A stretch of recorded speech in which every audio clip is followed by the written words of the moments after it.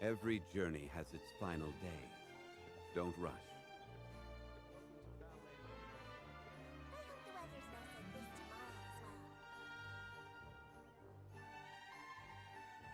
Osmanthus wine tastes the same as I remember. But where are those who share the memory?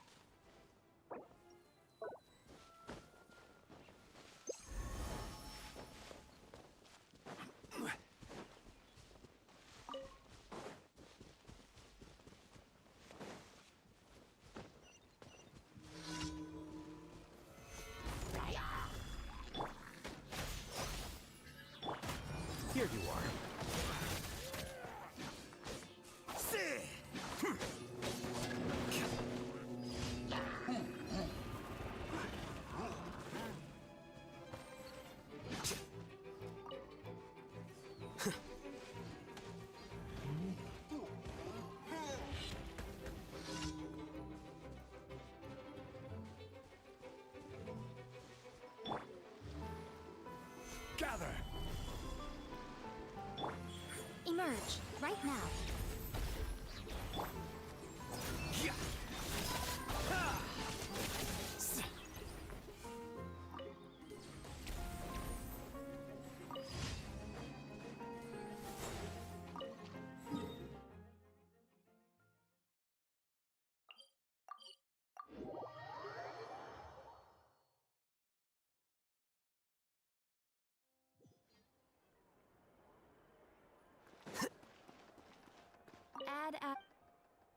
Thank you for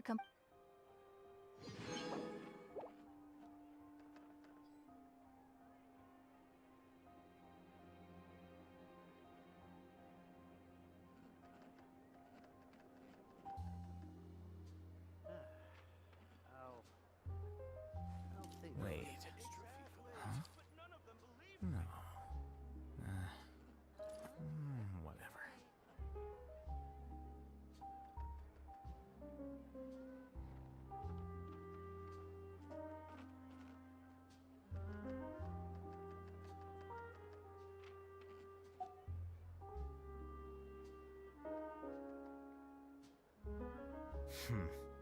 There have been many poorly written applications lately. I guess I'll just have to reject them all. Ad Astra.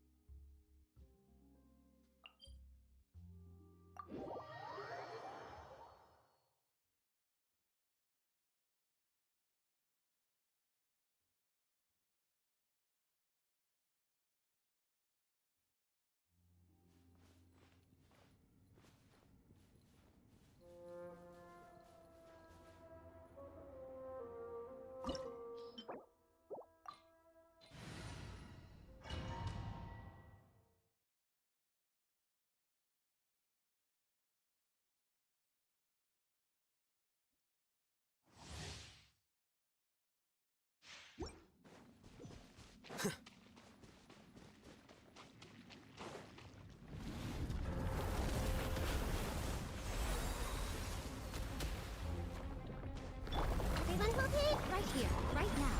Emerge. Solidify! Flicker.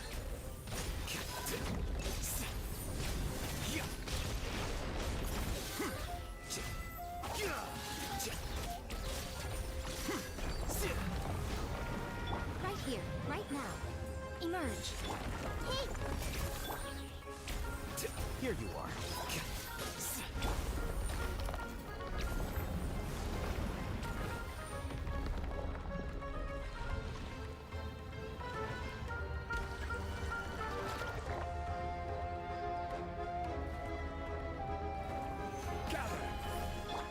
Right here, right now, right here.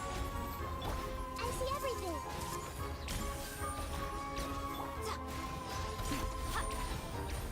Right now. Emerge. Everyone hold hands.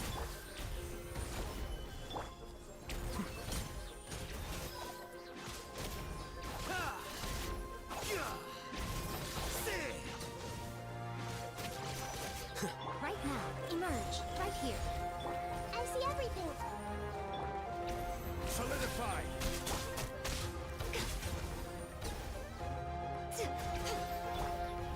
Flicker.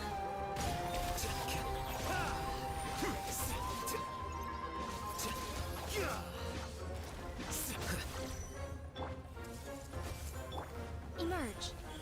Right now. Gather!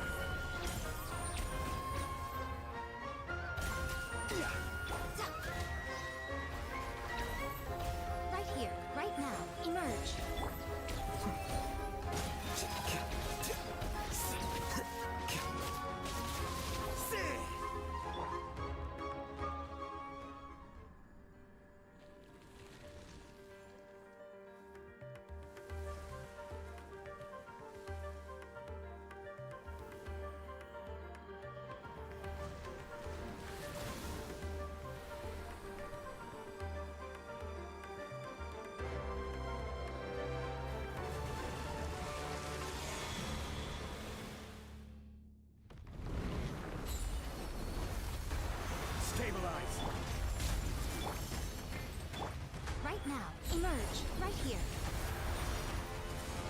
Committed to memory. Sharing my knowledge. I'm always watching. Right now. Right here.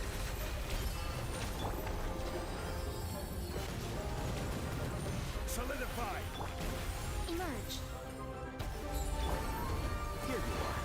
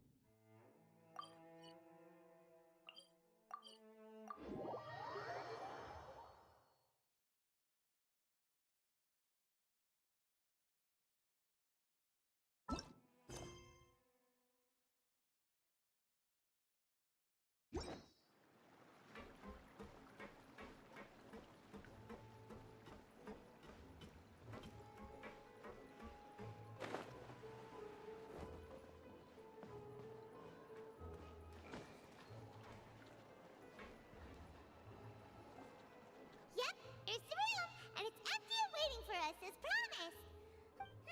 Now that the serial disappearances case has been solved, no one's going to come after us for anything.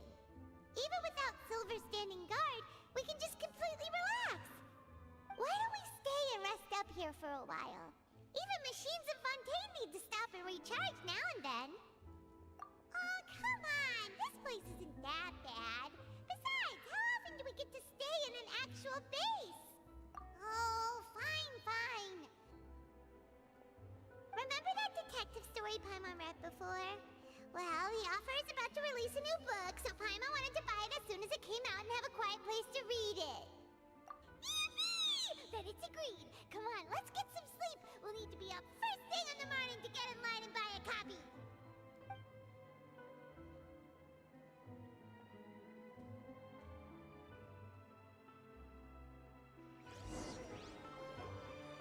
Paimon didn't expect that style at all. Even though it's a detective novel, it's also like a social documentary.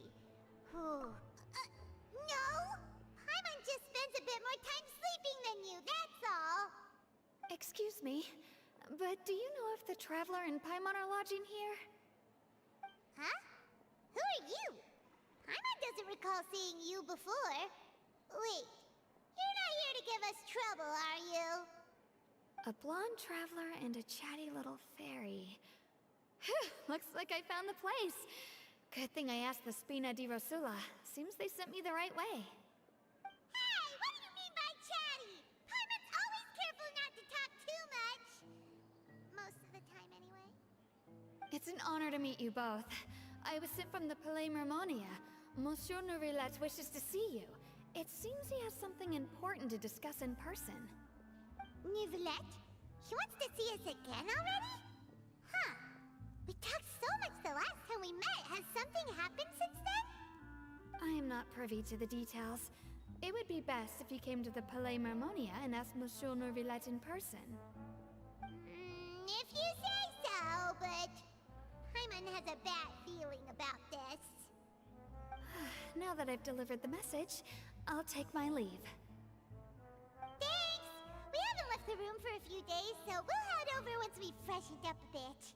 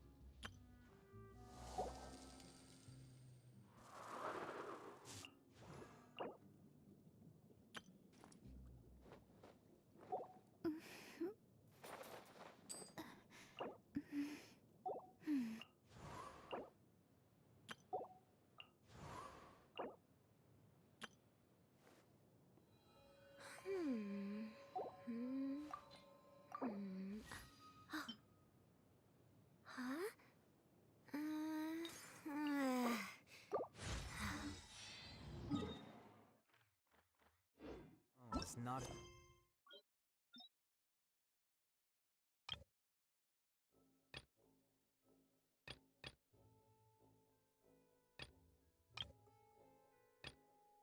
Obstacle.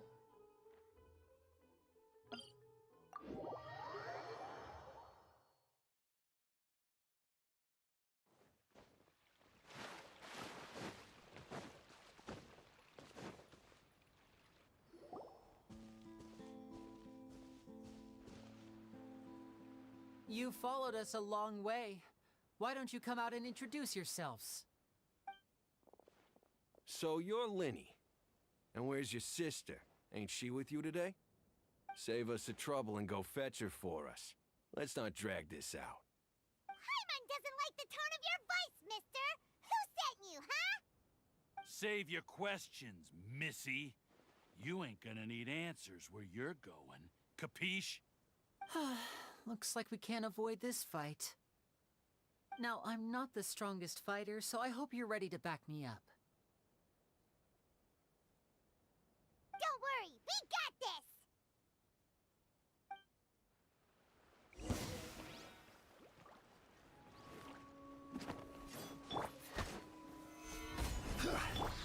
Flicker.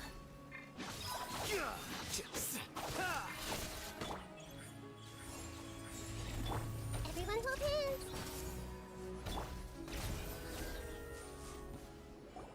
Curses. They're tougher than we thought. Vision wielders are always trouble. Intimidation ain't gonna work like it did on the lady. Come on, let's scram! Hey, wise guys! We ain't through with you yet! Oh, they got away! Did you catch what they said just before they left? Something about intimidating someone else. Sounds like they just wanted to rough us up as a scare tactic. And they've already done— You're right! She was injured when we saw her yesterday, and she acted like she had something to hide. Maybe she was too scared to tell us the truth because those guys had Well, if that's the case, she should be more willing to open up to us once she learns that those thugs won't be bothering her anymore. Let's head back to the cafe and see if we can get any information from her.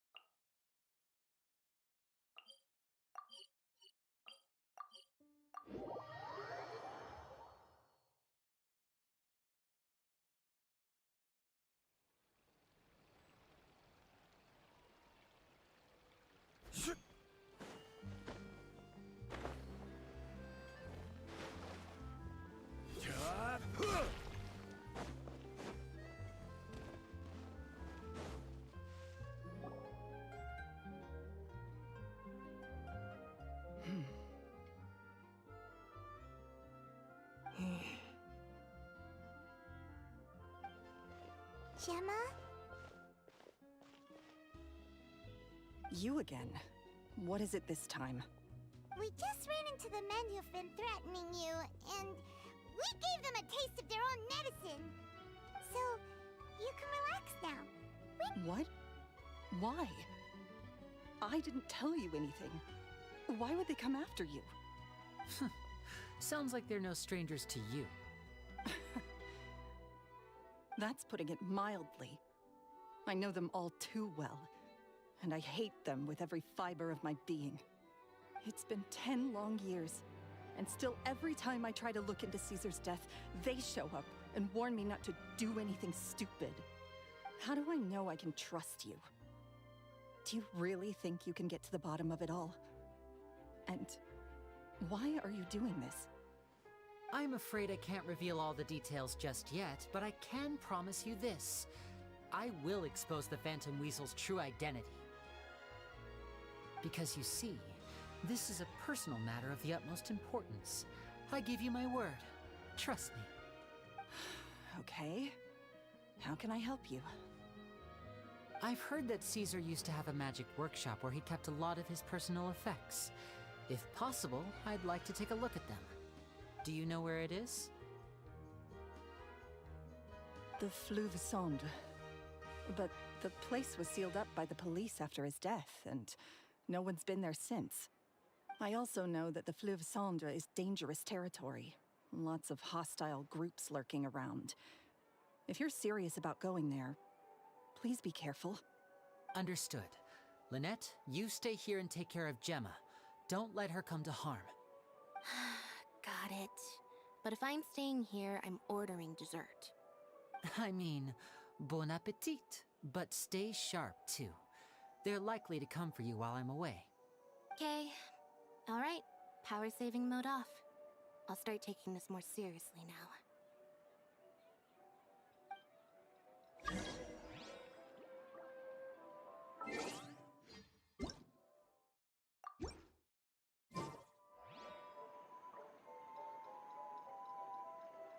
Where do you want to go next? If you'd like to see Liyue's tourist spots, I have a few references.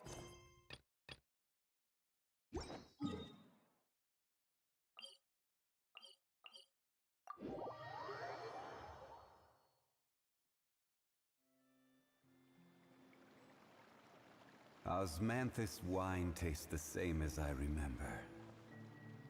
But where are those who share the memory?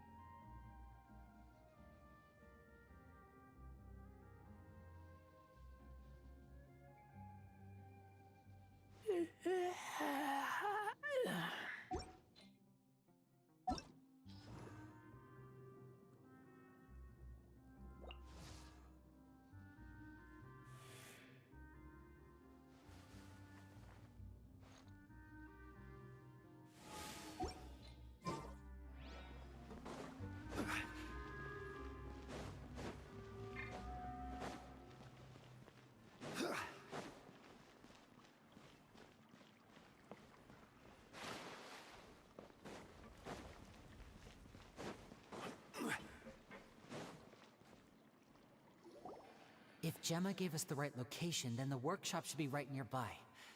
Huh. Looks like these boxes are blocking the entrance. Let's shift them away first. There we go. It should be just down here.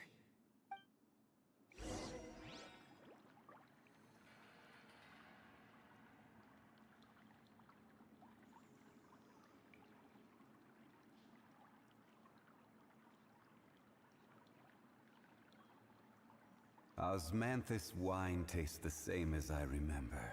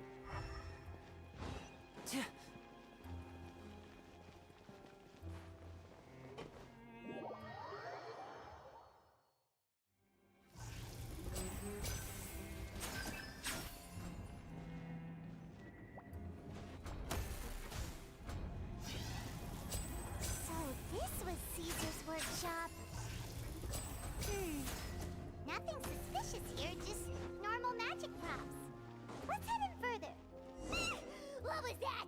Oh, is this one of Caesar's gadgets? Guess we must have triggered some sort of device.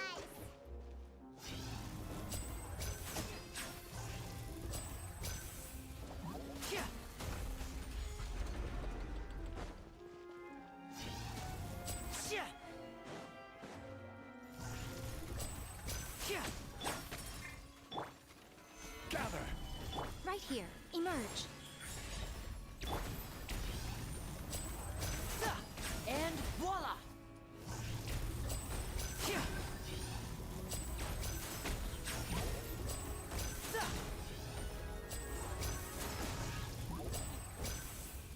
Whoa. Look. The doll in the box is glowing.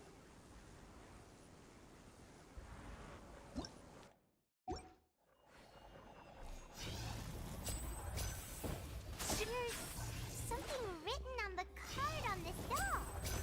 Let's take a closer look.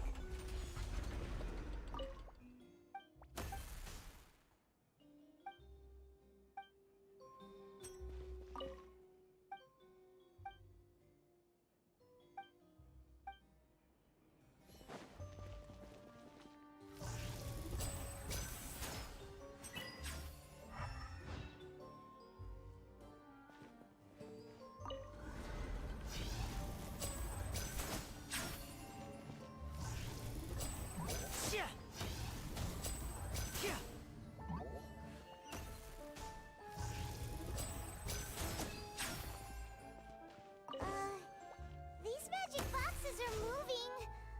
What do we do? One of them looks different from the rest. Let's investigate.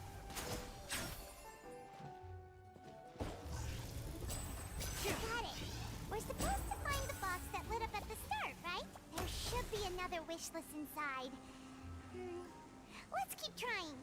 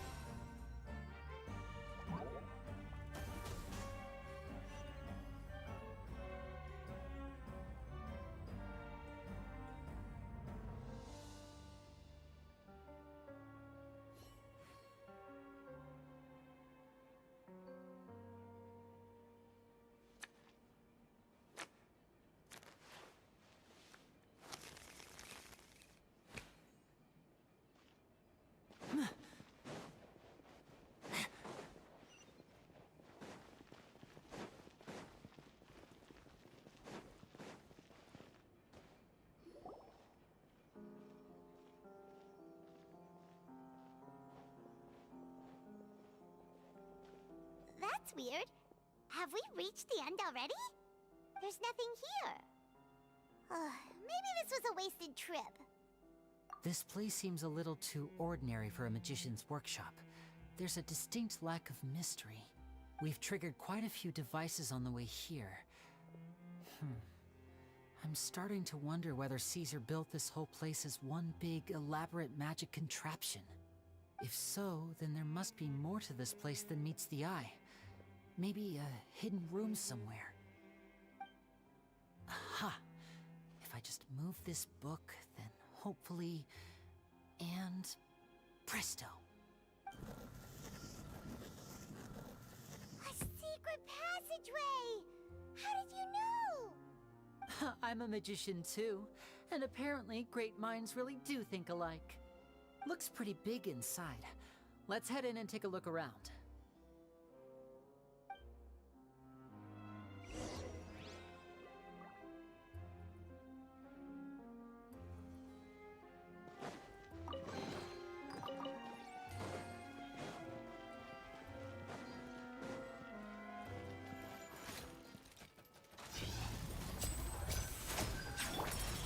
Right here. Solidify!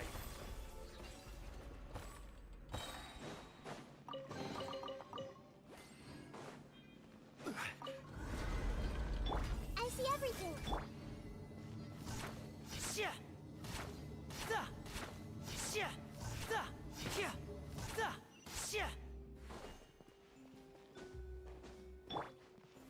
Stabilize! Now disappear!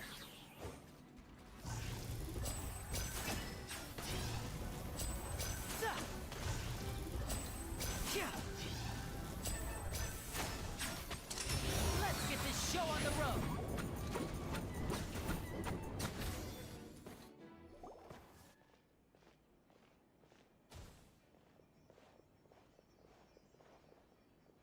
Why have you stopped, Lenny? Is there some device in that box? Huh. It just looks familiar somehow. Let me check this out for a second while you guys go on ahead. If anyone makes a major discovery, let's rendezvous here. All right, see you in a bit.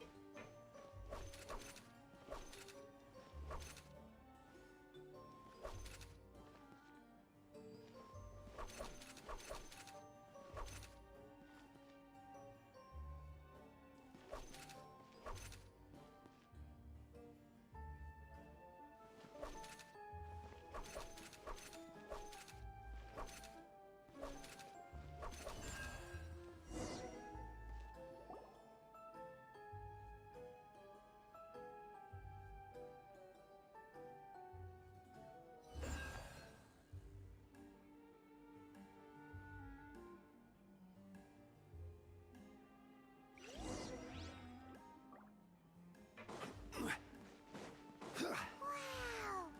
There's a hidden room here! Let's see! Huh. This book's thick as a brick! Let's take a peek inside it, shall we?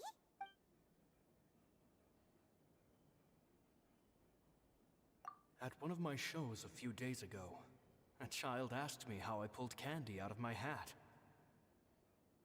As a joke, I told the kid that the hat has a built-in wish-granting machine. Next thing I know, today a whole bunch of kids were pestering me to pull all sorts of things out of the hat. So I told them another white lie. The machine needs time to power up, but in the meantime, you can write your wishes down. Well, they took me up on that offer, enthusiastically. As I write this, I've only just got back from running around all over town, buying the things they wanted. Boy, are my legs sore. I wound up saving very little this month, but that's not a major issue. I now have a bigger problem. How am I going to hide all these things inside my hat?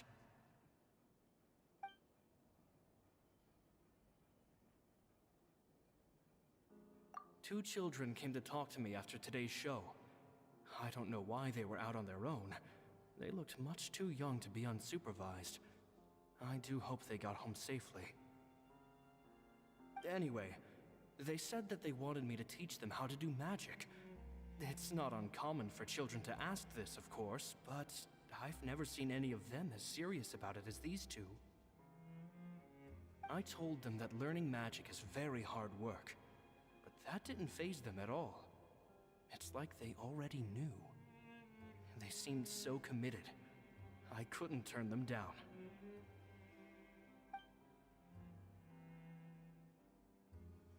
It seems like something's bothering Lorenzo lately, but he won't open up to me about it.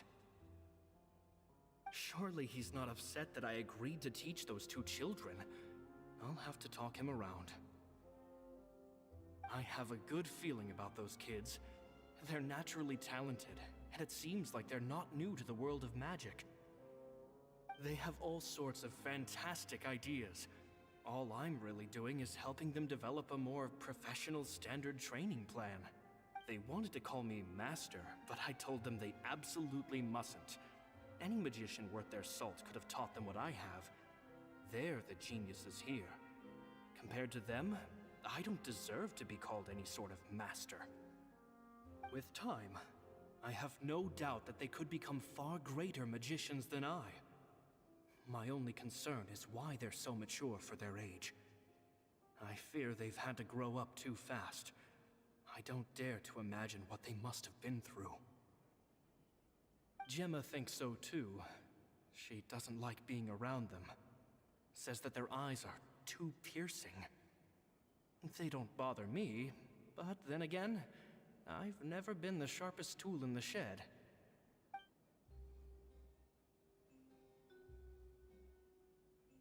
It's nearly time for me to go on tour. I asked the two kids if they'd like to come with me, but they shook their heads. I once overheard them talking about their father and their mission. Sounds like their parents have other plans for them.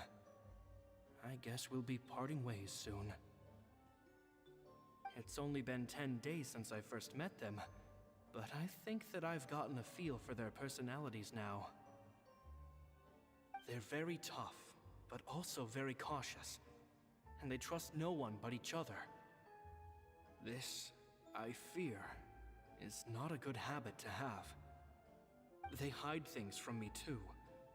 For example, when I asked them where they live and why they wanted to learn magic, they lied.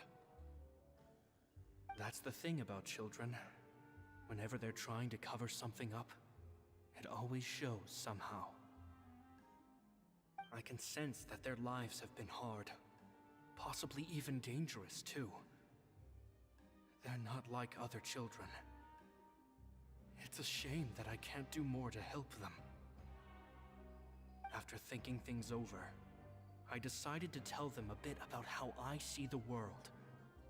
It's full of lies and falsehoods, and that is why we must find our own truth. P.S. I hope they won't find my nagging annoying. Children are so opinionated nowadays. Will it do them more harm than good for someone they've only known 10 days to lecture them like that? P.P.S. Maybe I'm overthinking this. Children aren't interested in grand philosophies. It probably just went in one ear and out the other. I bet they've already forgotten every word I said. Oh, Caesar, Caesar. Just mind your own business next time.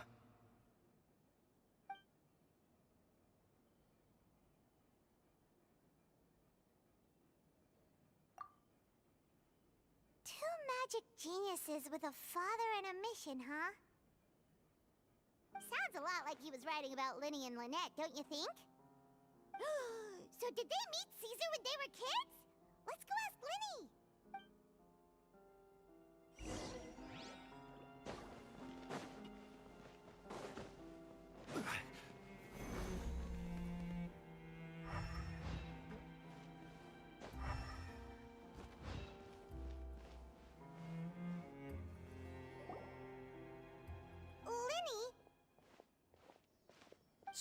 Hold that thought.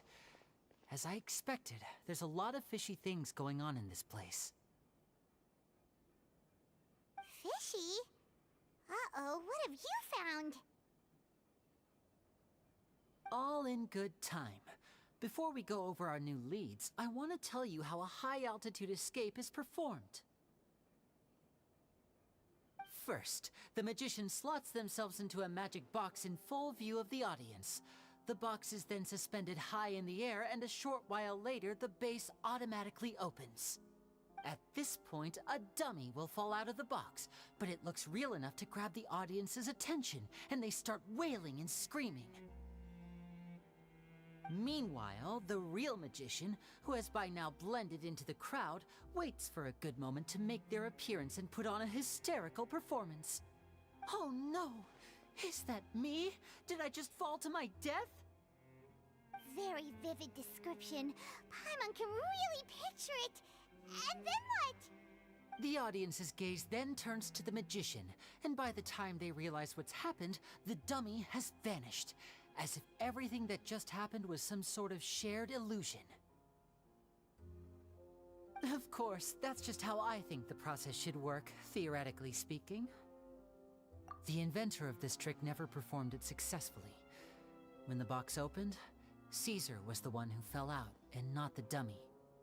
He fell right to the ground from the highest point of the opera house. No one could hope to survive that fall, not without a vision at least.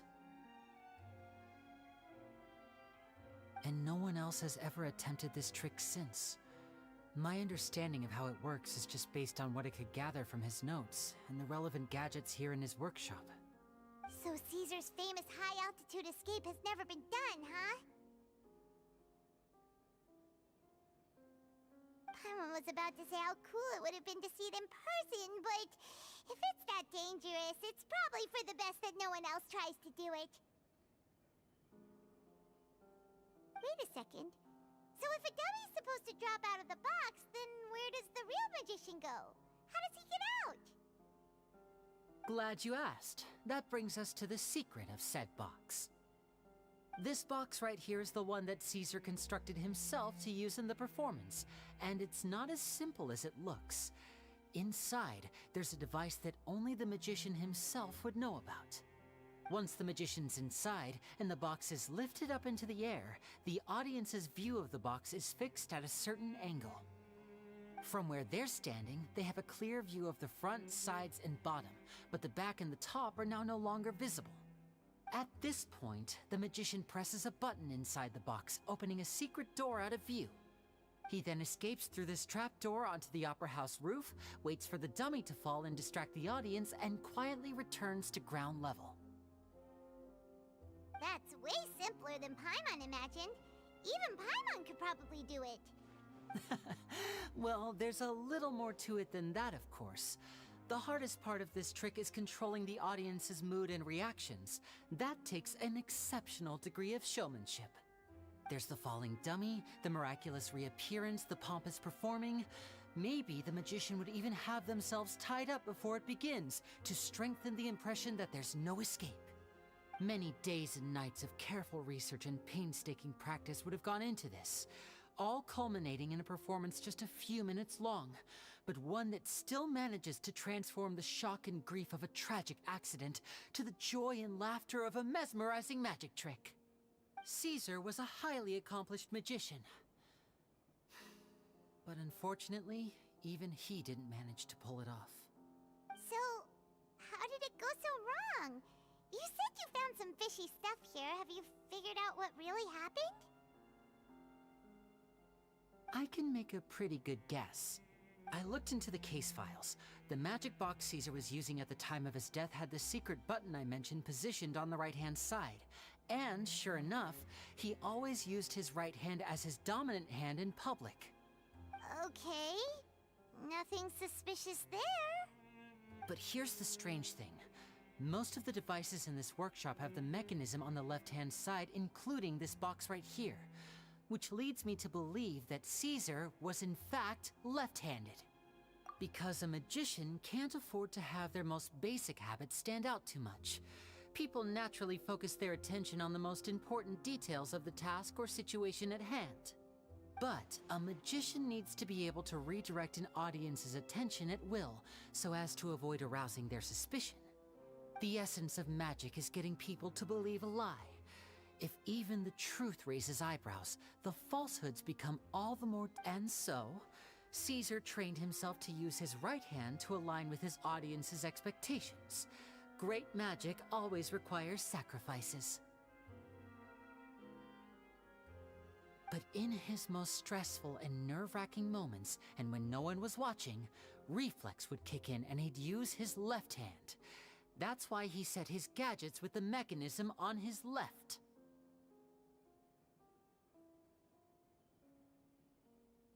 Exactly. I think that's likely what happened. Caesar would have been under a lot of time pressure during the escape. He'd have had mere seconds to open the hidden compartment, retrieve the dummy, then open the secret door and make a swift escape. but I'm sure he was confident. He would have rehearsed countless times to the point where it was second nature.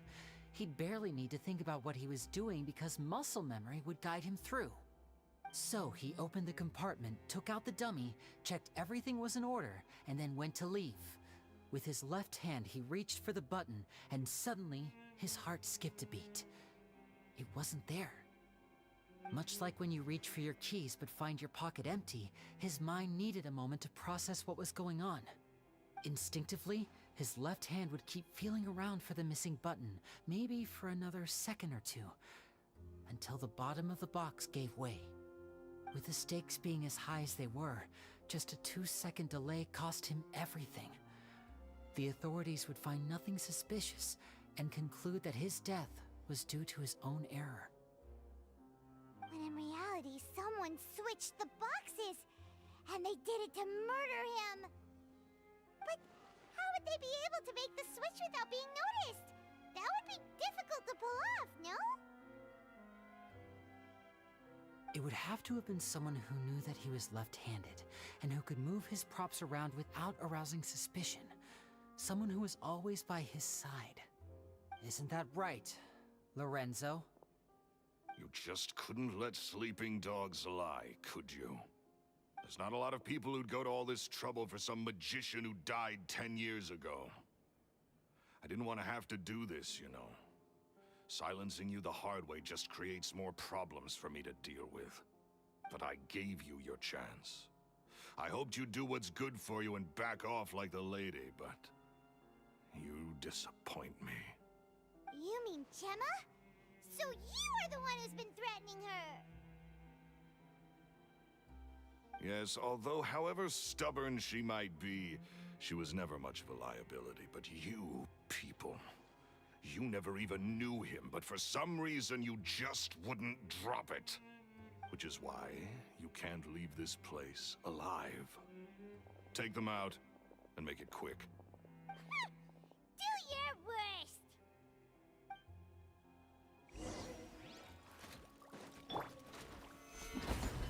I will have order.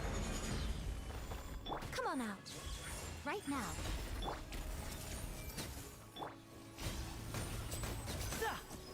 Step right up.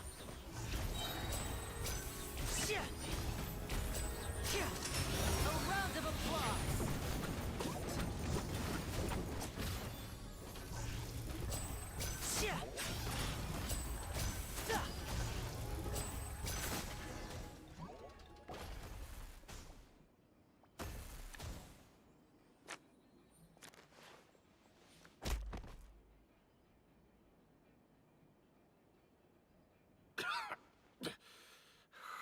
You kids are tougher than you look.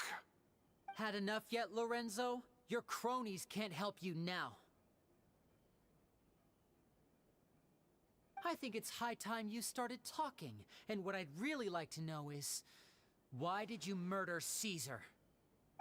If I had a mora for every time you said that man's name. Of course you idolize Caesar, everyone else did. But I was the real genius magician.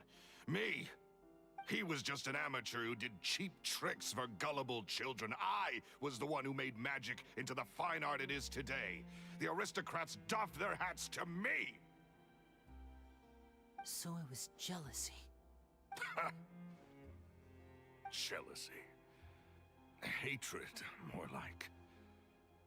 I hated Caesar. All he cared about was his magic. He lived and breathed it. He poured everything into his street performances and his stupid tours like it was just a hobby to him, never bothering to think about Mora. What sort of fool devotes their life to the art of deception and never has a Mora to show for it? But the people loved him, didn't they? Oh, how they looked up to him. No one gave me a second look. All I ever heard was, "Oh, your master's amazing, isn't he?" Amazing. Yeah, so amazing that he was completely broke. Every other apprentice was living it up at their master's expense, but no, not me. I put in all the work, mastered all the skills, and it brought me nothing more than the life I already had.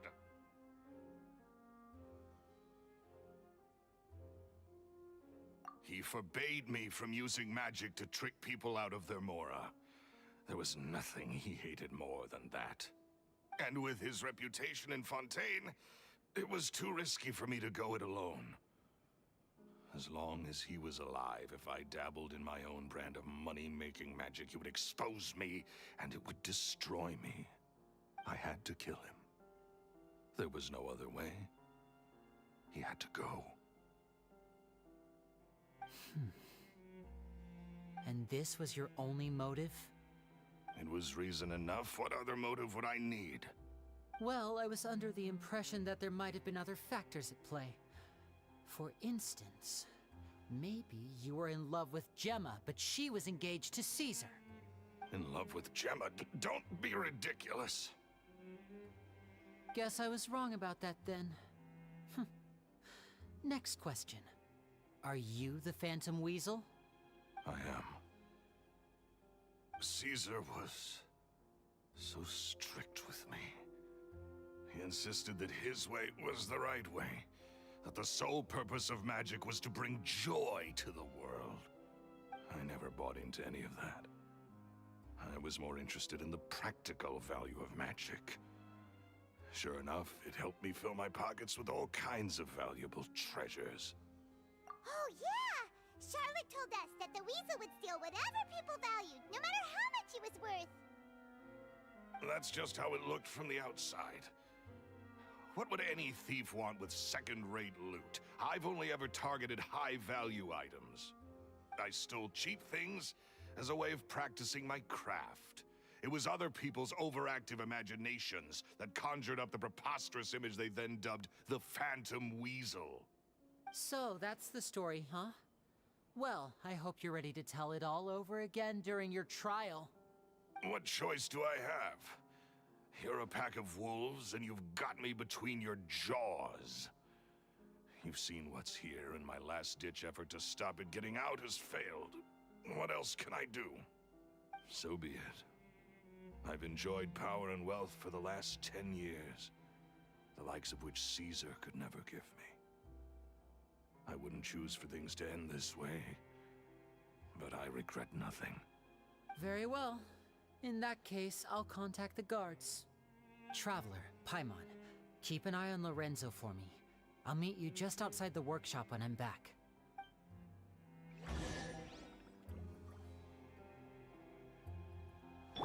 Everyone hold hands! At least I can finally stop looking over my shoulder now.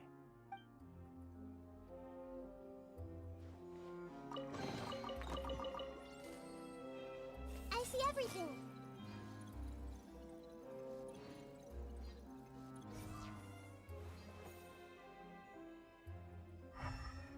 At least I can finally stop looking over my shoulder now.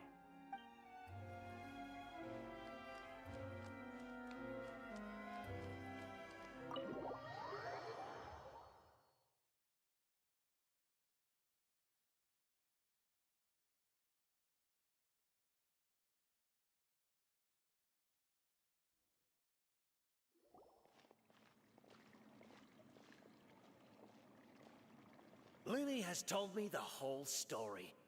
Lorenzo, do you confess to the murder of Caesar and to framing him for the Phantom Weasel's crimes? Look who's finally developed a conscience. What kind of disciple murders their own master? I hope it was worth it, because there'll be hell to pay.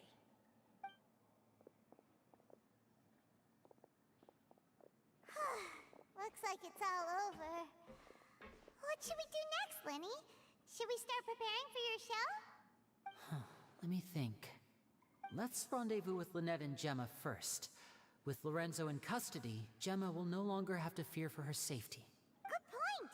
We should go tell Gemma the good news right away. It'll give her some peace of mind for sure.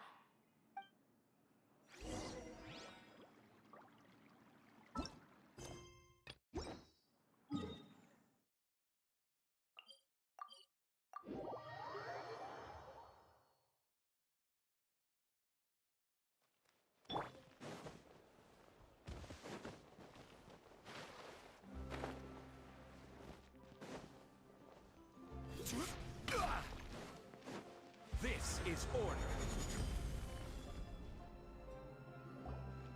Ah, you're back. You were so quick. I've only just finished my third dessert. Your third? Lynette, come on, we've talked about this. Everything in moderation. You're not gonna have any room left for dinner now. That's fine. I'll shift to exercise mode and jog off the excess sugar. That's besides the point. Well, it's done now, but try to eat a more balanced diet in the future. Point taken. Did everything go okay? Of course! Lorenzo was no match for us. The guards are taking him into custody as we speak. Gosh, that's amazing. I'm sorry, I still didn't know if I could trust you, but now it seems I can. I had my suspicions about Lorenzo, but It's okay, we understand. He did threaten you. Paimon would find it hard to trust strangers in your position too. But you don't need to be scared anymore. Everything's gonna be okay. sorry. Sorry. My emotions are all over the place right now. I've been waiting for this day to come for so long. I always wanted to report Lorenzo. He took all of Caesar's property, which I found suspicious, but I had people watching me all the time, so I couldn't risk looking into it. I was so afraid. I was scared he'd do something terrible to me, and then no one would be left to visit Caesar's grave. So I never had the courage to speak out. Thank you all. Truly. Thank you so much.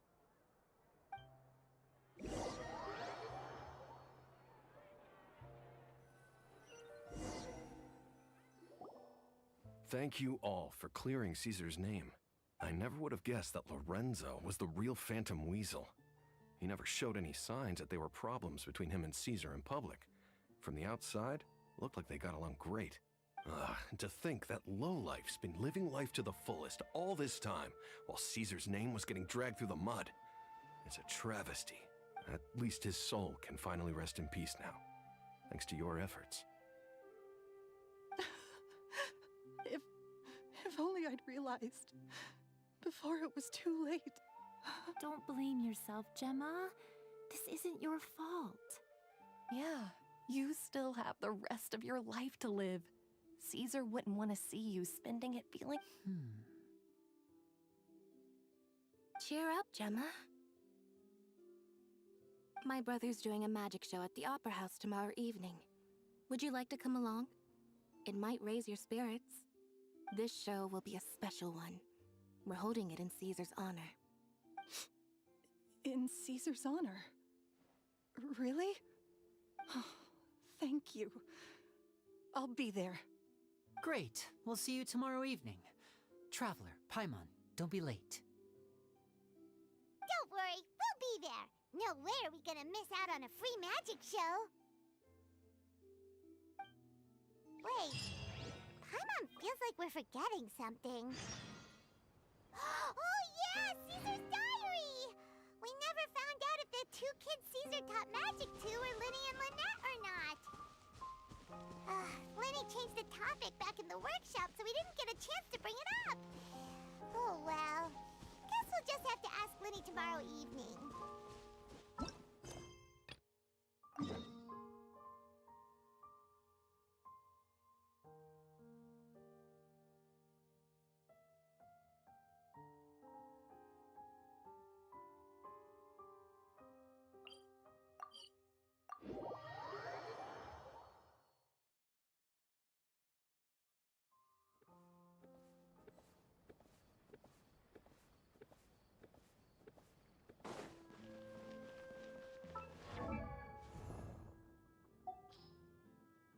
Osmanthus wa...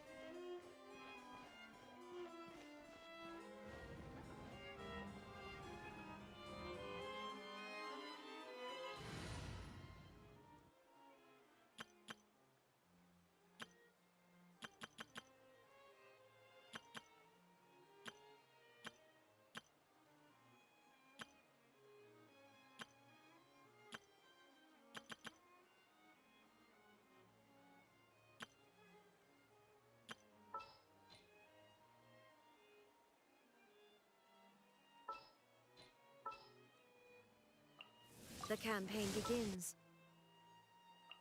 There are still so many places for us to explore.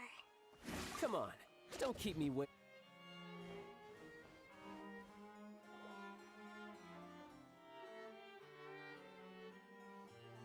Nervalet! We're here! Did you want to see us about something? Huh? Why were you just standing there? You daydreaming or thinking something over? Yes, I did send someone to fetch you.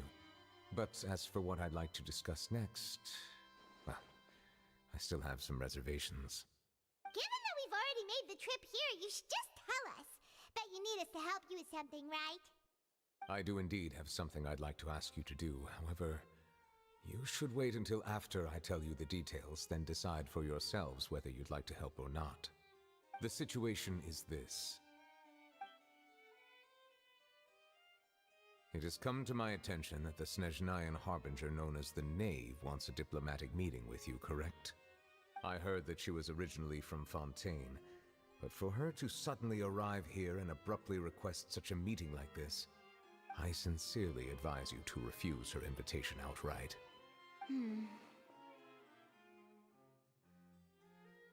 I'm sure you're aware that her purpose is most likely related to Child's recent predicament. We convicted one of the Snezhnayan Harbingers in a court of law, but we have yet to provide any form of detailed report on the matter. This does indeed provide an opportunity for Snezhnaya to put pressure on us. I believe we should adopt an evasive stance until we can provide a proper explanation and have a preliminary plan on how to deal with the matter. No, we shouldn't. I think we should agree to the meeting. Oh? Well, you see, we are the ones that owe an explanation. If we keep putting off the meeting, it could easily result in the problem escalating, right? It's like a fight between two friends. If they don't agree to see each other and talk in person, isn't it possible that the friendship could end entirely? Though diplomatic relations between Fontaine and Snezhnaya could be considered as friendly, it is only superficially so. You wouldn't go so far as to say that our nations are friends, as you did in your example. It was just an analogy.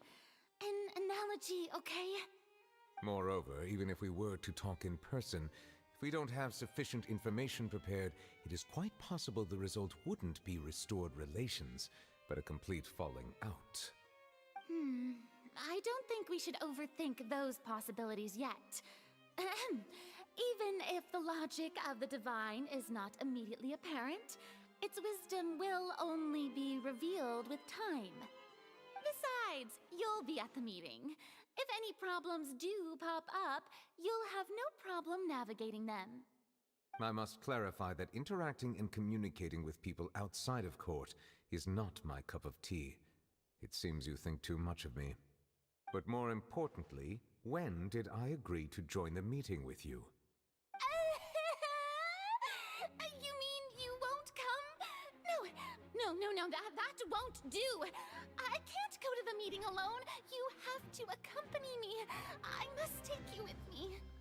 Lady Farina, could there be something else regarding this matter that is being kept from me? No, not at all. Look, I am the Hydro-Archon of Fontaine, Focalor, the god of justice who is loved and adored by many. So I only hope that justice will be served in this matter. Don't overthink it. I'll go find someone to arrange the meeting.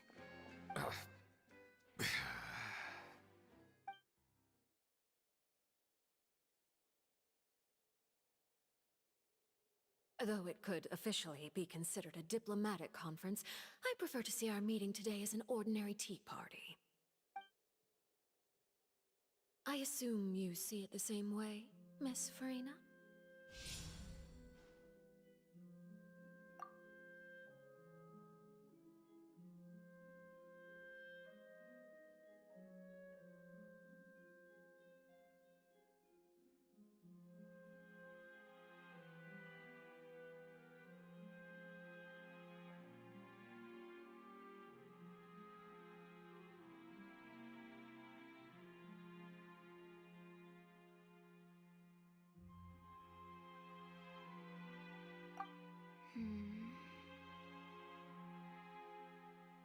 Lady Farina?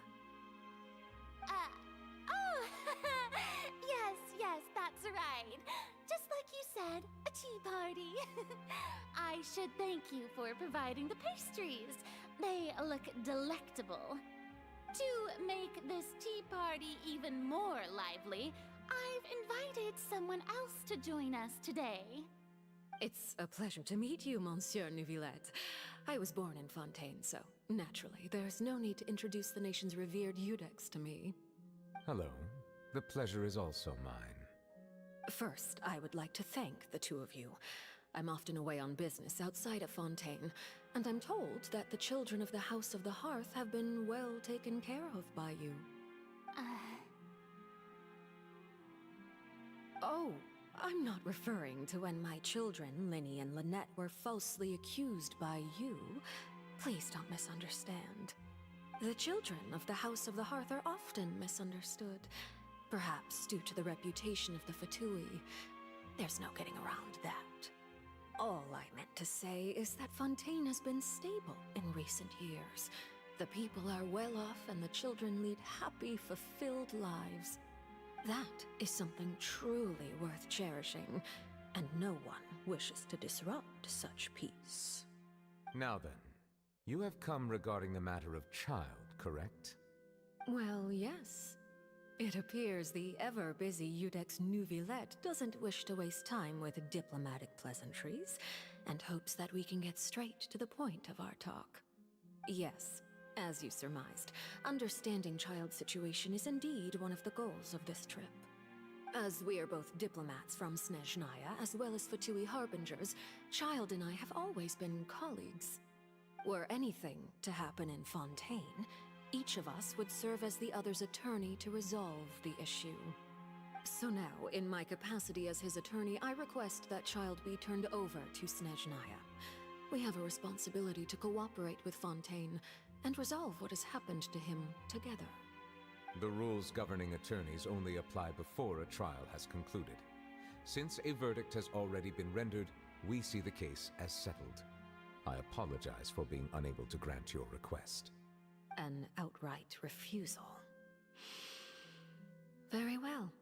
I respect all the rules of Fontaine's courts, just as I respect you as Chief Justice. Okay, why don't we back up a step? You don't need to transfer Child to us. I only request to enter the Fortress of Meripede to see Child and confirm his condition. It's not like you couldn't even manage to fulfill a simple request like that. Right, Miss Farina? About that. The Fortress of Meripede has always been completely autonomous.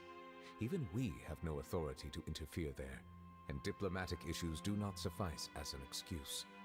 However, if you absolutely must confirm the situation of the Harbinger, I have a proposal.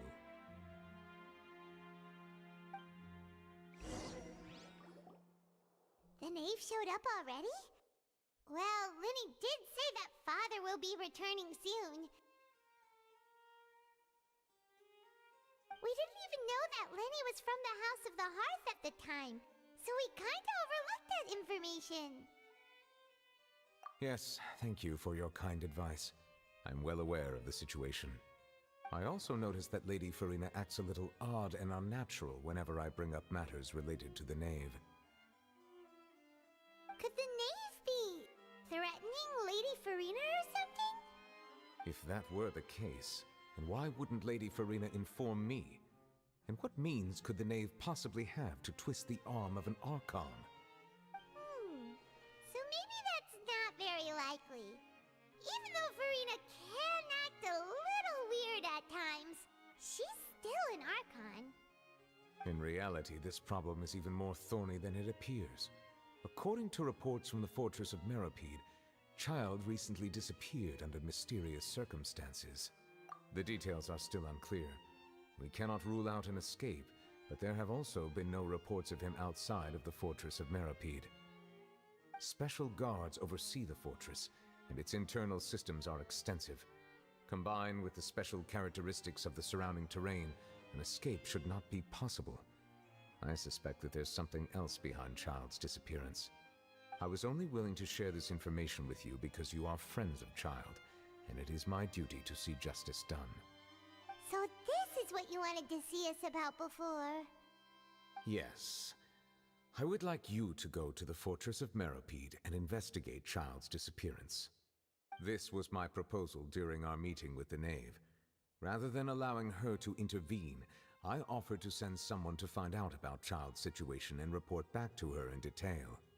The Knave did not seem satisfied by my proposal, but she still agreed to go along with it for the time being. Her words were, "We will talk more once we have that report." So that means we bought ourselves some time. Firstly, you're already acquainted with Child. Your eyes may discern relevant details there that others would miss. And secondly, is the consideration of the unique nature of the Fortress of Meropide. Isn't it just Fontaine's prison? I would not define it so crudely. The Fortress of Meropide is not affiliated with the court system of Fontaine on paper. It has always existed as an autonomous entity. Early in Fontaine's history, criminals were punished with exile, not imprisonment. Even today, sentences against convicted criminals still include exile, just as before. The Fortress of Meropide may seem like a prison, but it should in fact be regarded as a gathering place for exiles. All we do is dispatch guards to keep watch and help maintain security, but we have no right to get involved with any other matters. Although I do have a personal relationship with the administrator there, neither myself nor the courts have the right to be directly involved with the investigation, no matter how serious the grounds. Oh, Paimon gets it now. That's why you need us to conduct our own investigation as a third party, right? Correct. I will arrange false charges against you so that you may secretly investigate inside the fortress during your detention. This will save us a lot of unnecessary trouble.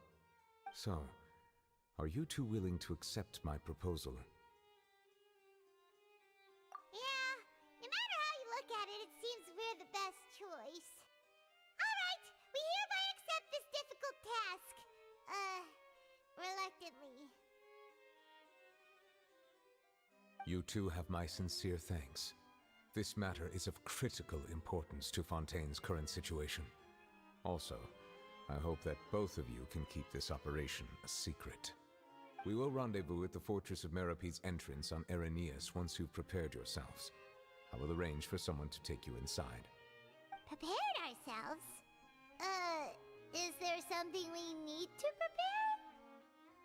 Perhaps you could enjoy a good meal and have a nice bath.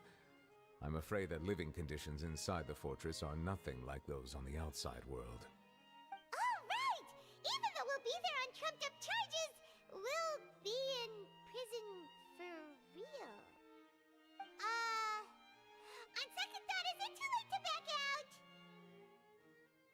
Please do not worry. Since you are sacrificing both your time and quality of life for the sake of delivering this report, you will be compensated according to the highest standards permitted to legal staff, regardless of the outcome. Now that's more like it! Come on, traveler, let's go eat the best meal we can find! We'll eat so much that we won't need to eat another meal for a whole month! Your treat! Are you leaving now? In that case, please take this cake as a token of my personal gratitude.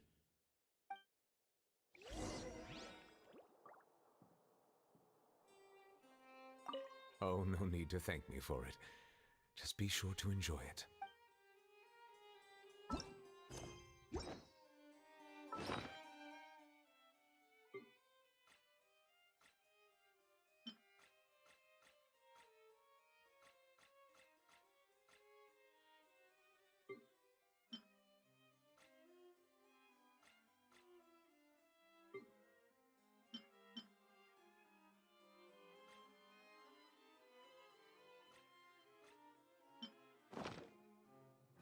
Every journey has its...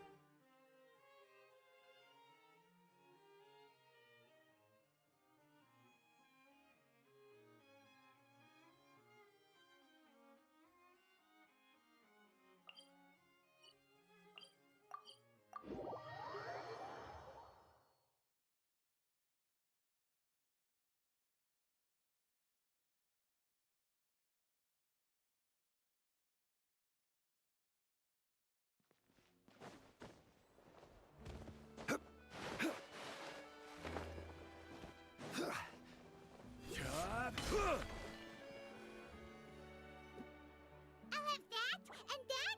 Oh, and one of those two. Ooh, and no Fanta, thank you. That cake was pretty good. But as soon as Paimon remembered that we're about to go to prison, Paimon's stomach suddenly became completely empty.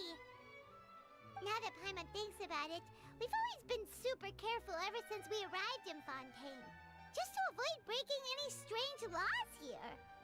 But here we are, about to willingly send ourselves off to the Fortress of Meropide. Maybe this is what they call fate. Let's just try our best to investigate everything quickly once we get there. Paimon doesn't want to stay in prison too long.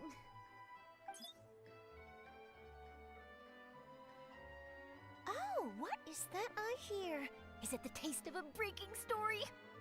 Hey! You can't hear a taste! And what are you doing here, Charlotte? Oh, don't remind me. I invited an eyewitness to a case to eat here, and I was planning to get some great material out of him. But he didn't even show up! Calm down, calm down. This is nothing new. As a journalist, you should be used to this by now. And as long as you can score some juicy tidbits from the Traveler, you might still be able to recover the cost of the meal.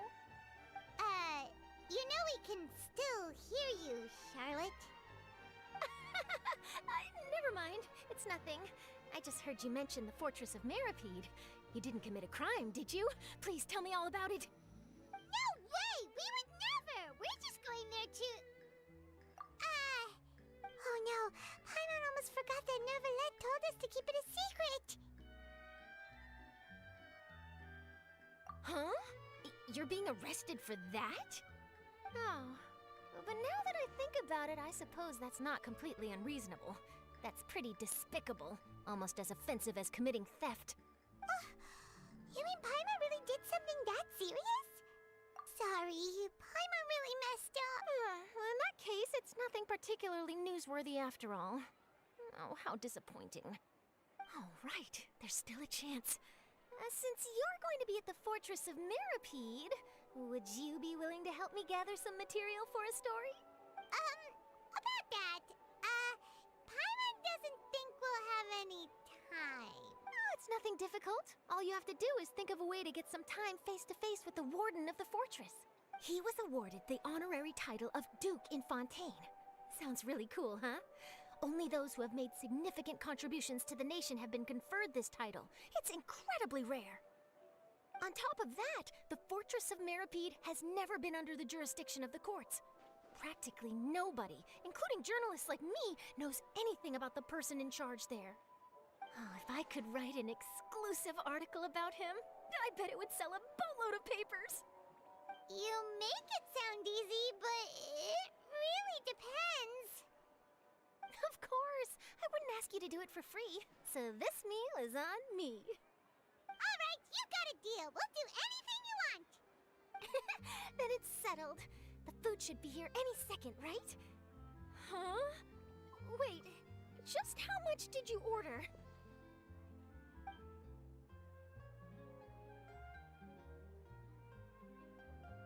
Paimon's so full. Well, guess we have nothing to regret now, so let's get going. Wait. Paimon just said something really ominous, didn't she?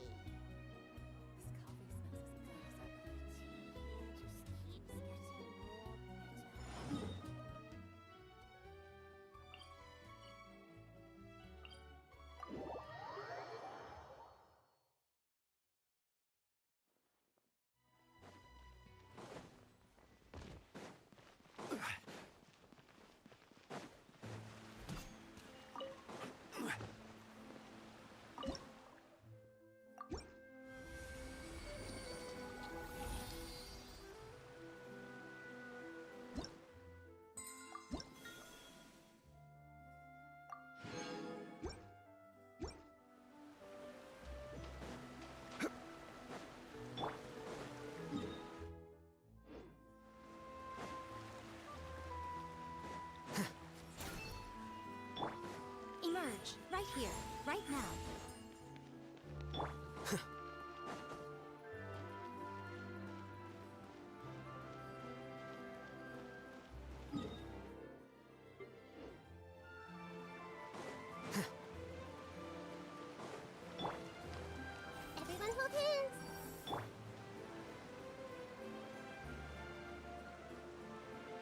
Neuvillette. We're ready. Is this where the entrance is? You have come just as promised. Yes, this is the one and only entrance to the fortress of Meripede from Araneus. Careful. You may want to step back a bit. Whoa! So you have to go down from here? Is the prison underwater? Utilizing both the barrier of the water as well as the fear humans have of the depths, the fortress of Meripede is naturally the perfect place to confine and guard criminals. But do not worry. It is not nearly as frightening inside as you may think. You will see for yourselves once you are down there. Paimon hopes you're right. Don't know about you, but just thinking about being at the bottom of the sea like that gives Paimon the heebie-jeebies. Oh, and there's one more thing. I mentioned that I have had personal dealings with the administrator of the fortress, Writhsley. He's a very shrewd fellow. Yeah, we heard about him too. He's that Duke, right? Correct. He is the highest-ranking manager of the underwater prison. Even though you are going there to investigate at my behest, it would behoove you to avoid any confrontation with him or any of his subordinates. The Duke rarely ever leaves the fortress of Meripede, but that does not mean he is not privy to all that is happening inside and outside the fortress. He is quiet, but not unaware, so please bear that in mind. All right, it's about all the time that we have to talk privately. I'm counting on you two. Don't worry, we won't let you down. Good. Madeline! I'm here, Monsieur Neuvillette. These two are the newest convicts, I presume? Don't worry, they won't escape on my watch. Like we would try. Please follow me, you two. I'll process your paperwork for entering the Fortress of Meripede.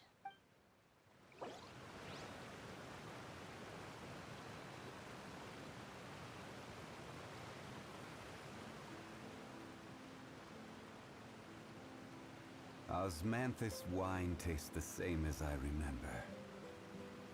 But where are those who share?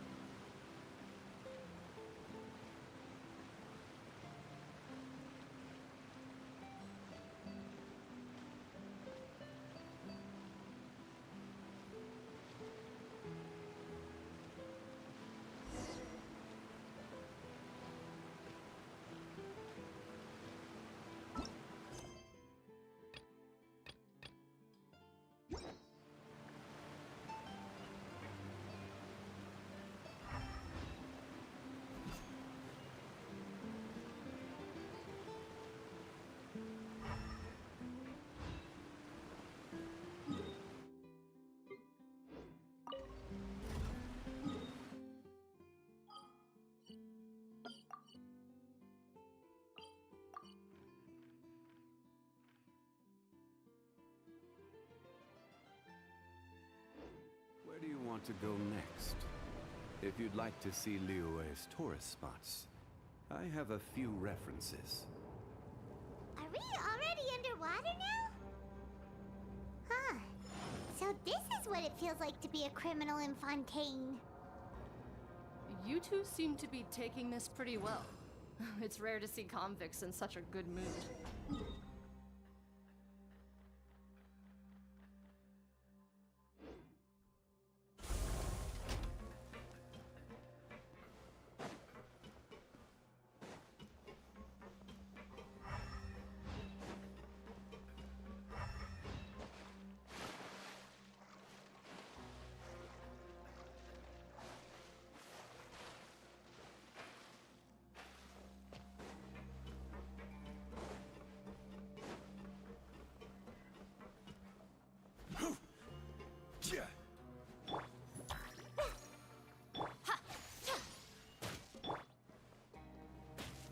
Solidify!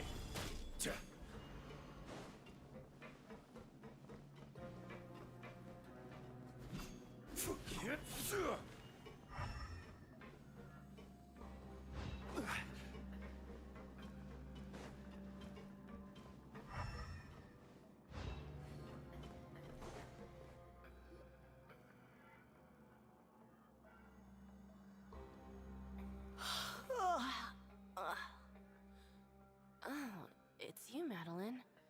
Why'd they make you make the trip down here today? Monsieur Nervalet personally requested I escort these two convicts. I suppose he was concerned others might not be up to the task. Well now, aren't you the lucky one? Must be nice to be on good terms with the big shots like the Chief Justice. The only people I get to see every day are the new inmates. Well, have you tried service with a smile? Who knows, it might help your professional reputation. Yeah, right. As if. Every criminal comes through here looking miserable. How can I smile with such a toxic work environment? And even if I did smile at them, the convicts would probably just think that I'm some freak getting some kind of twisted enjoyment from their pain. Oh, she's got a point. Well, I've finished transferring you. You two will register here, and Marette will guide you through the remaining procedures. Yep, I'll take it from here. You head on back to that bright and sunny world above. Okay, let me see. You are the Traveler and Paimon, correct? That would be us! Let me confirm your charges and sentence. Let's see. You two are charged with eating a cake specially prepared for the Archon by a Snezhnayan envoy without the Archon's permission, thereby incapacitating the political center of Fontaine for a brief period. Sentence: 45 days? Huh? Wait, you mean the cake that Nervalet gave us was... Just looking at the charges, it seems you two are capable of causing some serious trouble. And considering how fond Lady Furina is of sweets, this crime is tantamount to trying to assassinate the Hydro Archon herself. Now I've seen everything. Anyway, we still need to finish processing you before you can enter the Fortress of Meripede. Please stand in front of the board over there. I'll take your mugshots with my camera. Oh, all right. But be sure to catch Paimon's good side.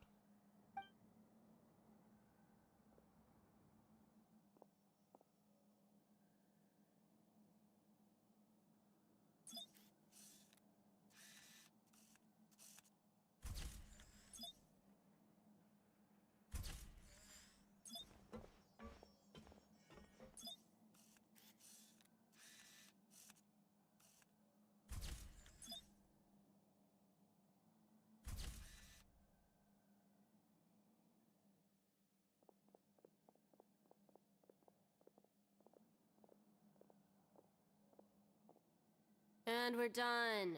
Thank you for your cooperation. Next, someone will be along to guide you inside the fortress. Please be sure to cherish this opportunity for rebirth.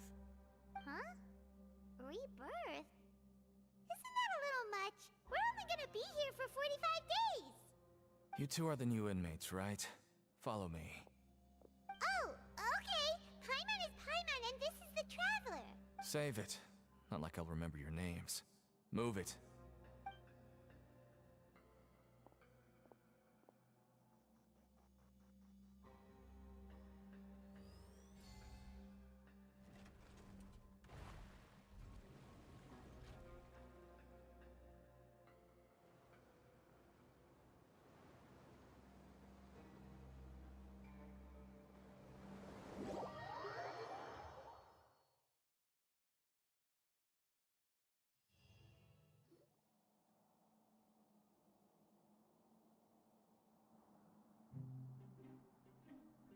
So, are you one of the guards here? Is there anything we should be careful of while we're here?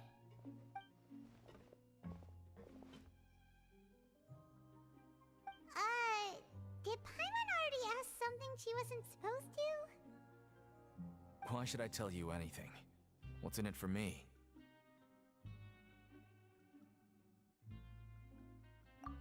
This is exactly why I can't stand you fish. I wouldn't even be doing this if it weren't for the credit coupons. Credit coupons? Alright, seeing as you're not the annoying kind that's getting dragged in here crying and blubbering, I guess I can tell you a few things. But next time, it'll cost you some coupons. Mora means nothing here.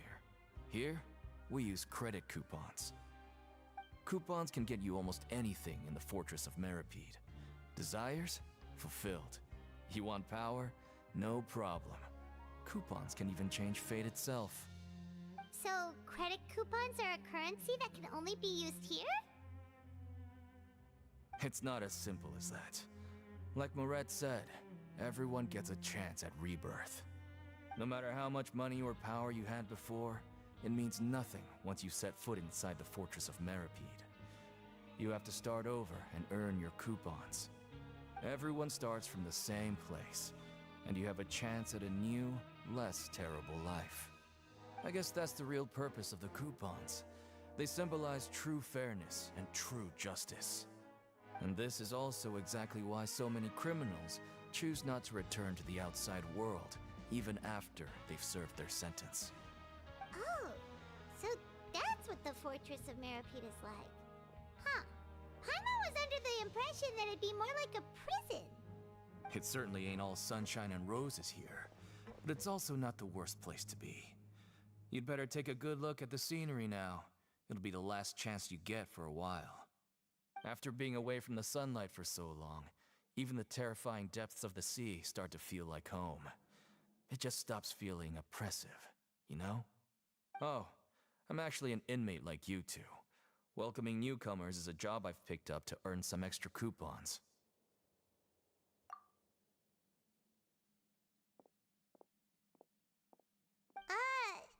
Why aren't you answering us again? I've told you enough for free. Any more info is gonna cost you. So all you care about is Mora! Wait, no. Coupons? Almost there. It's down through here. Your turn to give it a try.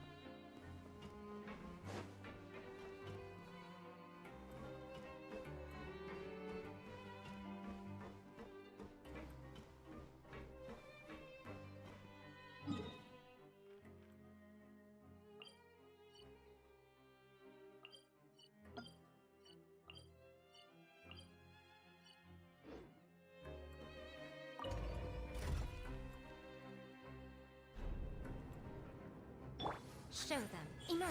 Right here.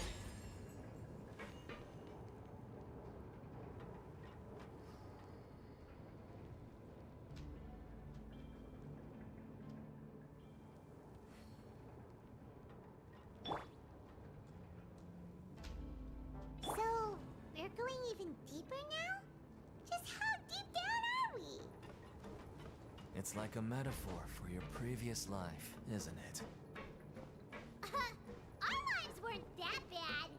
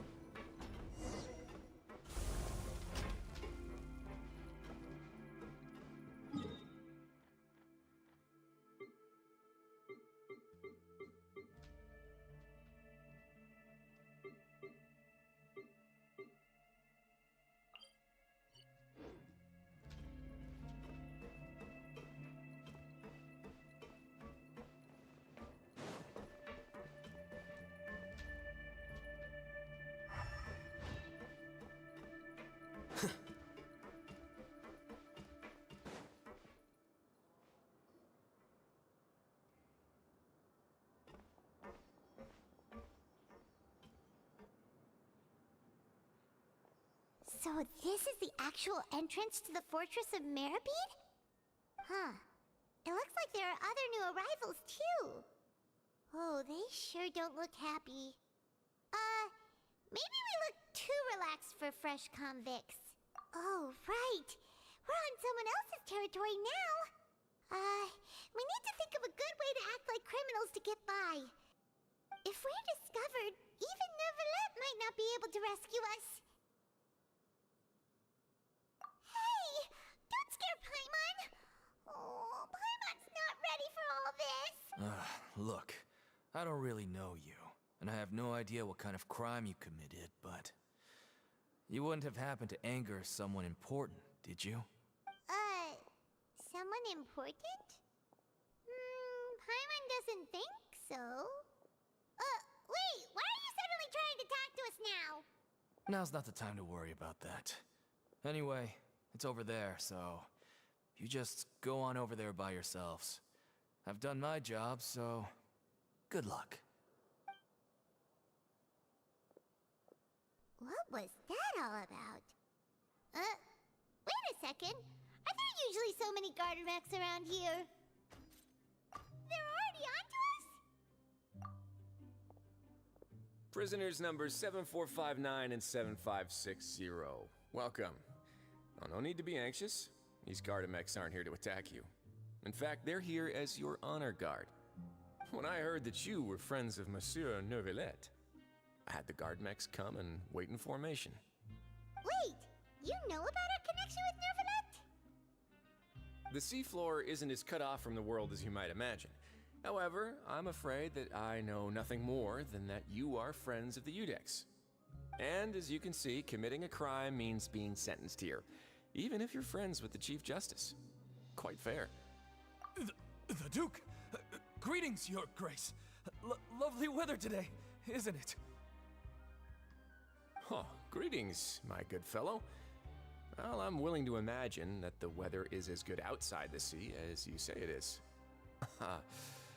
How great it would have been if only the Fortress of Meripede had been built on the coast, huh? It would have been so convenient to enjoy a nice chat in the sunshine. My profuse apologies. I just got so nervous when I saw you, So this is the Duke. He sure looks a lot younger than Paimon imagined. The Traveler and Paimon, correct? Mr. Deacon here was responsible for your welcome. I trust you were satisfied with his guidance?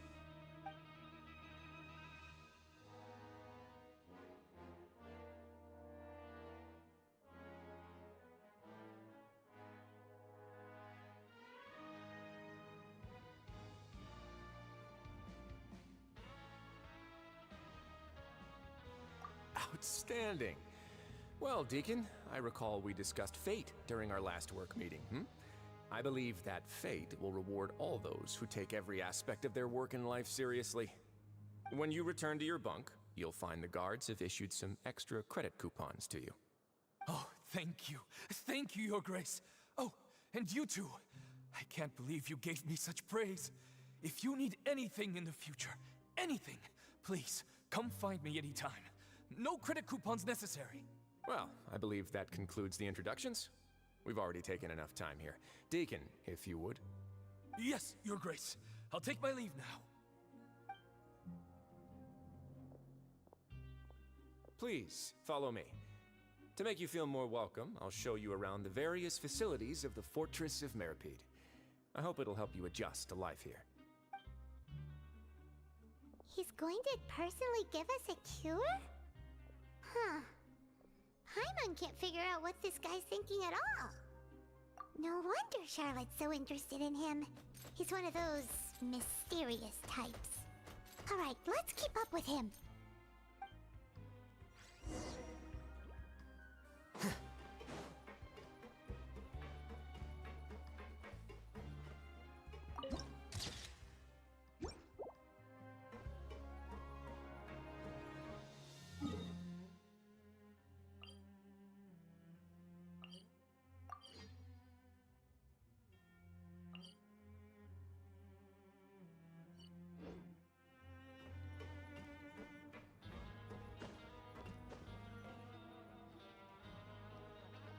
There's no need to be so reserved. The label of criminal is nothing but one of many identities. And being criminally inclined here at the fortress is just one of many ways to survive. Is it really okay for the warden to think like that? We're real criminals, you know. What if we're too difficult to handle? Well, then maybe you'll be able to carve out a name and a place for yourselves in this underwater world, But before you go in swinging, please remember that in the Fortress of Meripede, it's better to not cause trouble for yourself or for the guards. Now, we've arrived at a very important place, the Coupon Cafeteria. You can come here and claim one welfare meal each day. Welfare meal? You mean it doesn't cost anything? That's right. Criminals are essential to fortress operations, so we must guarantee that they at least have the basic means to survive. But that's not how it was. Back in the day, it cost you reward coupons just to get a cup of water here.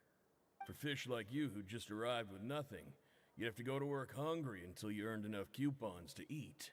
It was only after His Grace became the administrator that we got the free meal rule. Now everyone gets a square meal every day, even no-good slackers who've never picked up a wrench in their whole lives. Nobody starves to death here. In the Fortress of Meripede, credit coupons are the only currency, and everything must be purchased. In some sense, you could say using the coupons is a form of trade. But trade is always conducted by people. So if we want trade here to prosper, we need everyone to work hard and live their lives. If nobody could even afford a meal, then the whole fortress would be up in arms. That would only make things more difficult for me. So, rather than saying that we're giving everyone a free meal here, you should say that everyone's hard work has improved the living conditions in the Fortress of Meripede. Your Grace's reasoning is correct, but what I said is also true. Whatever the case, hard work is rewarded here. You'd be hard-pressed to find anywhere else as fair and reasonable. Right! Paimon sees your point. By that logic, this place doesn't seem so bad after all. Oh, wait, no. We shouldn't drop our guard so quickly. But it seems the inmates really respect the Duke because of his attitude, right? We should still try to verify the truth with our own eyes. Let's continue this way.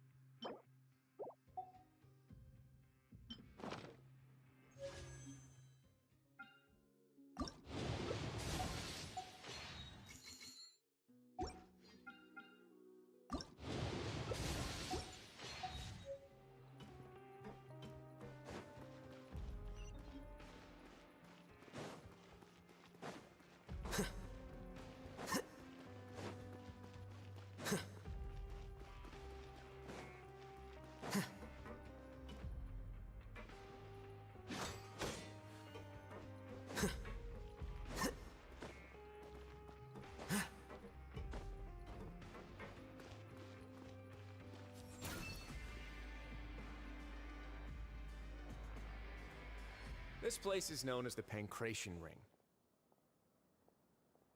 Sometimes we have criminals who have more energy than they know what to do with. Their daily work alone isn't enough of an outlet for them. So, instead of leaving them to their own devices, we've provided them with this dedicated venue. This way, nobody will get involved unless they want to be. Pancration matches? And you can earn extra coupons? Oh, what do you think, Traveler? Interested? But I must warn you that your sentence will be extended if you fail to restrain yourself and end up seriously injuring or killing your opponent. So, did you set this place up too? No, actually. I just granted approval for the organizer to use this area to build the ring, and I collect a portion of the proceeds in return. Of course, the fees are also quite useful. Oh. Do you mind if we ask what they're used for? Sure. Ensuring personal safety, maintaining the arena, and resolving any conflicts that arise. Why? Are you interested in how to manage a pancration ring? Oh, no. Paimon was just wondering if that's how you paid for everyone's welfare meals. A reasonable guess. I see you have a talent for entrepreneurship. Oh, you hear that? Paimon has a talent! So we can start a business here? That is something you can discuss between yourselves later. Let's move on for now.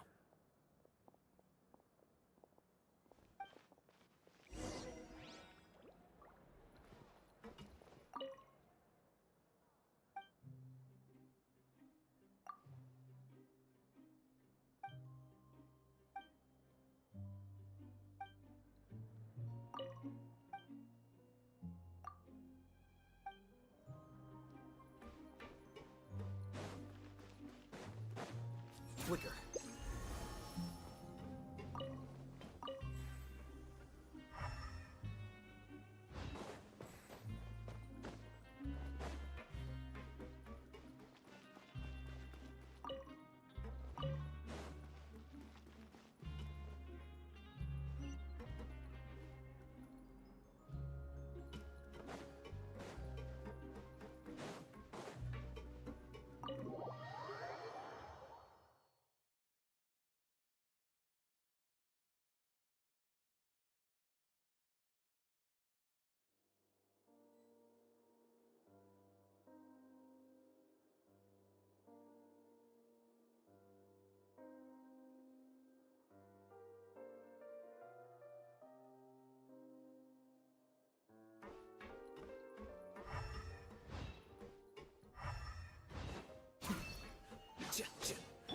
Hey!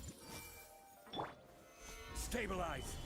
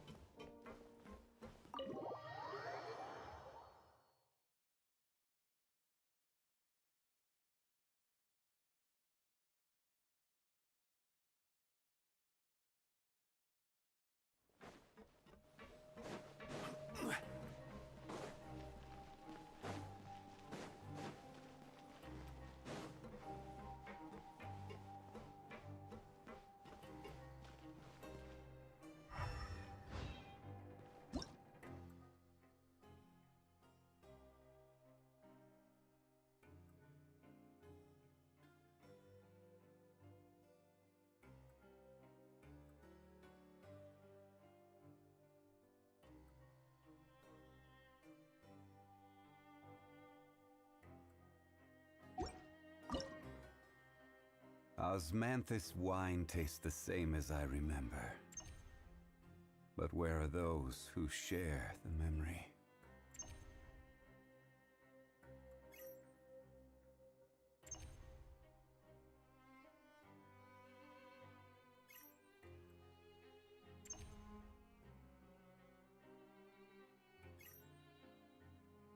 Boats are made for transferring commodities back and forth, and those that come across Liyue tend to stay a while. so it is where many things come to settle.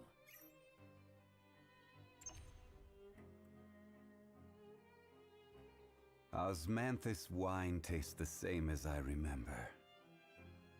But where are those who share the memory?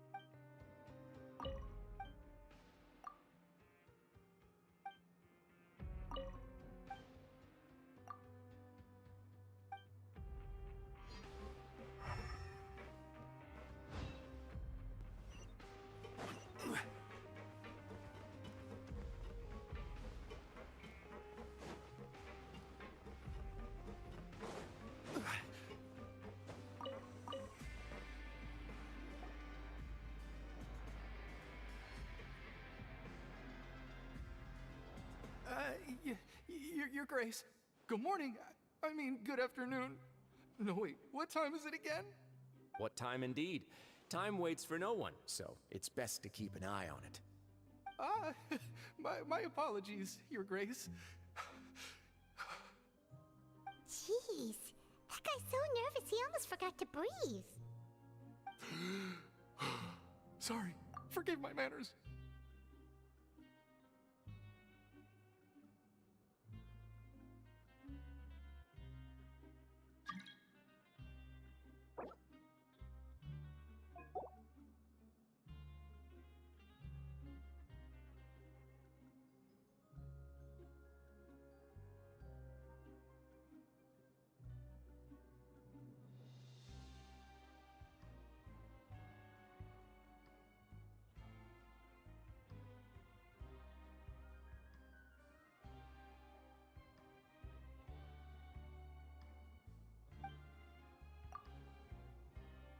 These are the dormitories, which is where inmates sleep. The guards will inform you where your bunk is later. In the Fortress of Meripede, criminals usually spend most of their time in either the production zone or the sleeping areas. The production zone? What does it produce?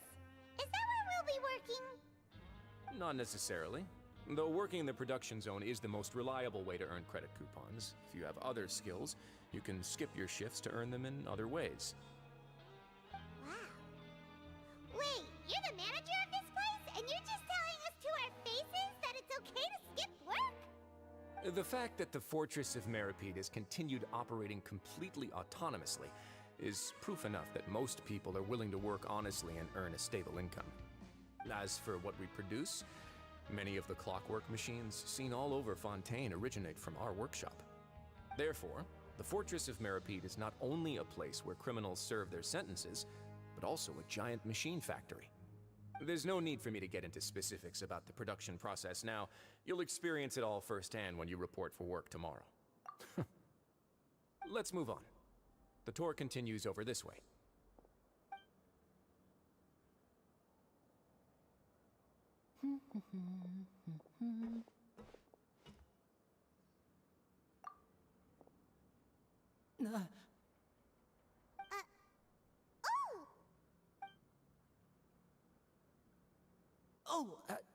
You really scared me there. I didn't expect to see you here, Your Grace. I thought maybe I was so tired from work that I was starting to see things. The only thing you should be seeing is the work in front of you. Stay focused and keep up the pace. Oh? Is something the matter? It's nothing. Paimon's just worried about how hard we'll have to work tomorrow.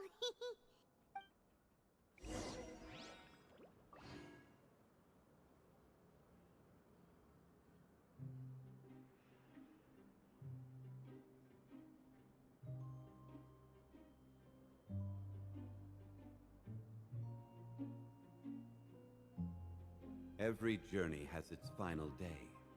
Don't rush.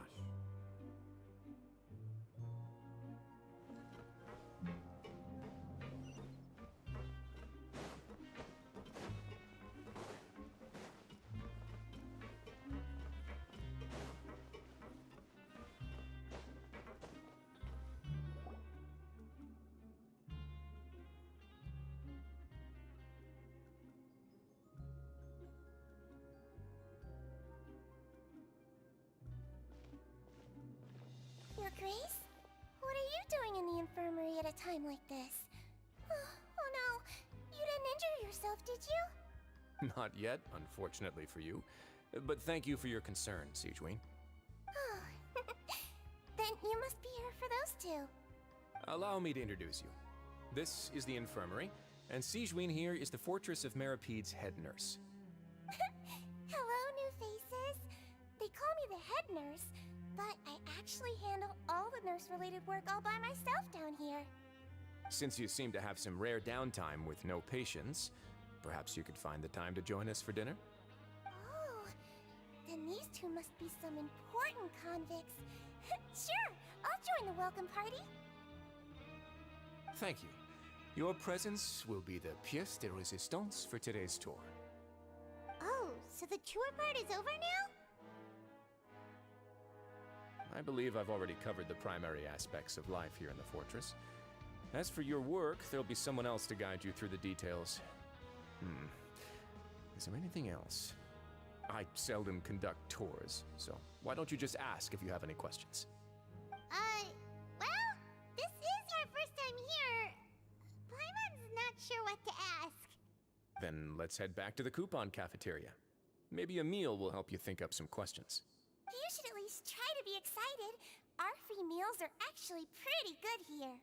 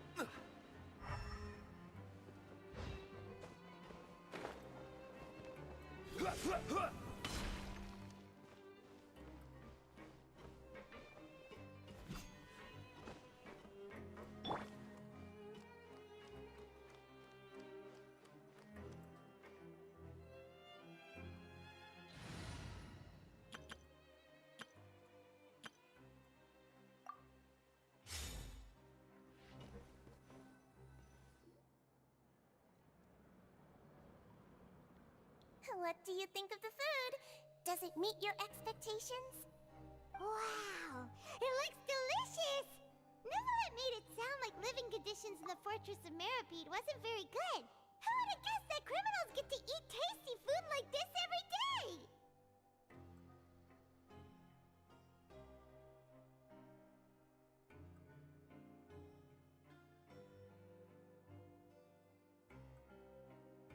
Oh, isn't that the meal box that only super lucky people manage to draw? Seems like you two are quite fortunate. It actually has nothing to do with luck in this case. I had a word with Walsey, so you didn't have to draw lots like everyone else. Oh, you mean the meals are random? Yes, what you get to eat depends completely on your luck. You could say that it's a distasteful little game that Chef Walsey likes to play here in the cafeteria. Paimon knew it! If criminals got to eat tasty food like this every meal, the crime rate in Fontaine would skyrocket for sure! Excuse me, did I hear you mention Nervulette just now? I've been wondering how he's doing. Is he busy with work? Has he been taking care of his health? He seems healthy no matter how you look at him. But he works so hard all the time, so it must be really tiring. It sounds like he hasn't changed a bit. Looks like you can stop worrying so much, Sigewinne. Oh, that's good. But I still feel like it's been too long since I've heard any news about him. No news is good news. Maybe next time I've got something to discuss with him, I can invite you to accompany us. But isn't the Fortress of Meropide independent from Fontaine's court system? What do you two have to discuss? Well, we provide all kinds of mechanical products for official use, and some essential goods have to be obtained from the overworld, so we naturally have to stay in touch about this and that. Monsieur Neuvillette's character is unimpeachable. No matter the question, you can discuss it openly and freely with him. Talking with him feels quite effortless. In light of that, I am quite willing to go out of my way to show respect and accommodate him. In fact, right now, I'm treating you two as guests invited by Monsieur Neuvillette. But unfortunately, I can only do so until the end of this meal. After this, you two will just be inmates here. You're very welcome. Well, your new life awaits.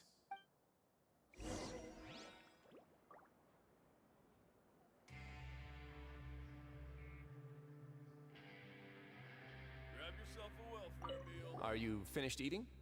Then I recommend that you return to the dormitories and rest. You have work to do tomorrow. Perhaps you were hoping to ask for some special privileges? Sorry, you'll have to use credit coupons like everyone else. It's not as comfy here as you might imagine.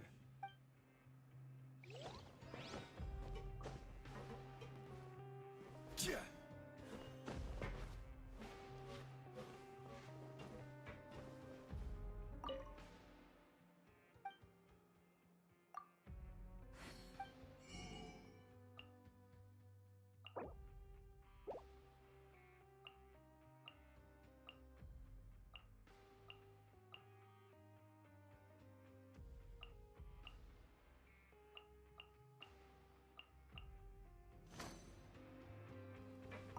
Now that I've gotten a good look at you two, I think you're very cute.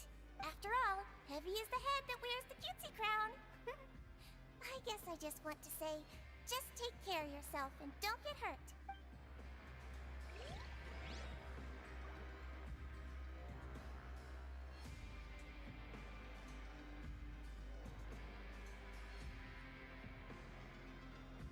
Grab yourself a welfare meal.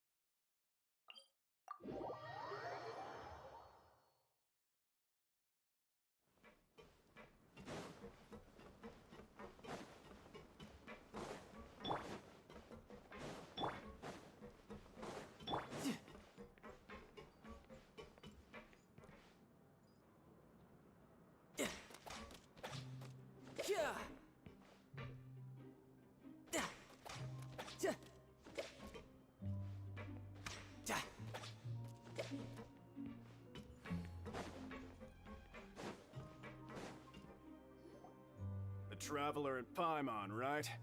Listen up. As new inmates, the only thing you need to worry about is what to do and when to do it. Don't make any extra trouble for yourself. Your bunks are right over there. Follow me.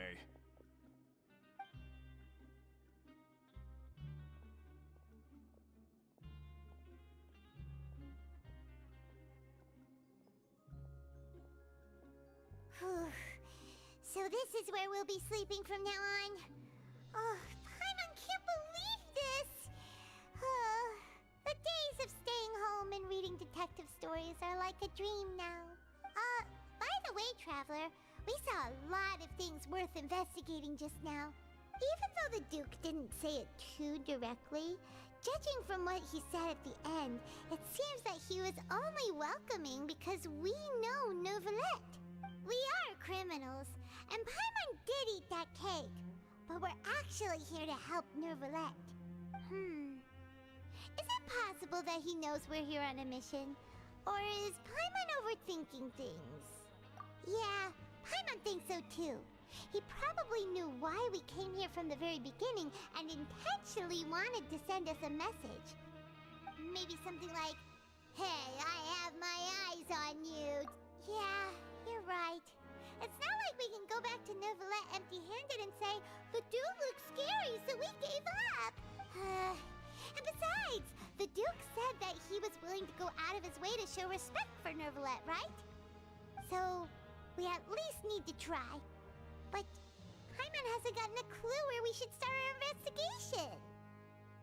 You mean... Yeah, that's what Paimon was thinking too! Paimon almost spilled the beans when we ran into him. Fortunately, based on his attitude, it looks like the Duke sees Linny as just another inmate. We worked so hard to help clear Linny and Lynette's names, and yet we turn around and bam! He's in prison anyway! Oh, right! Linny and Lynette are from the House of the Hearth. They work for the Knave, so they could be here to investigate too! Huh? Oh, it's a card! Paimon didn't notice it earlier. It looks like a magician's prop. Lenny must have left it here. He's in prison and still doing his little tricks, huh? Let Paimon have a look. It was nice to bump into you again. Let's catch up in the production zone tomorrow. What in the world? It's written like he's greeting a buddy on the street. Paimon thought he'd write something important. If you say so, we can ask him what's going on tomorrow. Let's get some rest now.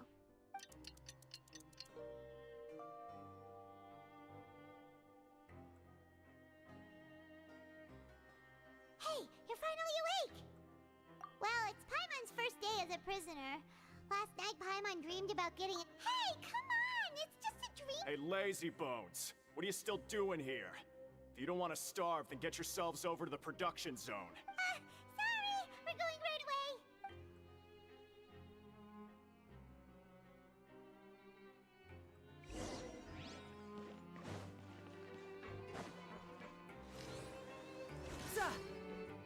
No time to lose.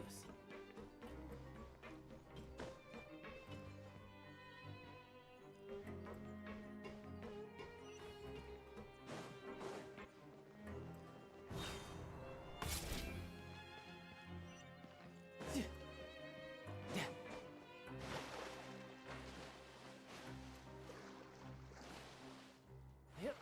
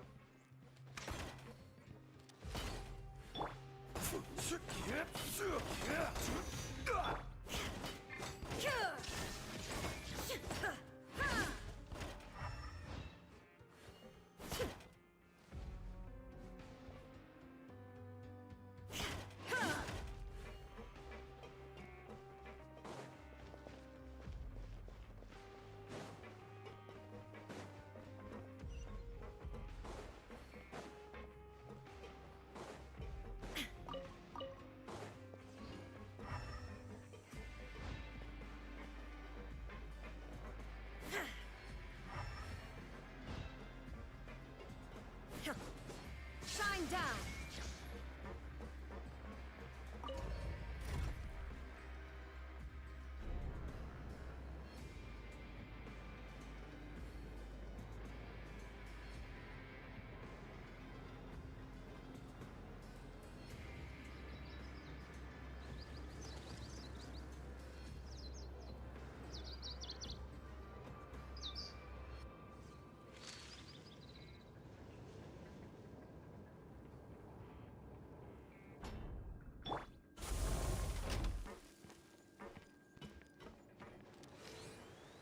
Yeah!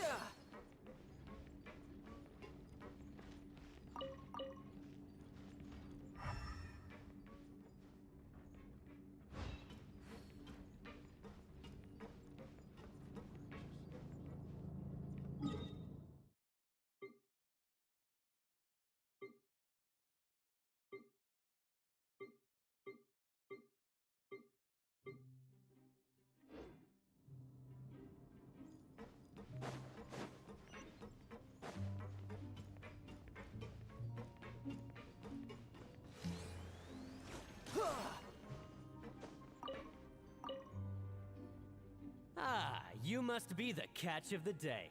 Looks like you've got some luck getting assigned this space. Yep, we just arrived yesterday and... Don't interrupt me when I'm speaking! Yes, sir. Listen carefully to my instructions. I don't want any mishaps. Every machine here is worth more than the both of you. Working around these machines can be very dangerous. Do your job well, and you can eat in the cafeteria after your shift. Get sloppy, and you dine in the infirmary. Anyway, the Fortress of Meropide doesn't want to lose a single one of its machines. And it also doesn't want to waste the production potential of any inmate. You got that? Got it! Your job is to use the machine over there to process widgets. Watch carefully, and make sure you step on the pedal at the right time. If the machine gets jammed, then give it a little maintenance with your fist. Here, take this. Bring me the processed widgets, and I'll give you some credit coupons in exchange.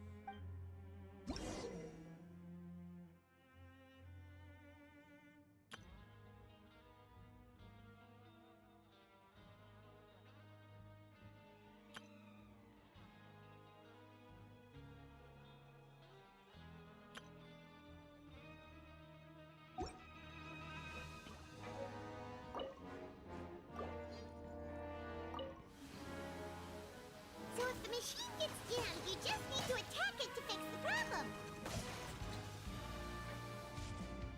Once the widget is hot enough to blow, jump to step on the pedal and hit the widget with the hammer.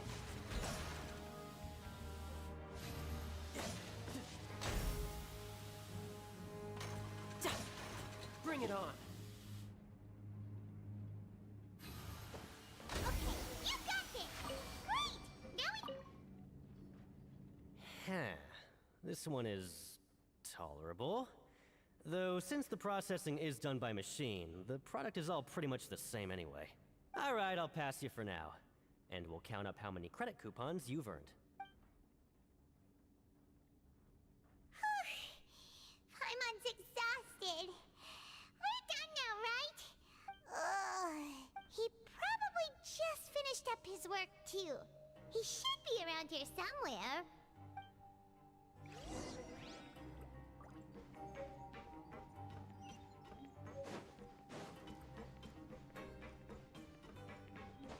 Lenny? Mr. Magician?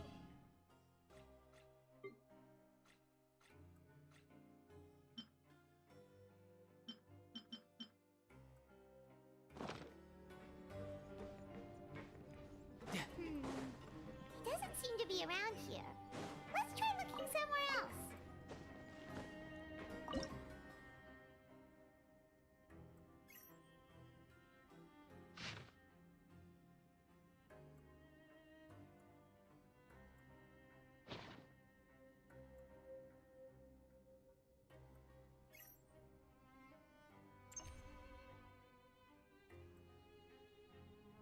This place is pretty dead. By which I mean, there's nothing to kill.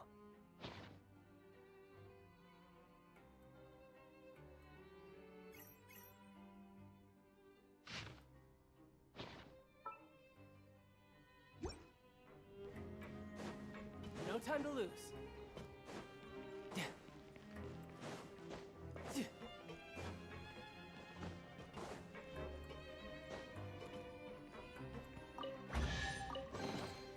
Now I just need to get my hands on the rest.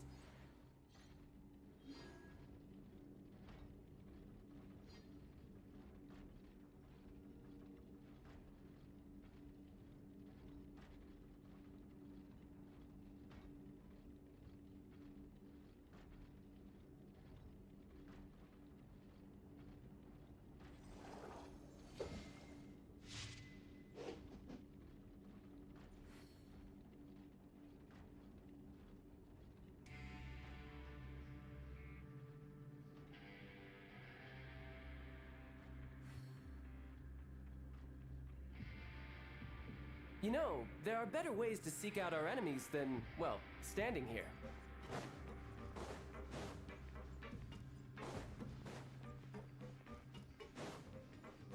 No time to lose.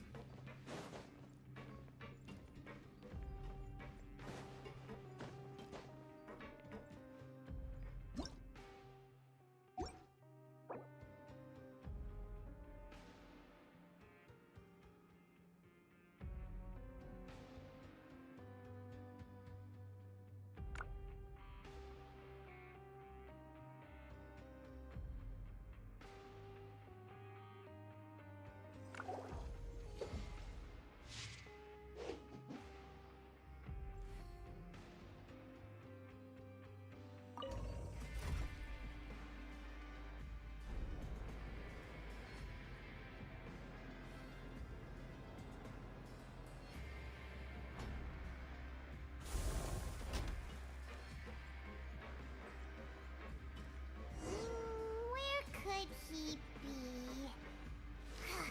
Did he decide to slack off and sleep the day away?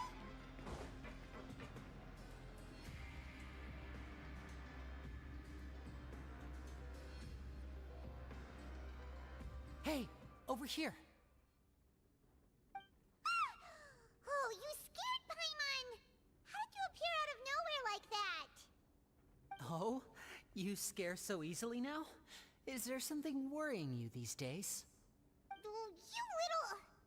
The only thing we're worried about was trying to find you. Sorry. Come over here and keep it down.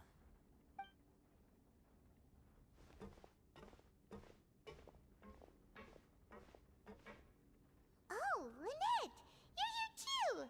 You two really are inseparable. That's right. My brother simply can't stand to be away from me. It's not just Lynette. Fremine is also here. Do you still remember him? Oh, you mean that diver from the House of the Hearth, right? Pyro remembers seeing him in the court of Fontaine before. Now hurry up and tell us, how did you end up as criminals this time? We fought so hard at court to prove you were innocent, but now it looks like our incredible court battle was for nothing! Sadly, even the teeniest of things can land you in prison these days. I put together a street performance and used the popularity we gained from the Opera House incident to attract a big crowd. And then? Next, I invited several audience members to participate in the show. And then, with the entire audience watching, their wallet suddenly disappeared. My brother was charged with theft, and I was charged as his accomplice, having assisted him in his crime. It really isn't that bad. The missing wallets are all in the leftmost drawer of the Maison Gardiennage's big filing cabinet. We just need to see how long it takes to discover them. Yep, we should be released then.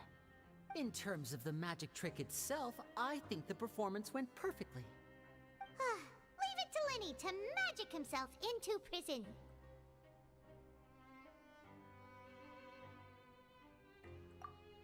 Indeed.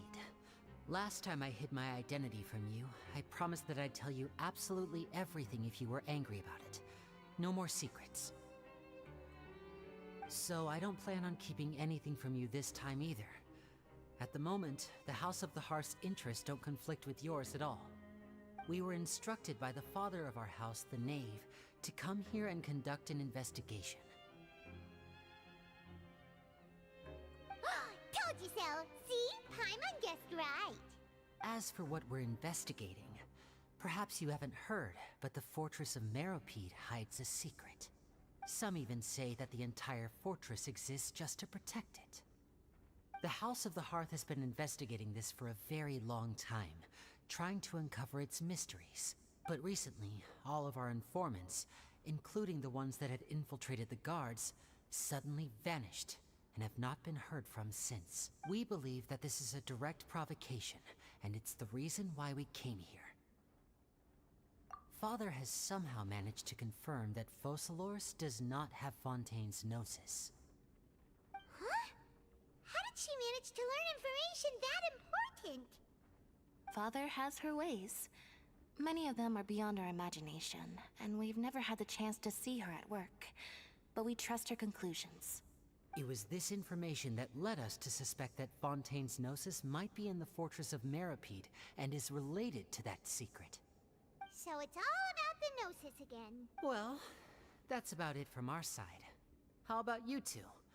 Did Monsieur Nervulette send you here? Bingo! The Knave has been applying a lot of pressure. She wants to know what happened to Child, so we came here to investigate. Traveler, are we allowed to tell them? You don't need to worry too much about that.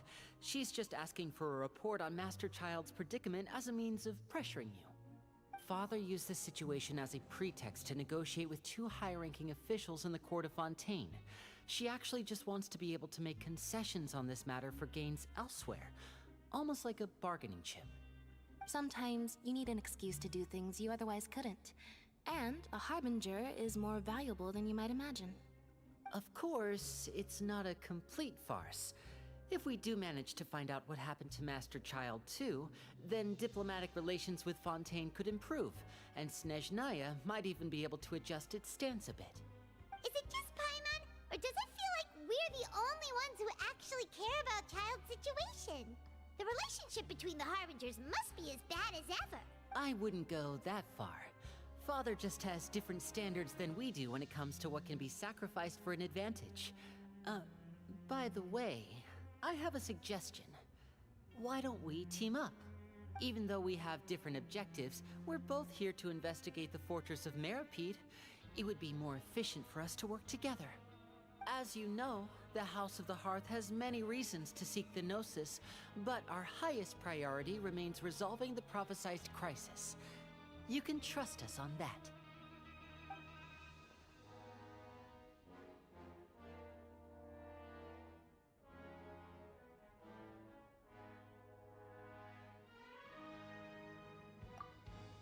See, I told you.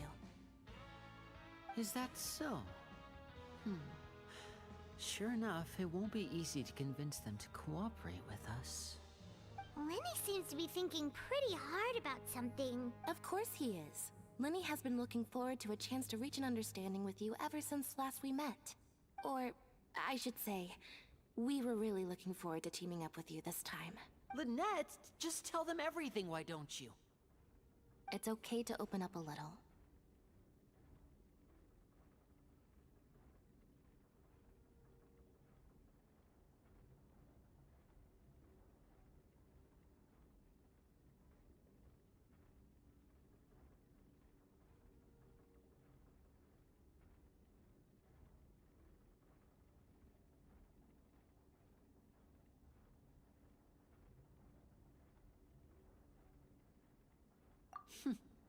Very prudent of you, and consistent with your behavior since we first met.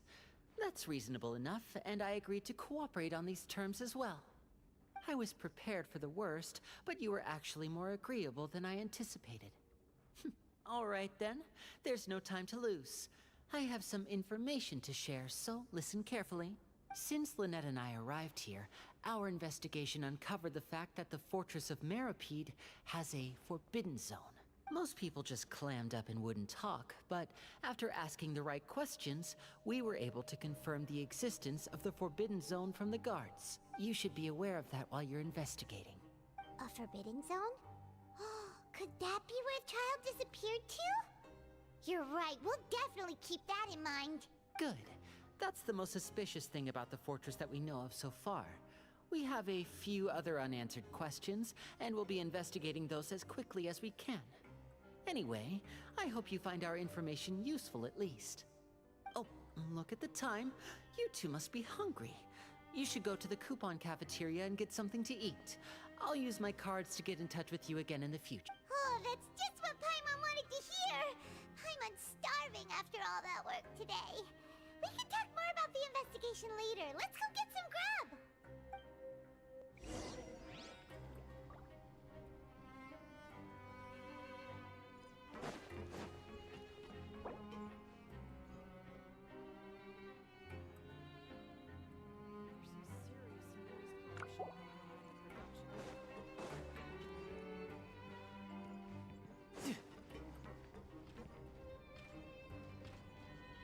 Yep.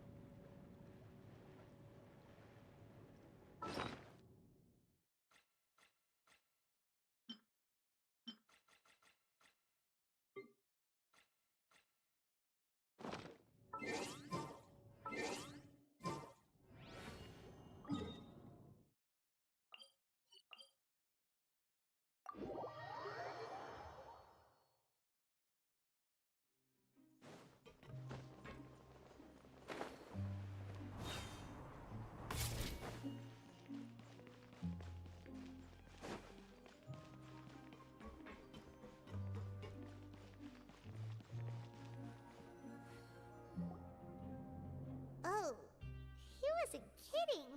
Today's meal is nowhere near as good as last time. Oh, who knows how long it'll be until we're lucky enough to get that super tasty meal again.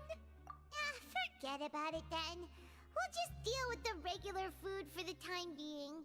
Let's just get out of here as soon as possible. But life here doesn't seem all that bad. Other than the foreman being kinda mean and the work being pretty tiring. You think so, mate? If I had a coupon for every fish who said that. Seems you fishies still haven't learned your lessons from your life up on the surface. If you take things at face value, then by the time you reach a dead end, you won't even know how you ended up on that road in the first place. I like your attitude. I can, let you in on a little something. Everyone's been telling you to just follow the rules and not cause any trouble for yourself. Am I right? But what they don't tell you is that the rules aren't exactly what they pretend to be. The rules for being a prisoner. The truth is, this place has a lot of hidden rules. Huh? Hidden rules? What do you mean? Not everyone knows about those rules, but whether you know them or not, once you break one, you might encounter something even worse than death. Really? Of course. And I'd say that just disappearing would be one of the better outcomes. Oh, you mean that if there really are hidden rules, then Child's disappearance might have something to do with that? In that case, would you tell us some hidden rules? We definitely want to avoid breaking them. Come on, mate. This is valuable information. The difference between life and death. Do you really think you can just ask and I would tell you? Paimon understands, but we don't have many credit coupons yet.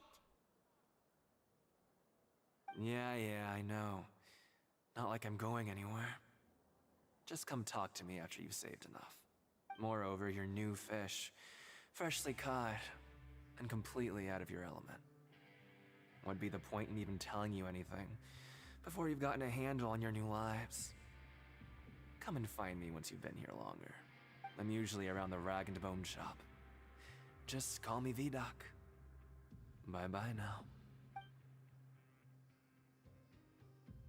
He left. Just like that. Huh. Do you think he's just trying to scare us into buying fake information from him?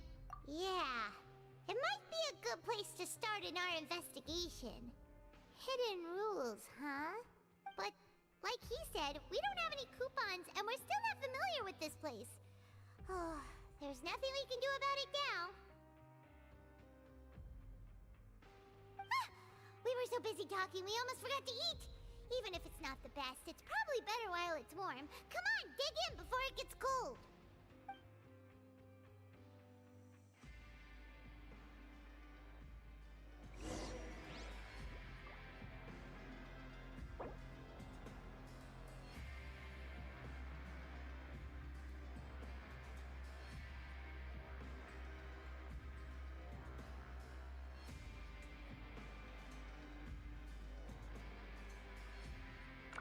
This place is pretty dead. By which I mean, there's nothing to kill.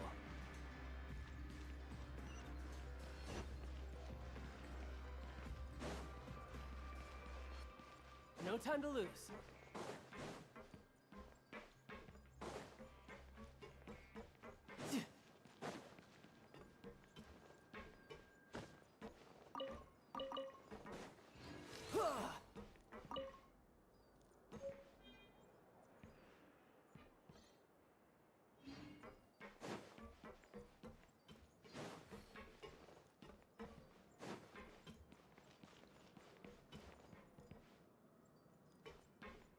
No time to lose.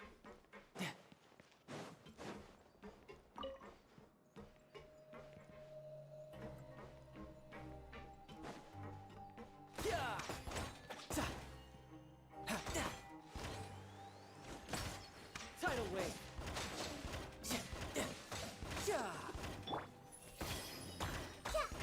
Illusion shattered. Quake!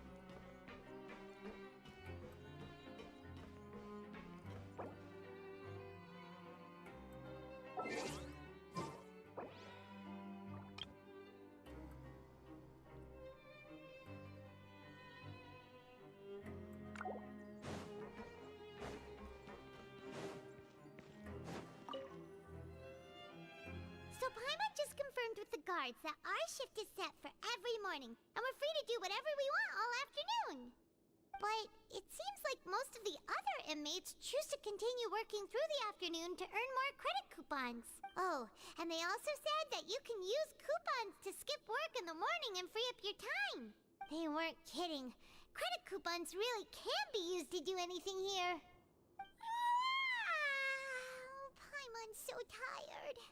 And we'll need to wake up and go to work in the morning. Without any credit coupons, it's not like we can really do anything else. Nighty-night, Traveler. Paimon hopes we can keep making progress on our investigation tomorrow.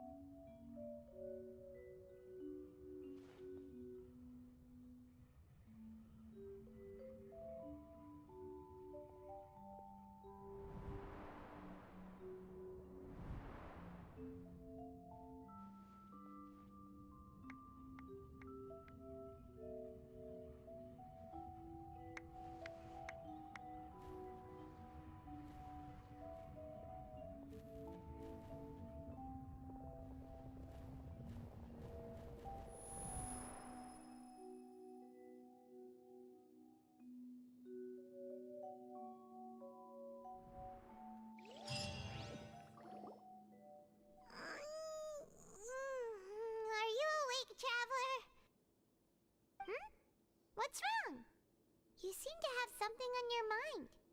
Did you dream about something last night?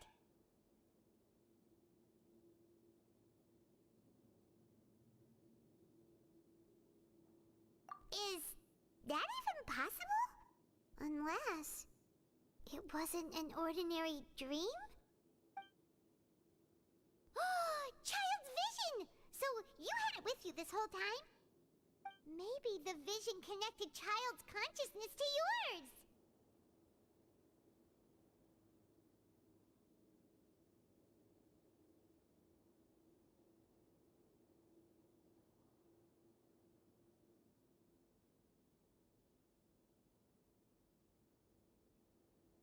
And our investigation has its first major breakthrough! Good thing you brought the vision with you here. So what did you see in the dream? Do you know where Child went? Huh. Okay. Well, hopefully it'll be a bit more helpful in the future. What's more important now is that it's the start of another new day as prisoners. Let's do our best to earn more credit coupons. What's the plan for today?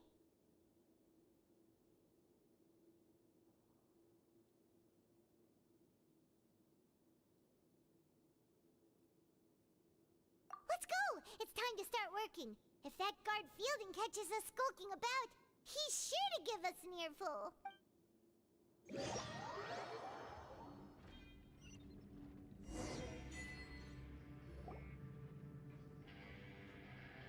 Look who decided to show up. Get your butts in gear and get to work. Time's a-wasting. Good, here you go.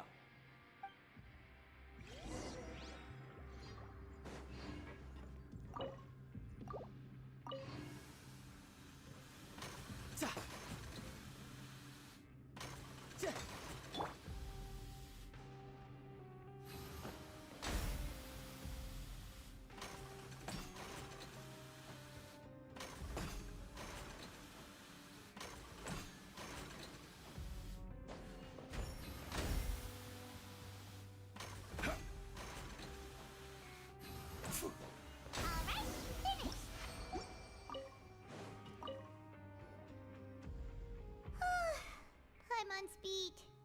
But after so many— Hey there, fellow shiftmates.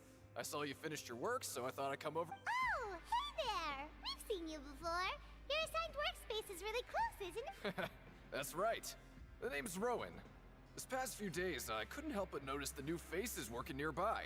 I guess we were destined to meet. I've been working here for almost 15 years. Even the foreman, Grainville, always calls me Chief. Whoa, you've been working here a long time, Chief. If there's anything you'd like to know, just ask me. I know the work here in the production zone better than the back of my hand. All right, Chief. We'll be sure to come to you first. Did you just ask about the rules? Pretty sharp for newcomers. You've already heard about the rules, huh? Who'd you hear it from?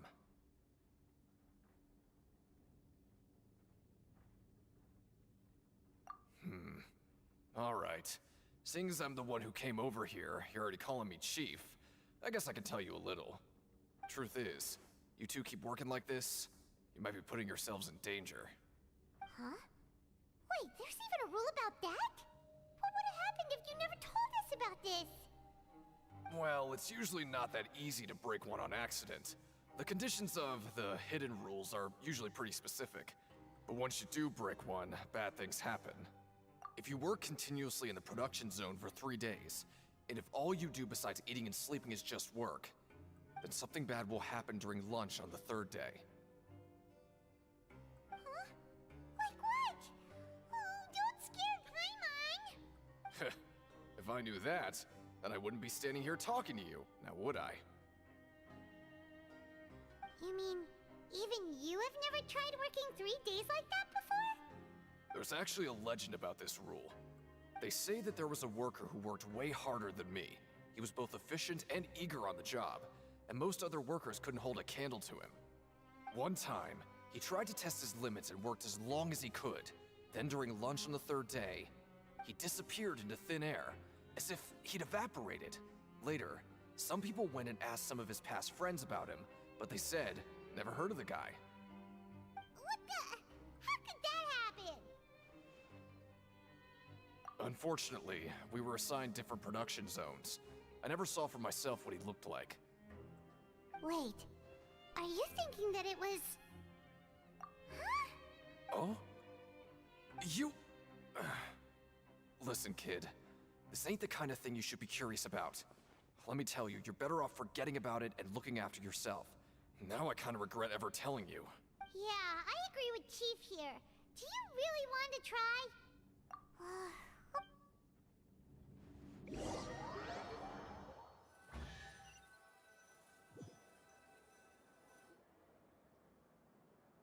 Whoa! Isn't this the super... Paimon's gonna take her time and savor every bite!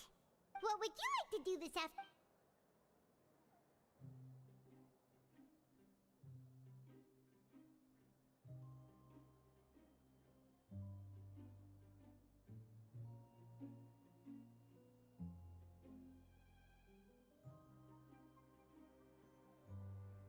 Maybe we'll be able to find some leads there.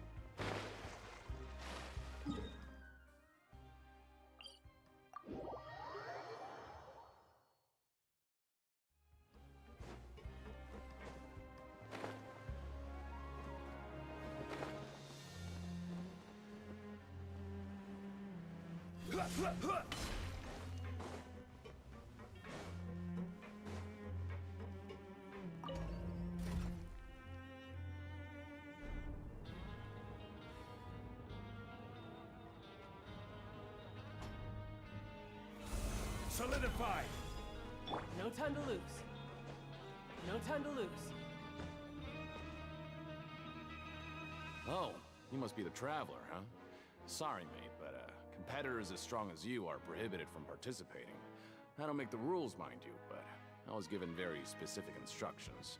Even convicts value their lives, don't they? I hope you can understand. But we have a game here that'll let you show off your strength, and you'll even earn some credit coupons in the process. What do you think? Interested? And if we lose the game, will it cost us credit coupons? Of course. That's the cruel reality facing every competitor in a place like the Pancration Ring. Okay, great. Let me walk you through the rules. The targets in front of you will pop up one after another. You'll need to hit the targets in the same order that they popped up. If you can complete a few rounds in a row with no mistakes, then you'll win credit coupons. But the second you mess up the order, you'll lose. Game over. The game costs 300 credit coupons to have it go. So, you up? Thanks for your patronage, mate. Now, let the game begin.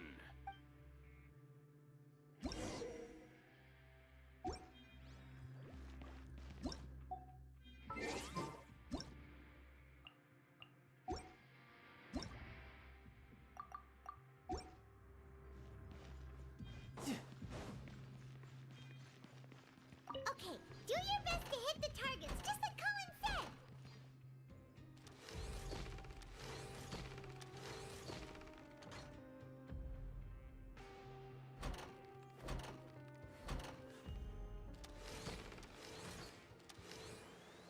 Yeah!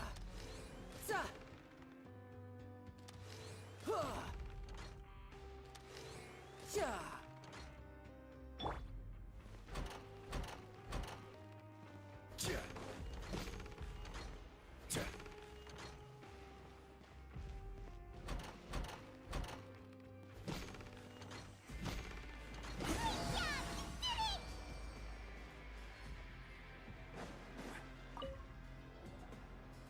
Not bad.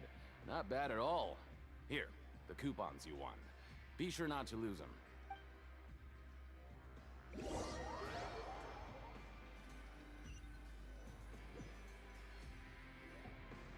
Seems we had a productive...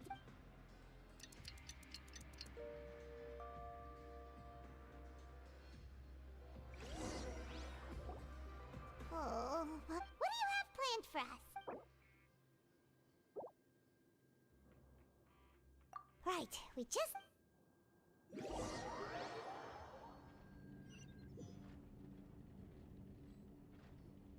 Look who decided to show up! Get your butts in gear and get to work. Time's a-wasting.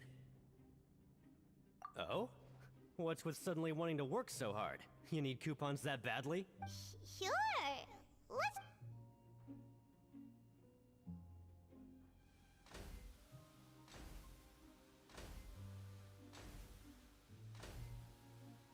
Nice! We did well today.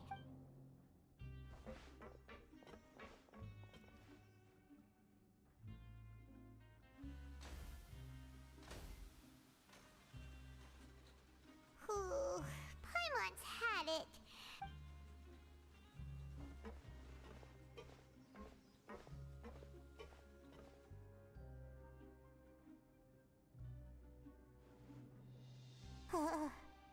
That's it. Paimon doesn't even have the energy to talk anymore.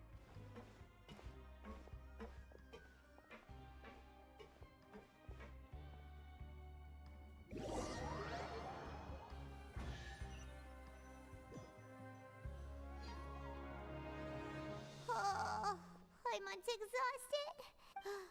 Wait a sec. Now that Paimon thinks about it, oh, Paimon feels a shiver going down. But it doesn't seem like anything's changed at all. And we made it to the coupon. Are the so-called hidden rules only a rumor after all? Well, there's no use to just guessing all day. Paimon's stomach has been grumbling the whole time. Let's just eat already. Paimon wonders what we'll get today. Wait, what? What in the world is this? What's with Paimon's food? And yours is the same. Is this stuff meat? But it looks and feels so bizarre. What do you think is going on? Is this the bad thing that Rowan was talking? No, stop right there. Paimon gets what you mean. Just, hey, isn't that Woolsey over there?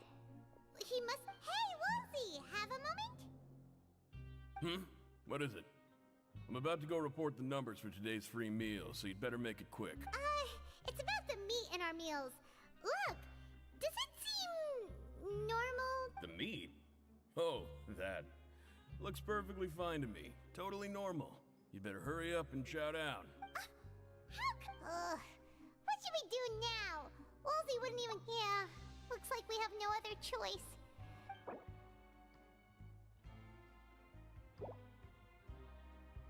What would you like to do this afternoon? Okay, let's see if we can find any new leads.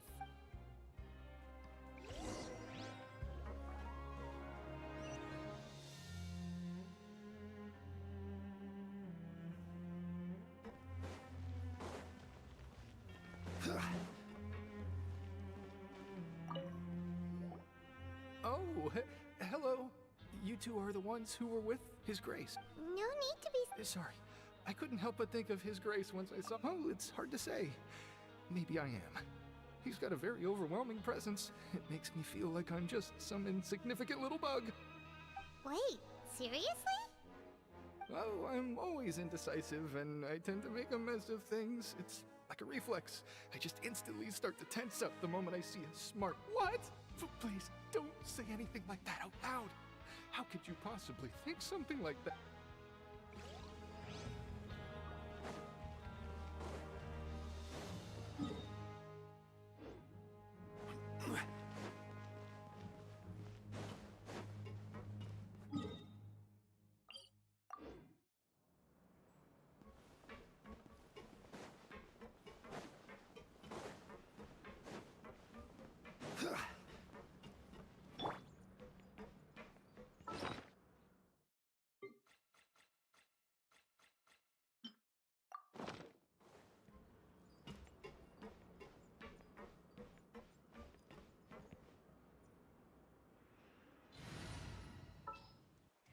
I'll watch your back.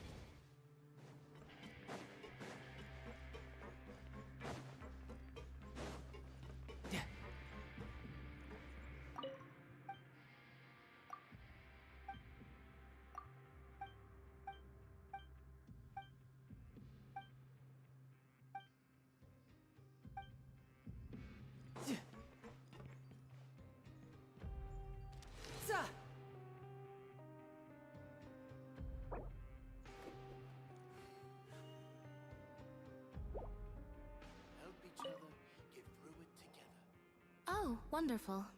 I was worried that you'd be busy trying to earn reward coupons all the time, but it seems like you haven't neglected your investigation work after all.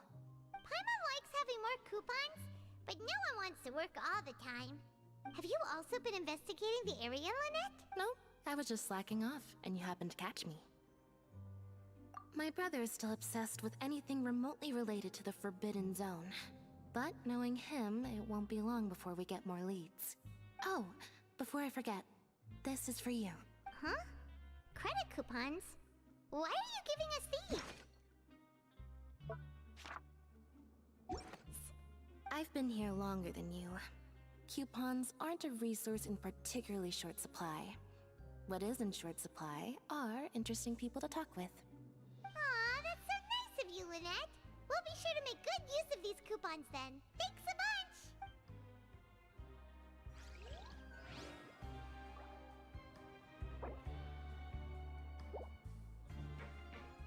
No time to lose.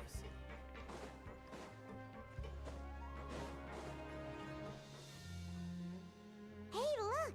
There's something here! Looks like a research notebook. That suspicious guy peeking into the infirmary just now. Are they a fan of Seedwing? He must have dropped this. The Melusine perceive the world very differently from humans. There are significant deviations. As a result, their sense of aesthetics and beauty is also very different from that of humans. This must be taken into consideration when giving gifts. Ooh, this all sounds pretty serious. He sure did his homework. And as for the notebook, let's take it.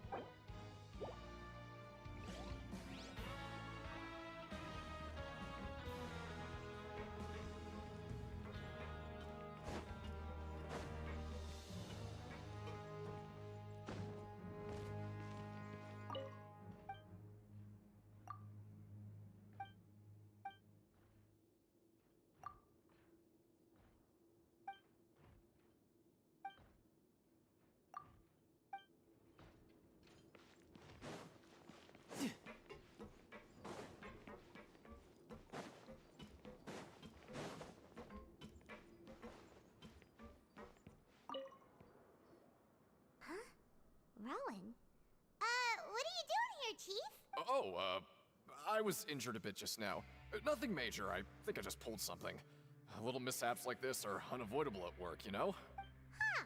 Paimon wouldn't have thought someone as experienced as the Chief would still get hurt on the job. I just knew you would say that. This is pretty embarrassing. Where is Seedwing when you need her anyway? The one time I need to make a quick trip to the infirmary.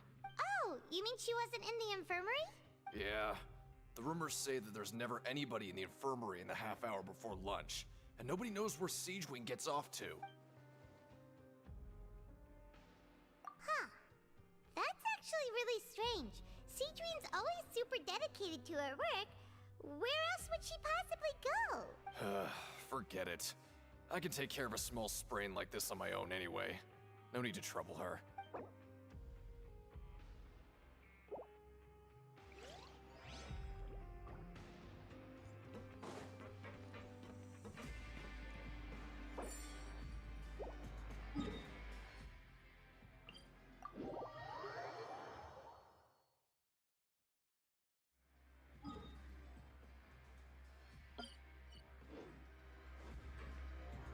No time. Yeah.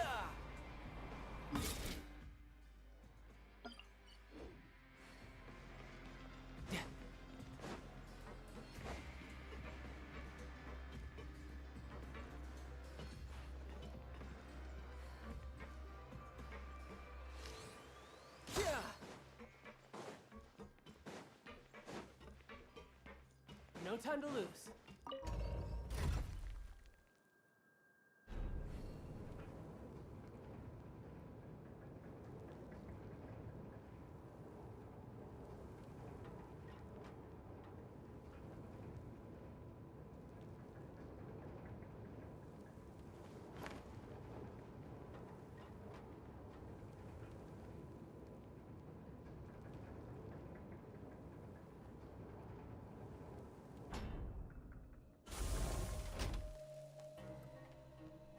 You know, there are better ways to seek out our enemies than, well, standing here.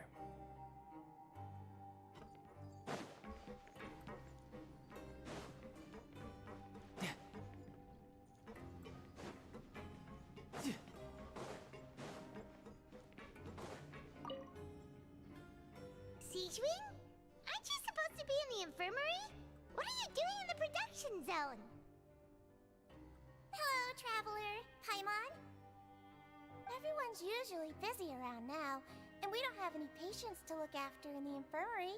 I thought I'd come here and enjoy the sight of everyone hard at work. Enjoy? What's there to enjoy here? It's really worth watching. I often stand here and observe everyone. Humans are just so interesting and adorable. I like to watch your expressions while you work. Are you talking about pets or people? Oh, I can see why you think that, but you shouldn't jump to conclusions. See, we Melazines are a different species, and we see the world very differently from humans.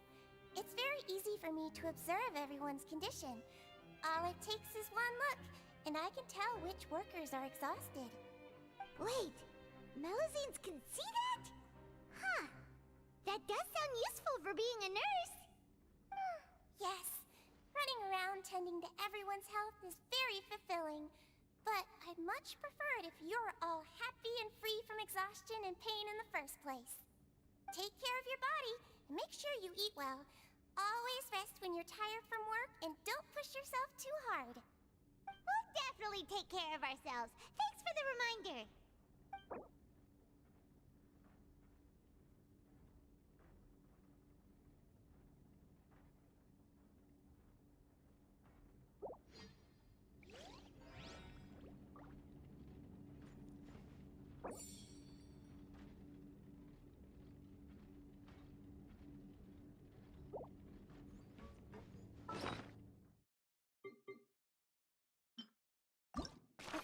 Replace that mean old foreman with Siegewing, then productivity in the production zone would skyrocket, don't you think?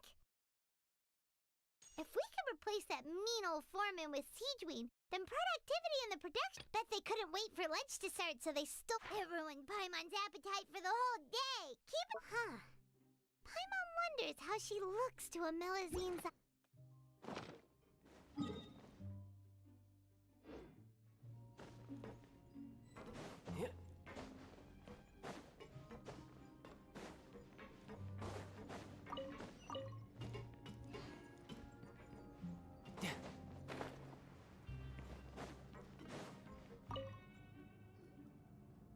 Hey, it's the Traveler and Paimon.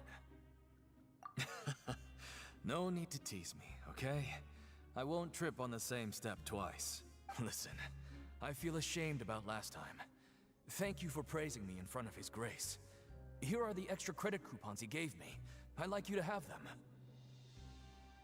Huh? No, we couldn't take them. They're your reward after all. But when I was welcoming you, I didn't do anything but give you the stink eye. Come on, I insist. These coupons are nothing compared to getting the attention of His Grace. I won't take no for an answer.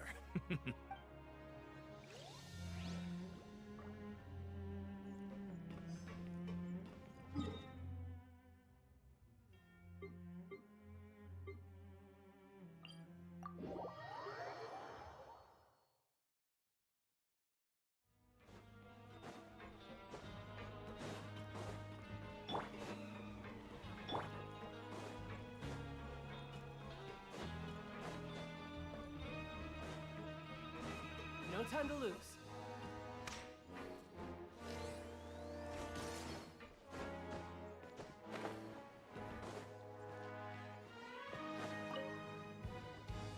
Oh, you want to stop investigating? Okay, you should rest up. We'll be back at it tomorrow. So after working a few days straight, we got some strange meat in our lunch. What was that all about? Has our investigation turned up anything useful recently? Really? Well, We'll keep searching for more...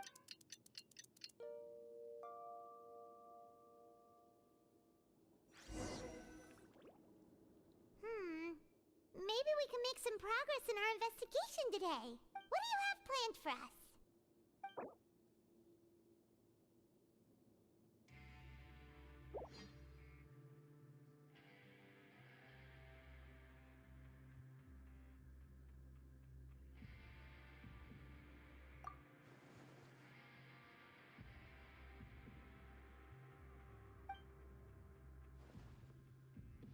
After working here so long, we're really starting to get the hang, but doing the same thing all the time can get old pretty quickly. Yeah, it's good.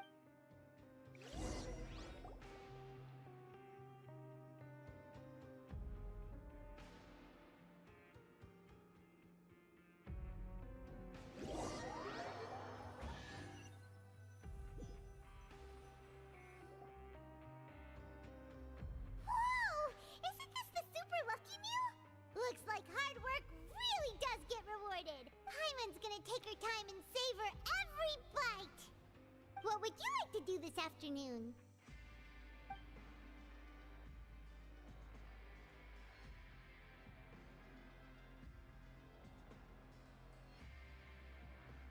Maybe we'll be able to find some leads there.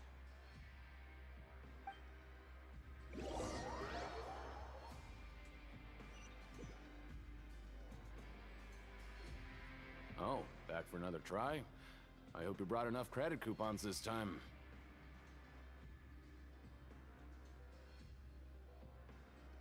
All right, then get ready to play.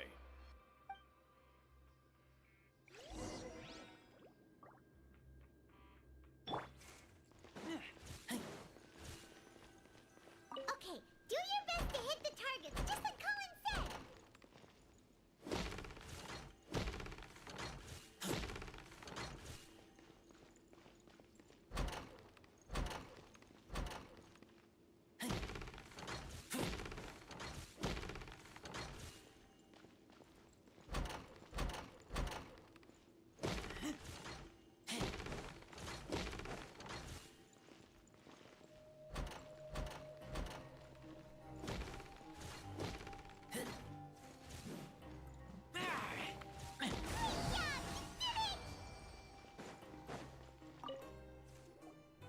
Your strength really shouldn't be underestimated.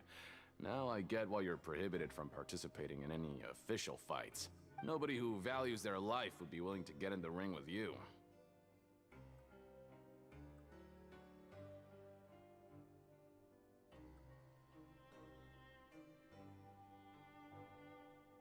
However, you two haven't tried betting on the outcome of a pancration match yet, have ya?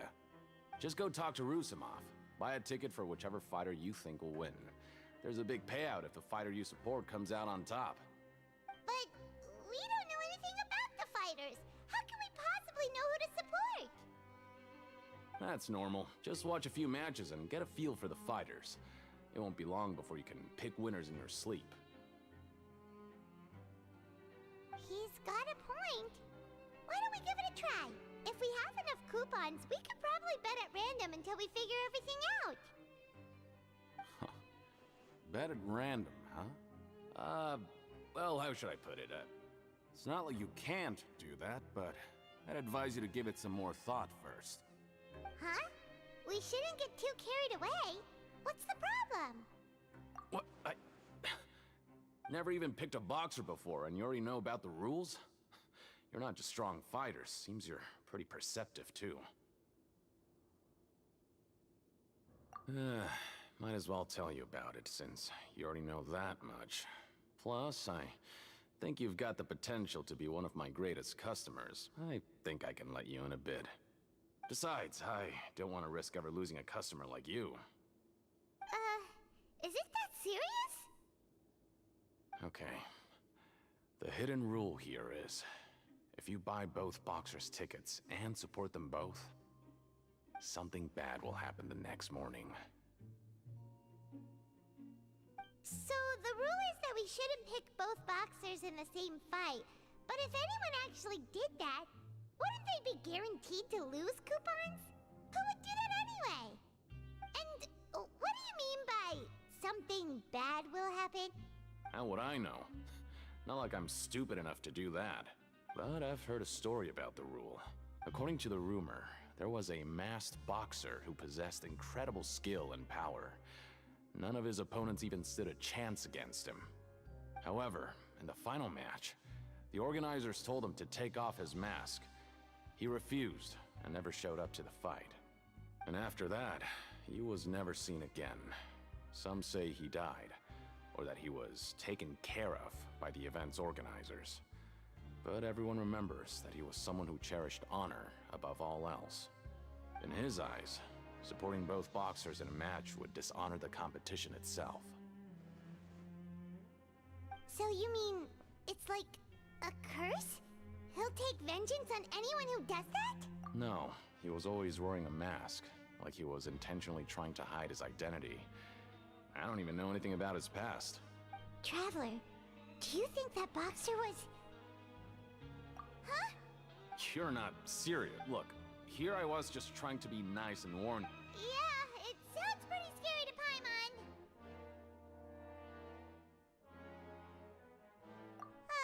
Betting on both fighters will set you back about 3,000 credit coupons. If you have enough, then go ahead and give it a try. Just don't come running back to me if something happens.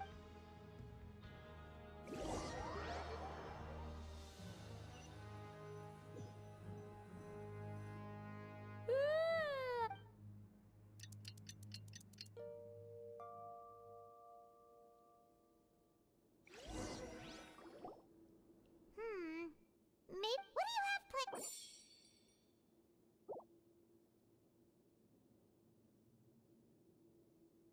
After working, but doing this...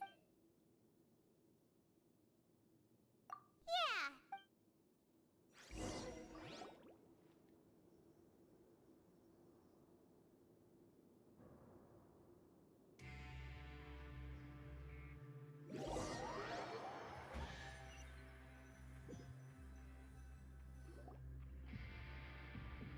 Oh, just a regular meal set.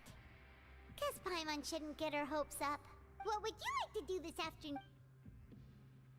Knowing child, he must have been there all the time.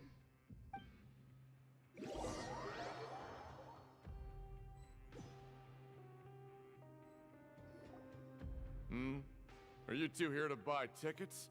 Better be quick about it. Another match is about to start.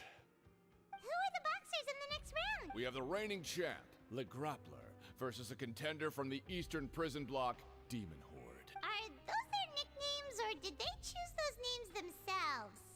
Since you're new around here, I'll help you out and give you a little suggestion. Even though Le Grappler is the crowd favorite, Demon Horde is a first... Anyway, for this match, I reckon... Huh? For both fighters? I can tell you're new to this, but I didn't think you were completely clueless. Maybe you don't quite understand the rules, no? Let me try to explain again for you more clearly. You see... Oh, no need. We're aware that we're going to lose coupons. Alright then, if you're absolutely sure. Remember, no refunds once you buy the tickets. Yeah, we got it! Just shut up and take our coupons!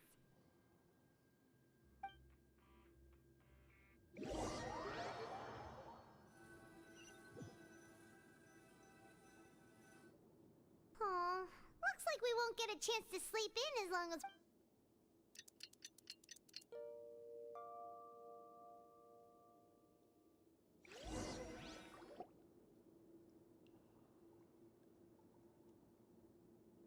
Hey, Traveler, Paimon. Package here for you. The next time you buy something, go pick it up yourself. I'm not a delivery man. Huh? A package? For us? Did you buy something, Traveler? Paimon's not quite awake yet, so why don't you go take a look? Right! Yesterday we broke the hidden rule and bought tickets for both boxers. Oh, maybe this package is the bad thing, huh? Paimon suddenly feels wide awake. Wait, maybe let Paimon go hide somewhere first. Just... Hey, wait! Paimon's still here! Don't open it! Ah!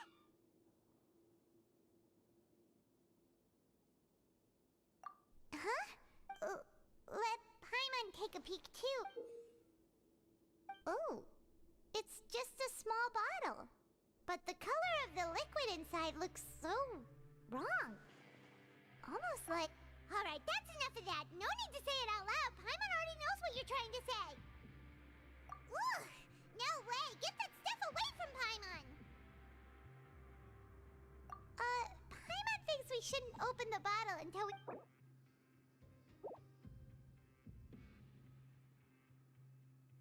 What do you have planned for us? Though it feels nice to...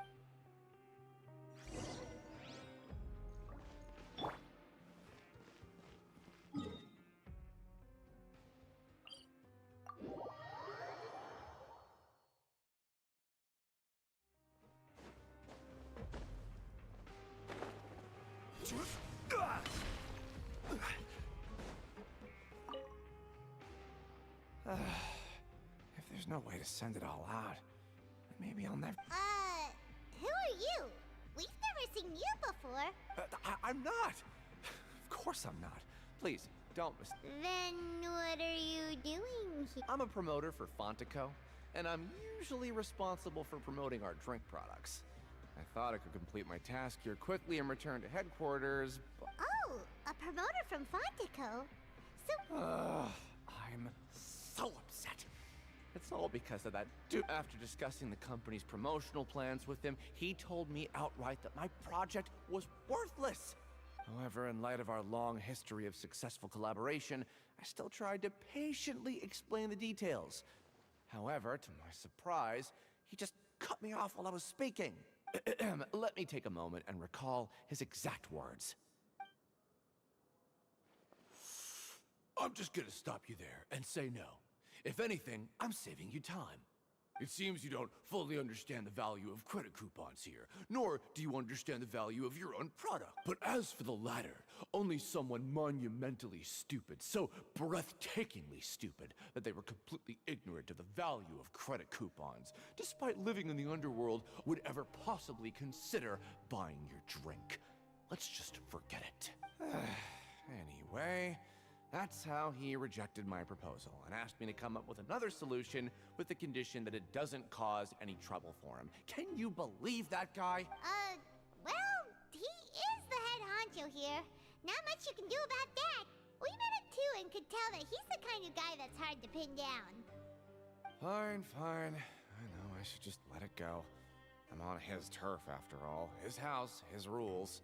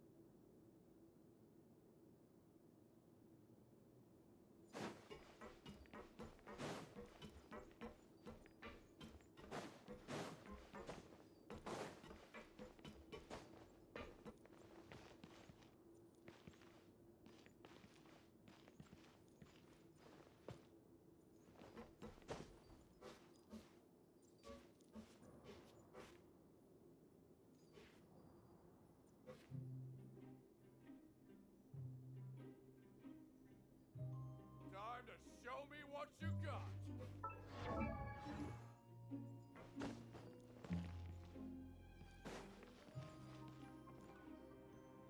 Hey, what are they... maybe not. Every page has the Fontaco symbol on it. Maybe it's some flyers from the company. Okay. But if someone catches us, they could accuse us of trying to steal the company's secrets, couldn't they? Oh, you're right. Guess there's nothing to worry about then. Let Paimon have a look here. Without assistance from the Fontaine Research Institute, development of the new product has been slow, and some researchers on the project have voiced concerns. We have no choice but to let the new product undergo the first phase of promotional trials without a designated name or packaging. We will adjust the direction of future development according to feedback. We have decided to only conduct closed, small-scale trials for the time being. Sure doesn't seem like anything unusual. The company is just trying to develop some new products besides Fanta. But it sounds like things aren't going well at all. Let's put these papers back where we found them and make it look like nobody went through them. Okay, good.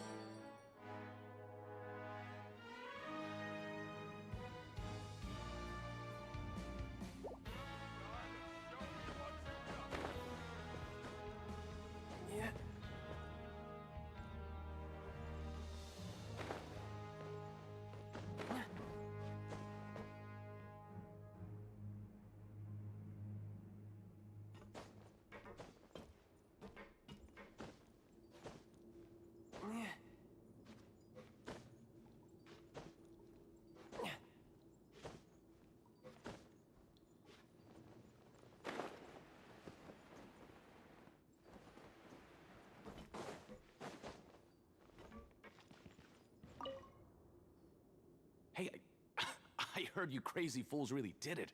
You bought tickets to support both fighters, didn't ya? Well, did anything happen? Well, the next day we received a mysterious package, but we still haven't made any sense of the contents. So it is real. You didn't become cursed or anything like that, did ya? Are you both still okay? Wait. Are you sure that it's still you controlling your bodies right now? Paimon's not sure. What do you think, Traveler? Is Oh, okay. Well, that's good. Yeah, you two don't seem to have changed at all. But I wouldn't let your guard down just yet. Still, I didn't expect you would actually do it. You'd actually throw away coupons like that just to satisfy your curiosity?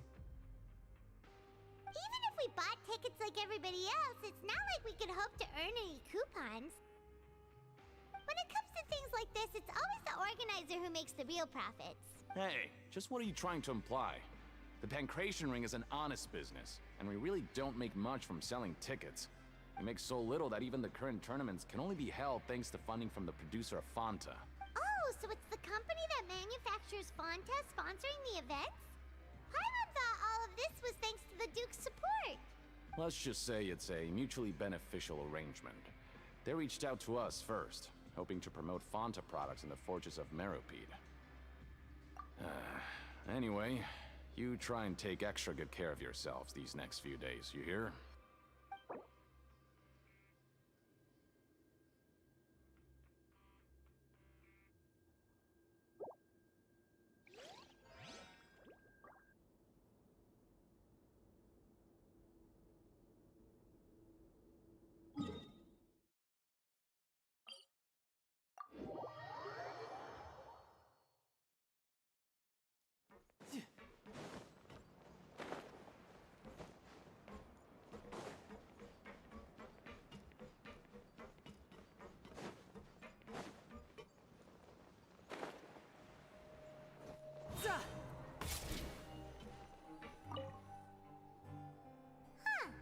We ended up here without even thinking about it. Wanna grab something to eat? Alright, but remember that we bought this time with coupons, so let's make better use of it next time.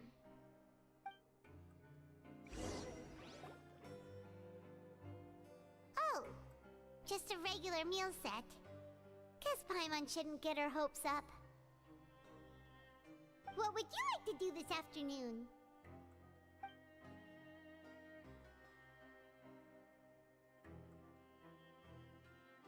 After working here so long, but doing the same thing. Yeah, it's good to.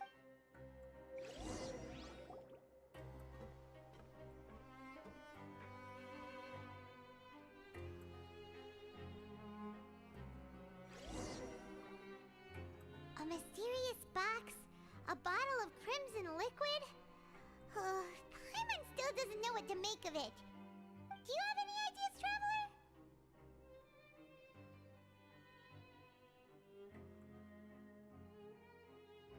Really? Well, maybe we'll have better luck tomorrow.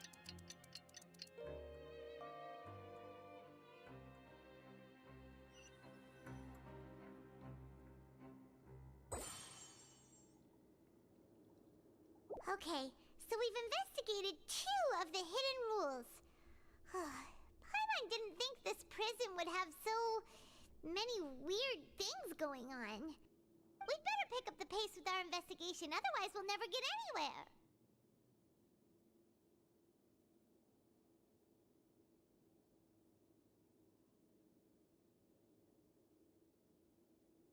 Yeah, let's skip work for now and put our time to good use.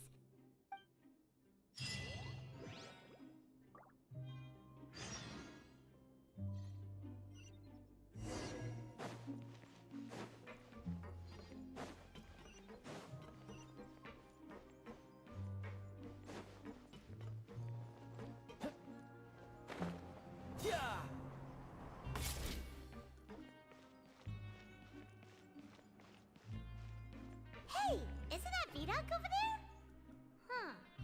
Is it just Paimon, or are there fewer people than usual here today?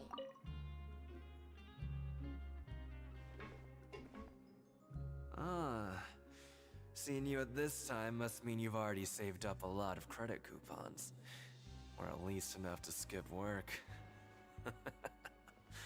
Seems you're getting into the swing of things around here.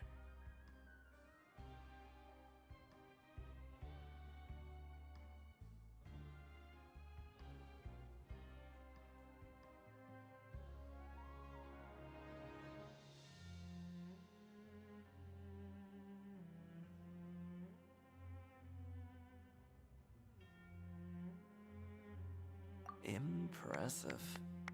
Very impressive. So, now can you tell us about the hidden rules you know? If that's what you want to know, I guess you couldn't have come at a better time. Huh? What do you mean it's a good time? Leonid and those other pesky broke urchins have all gone to work in the production zone. I wouldn't want them listening in without paying up. We get it, just... So, you know those pipes that make strange sounds? Don't ever, ever go near them at night. Even if you manage to avoid the guards, you might find something even more terrible than... Something even more terrible? Like what? A group of cannibals. Cannibals? In the Fortress of Meripede? Every month, they meet a few times in the dead of night. Rumor has it they might be connected to the people that have disappeared here. But what's even scarier is that they have a special proclivity. Since they have no way to dispose of the leftover remains, they have ways to transform them into other forms and keep them in the fortress forever. Paimon might already know what you mean by other forms. So that's what's going on here. Oh, Paimon's stomach doesn't feel so good.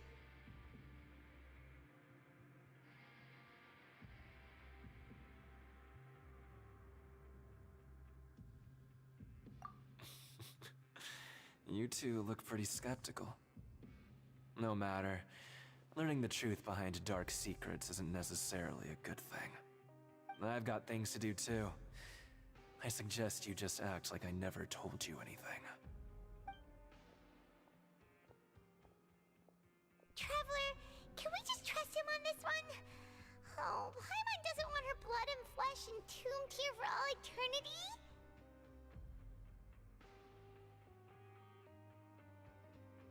Oh, so that's how you see the situation. Huh. You know, Paimon does feel a little better about it now. When will all the secrets end?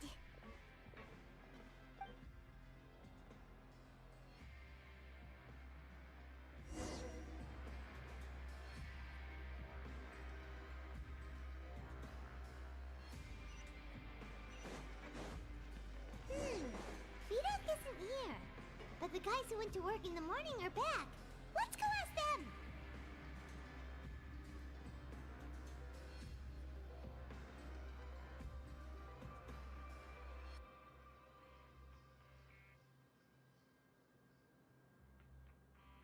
Always at your service.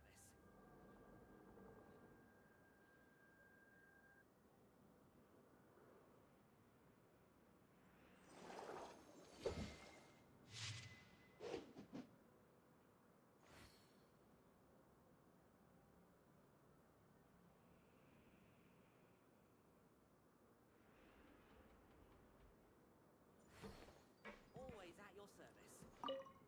What? What are you saying? You shouldn't go around saying stuff like that.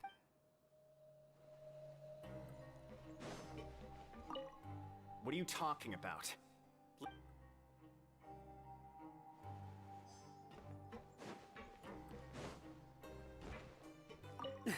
Just... Their attitude sure is suspicious. Like they're trying to avoid us.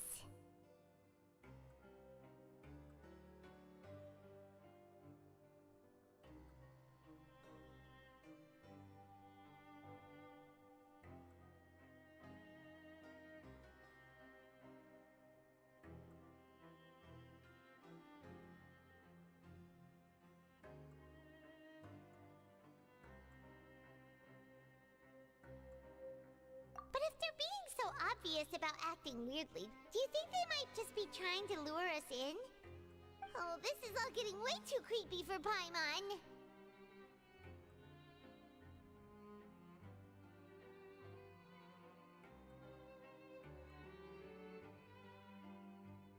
So you mean we still need to investigate some more?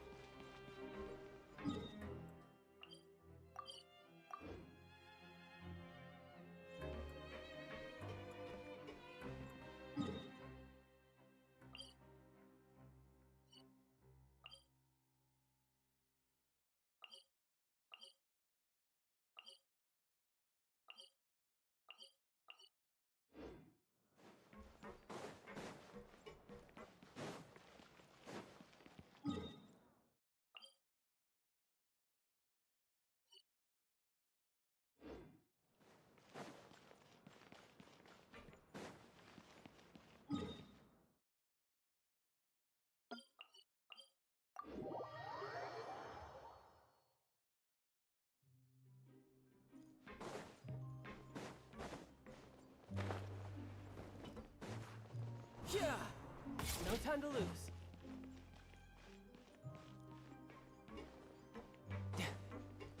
No time to lose.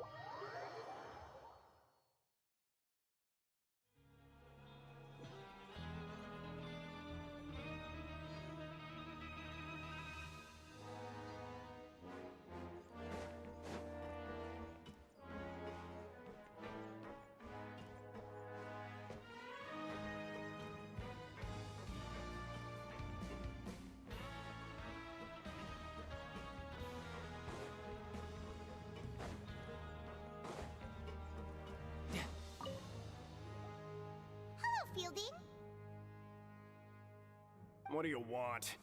Criminals like you ought to be working right now. Catch my drift. We just want to ask you a simple question. Have you ever discovered anything odd during your nighttime patrols? Why are you asking about something like that? Whatever happens at night isn't your concern. All you need to worry about is getting enough sleep. Well... right! Really? I see. But it's not like I'm on duty every night. And now that you mention it, I recall my colleagues talking about something like that before. They say that strange things tend to happen at night on pipe cleaning days. Lots of us don't willingly take those shifts. So, what happens at night on pipe cleaning days? And they just conduct regular cleaning of the fortress's drainage facilities. There are 3 pipe cleaning days per month, and it just so happens that today is one of the scheduled days. You can try to confirm the sounds tonight if you want, and if they're real, then I can report the issue to my superiors for you. Oh, okay. Then we'll keep both ears out tonight. Now, if that's all, then I'll be leaving now. I advise you not to try anything funny, though. Even if I'm not on duty tonight, someone will still be watching you. Don't worry, we don't want any time added to our sentences. Oh, he left. So what do you think about the pipe cleaning days he mentioned?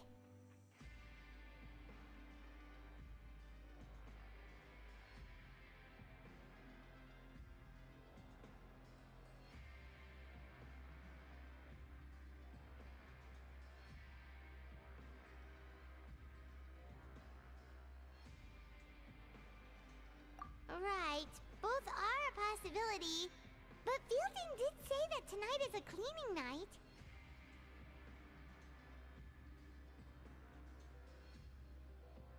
Paimon knew you would say that. Alright, sounds like we'll be up all night tonight then. Paimon just hopes the guards don't catch us.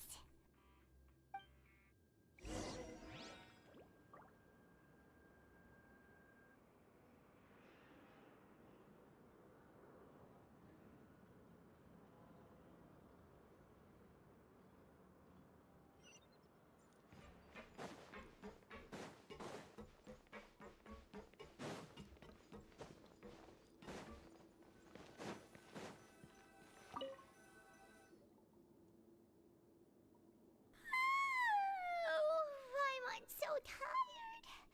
But we can't sleep yet. They'll be cleaning the pipes tonight, so it's the perfect chance for us to investigate.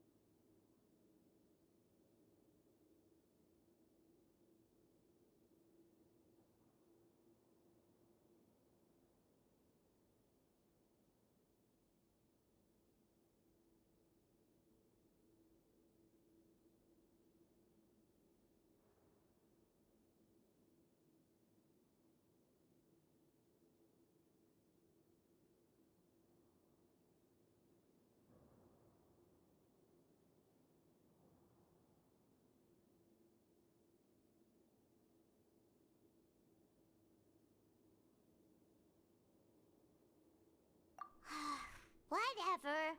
Just be sure to wake Paimon if she dozes off. Paimon's worried something might happen if you go alone. Huh? Traveler? Did you fall asleep already?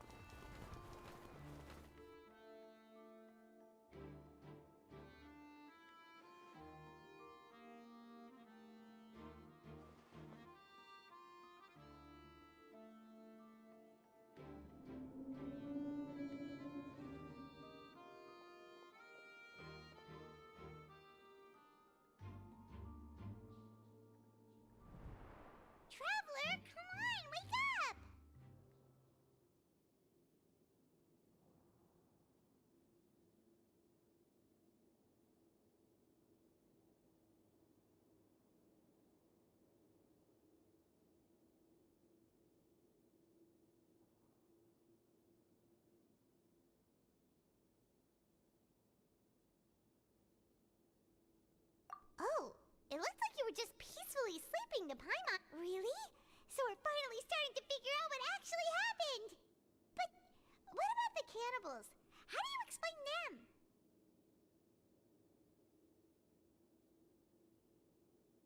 Okay, well it's about time for us to get moving. Just be careful to avoid the patrolling guards.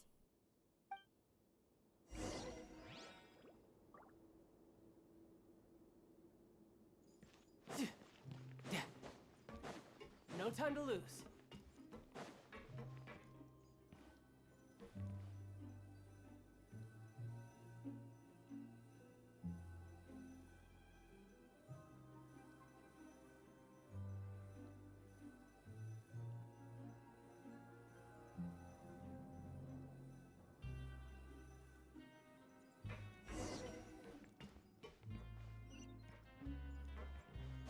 Shh! Careful!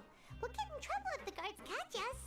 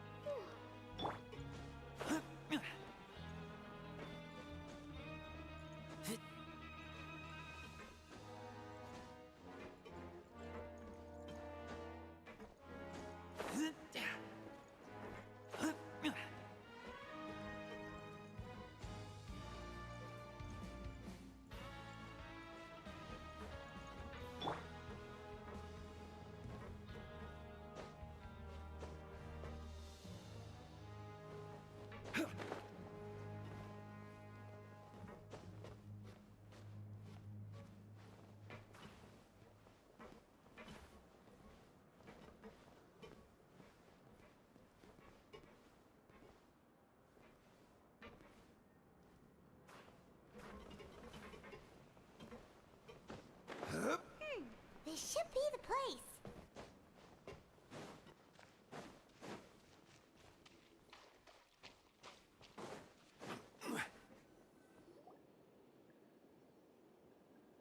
What? I know you. You were the ones we saw. Huh. You've got guts showing up here. You know who we are, right? You'd better leave now. Ain't nobody coming here to save you. What'd you say? Yeah, so what if they were? If you push us, we can make those rumors a reality at any time. Hey, what's the point of all those rumors anyway? What exactly are you trying to do? I don't have to tell you anything. If you turn around, go back to the dormitories and act like you never saw anything, then I'll pretend that you never showed up here. Yeah, scram. Nothing worth seeing here. Huh? What did you say? Isn't that exactly what Boss said when he left? Hey, do you know our boss? Whoa. We had no idea our boss was such a big deal. He always kept his identity a secret. So, did he have you come here to find? Oh, so your child's crew here? Seems like he had no— We're the only ones who heard him say those words when he left that night. So, unless he somehow told you those exact same words after that, All right. I guess that's proof enough for me. I believe you. Wow, those dreams of yours sure come in handy. We gave him the business for a while and would always give him a hard time when he first came to the fortress of Maripede. But here in the fortress, the strong will always earn respect. He was working the longest hours and racking up wins in the Pancration Ring. You could always see how amazing he was, even when he was teaching us a lesson. So eventually, we all decided to follow him. But one day, he suddenly told us that he had to find a way to escape this place, no matter the cost. He said it was because he heard that call again. And as his crew, if the boss wants something, then it's our job to get it done. So, we got to work and used the hidden rules that were here to make up and spread the rumor about the cannibal rule. We just wanted to give him a better chance of escaping on a night after the pipes had been cleaned. Oh, thanks to your rumor, nobody would want to come anywhere near here, prisoner or guard. But has a child already escaped? Why are you all still coming here after pipe cleaning day? Because as far as we know, the pipe he went into isn't actually an exit. It should be a dead end. It leads to an abandoned factory area, and even if there were a way to escape from there into the sea, we're still way too deep. No one could ever reach the surface alive, but Boss still insisted on going in. It's like he was obsessed about it. So we told him that we'd pretend as if he never existed while he was gone, and that if he wanted to come back, he should wait for nighttime on a pipe cleaning day.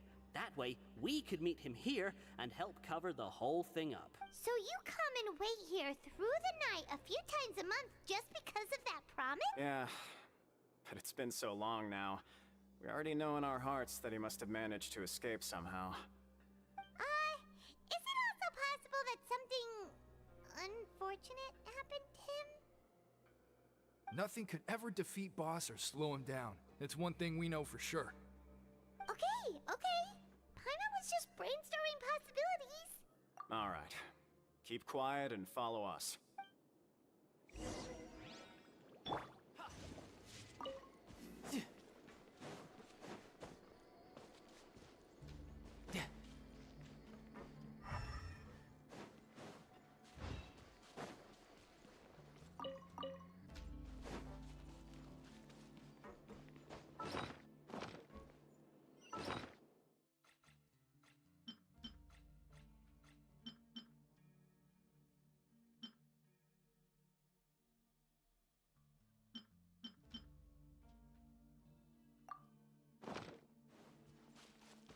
No time to lose.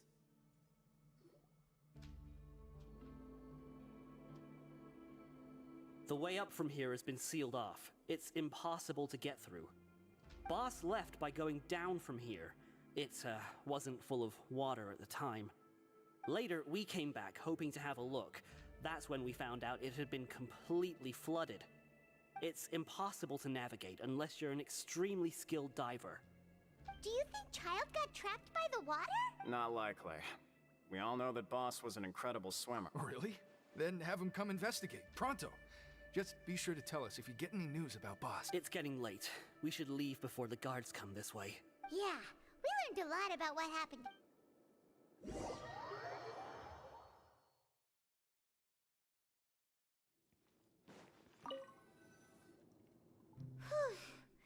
We finally learned some key information. Seems all of our investigative work has finally started to pay off. When you said you knew a diver, you were talking about Fremine, right?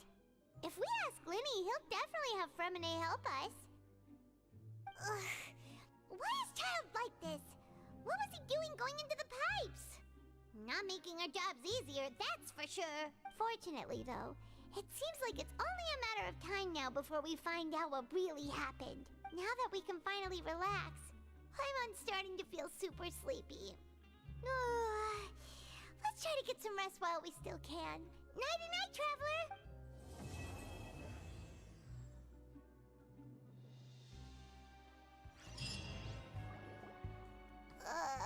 It's morning already? Paimon still needs more sleep. Huh? Wait, look over there! It's one of Linny's cards! Let Paimon see what's written on it. Maybe you haven't heard, but today is the monthly free day. Everyone has the day off today, which makes it the perfect time to do some investigating. It's been a while since we last talked. Have you been making any progress lately?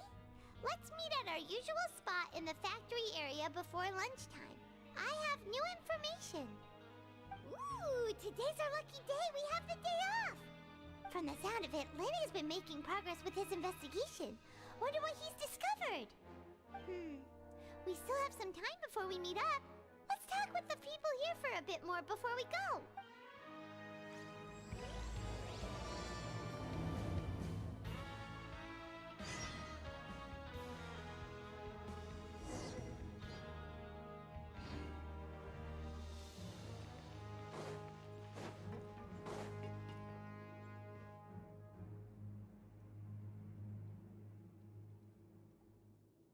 Tidal wave. Look!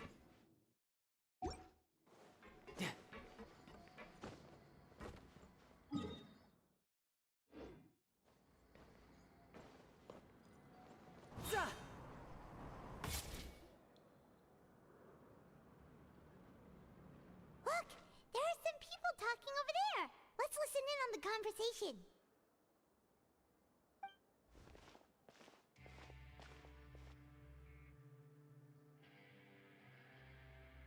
If you ask me, those pompous parasites on the surface act like they're all a bunch of aristocrats. Do any of them give half a hoot about a bunch of dogs like us? Hey, speak for yourself, mate. I'm no dog. Oh, you think you're special or something? If you're here, then you're just a convict like the rest of us. I've heard that even if you're released after serving your sentence, going back to life on the surface ain't any better. Once a criminal, always a criminal. We're marked for life.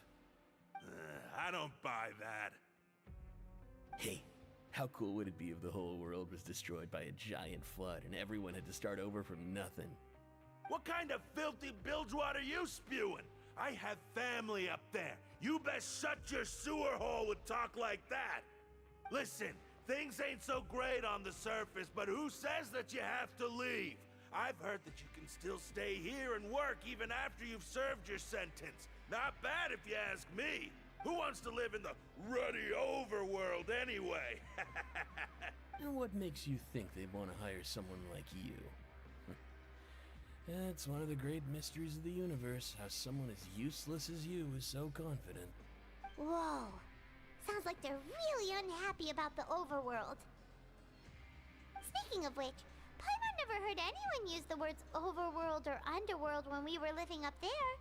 Is it only something the inmates down here say? That's true.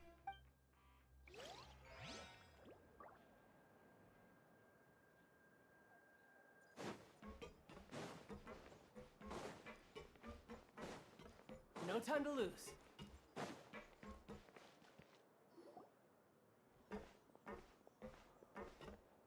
There's a group of people over there. Let's go listen in. So I said, that's not a faucet. Hey, who are you two? Why'd you come over all of a sudden? Oh, sorry for eavesdropping. Sounds like you were talking about something private. What's the matter? They're just looking to join in on our fun, that's all. Hey, don't pretend like it's okay for them to just interrupt us like that. Yeah, fine. You're lucky we don't mind extroverts that much.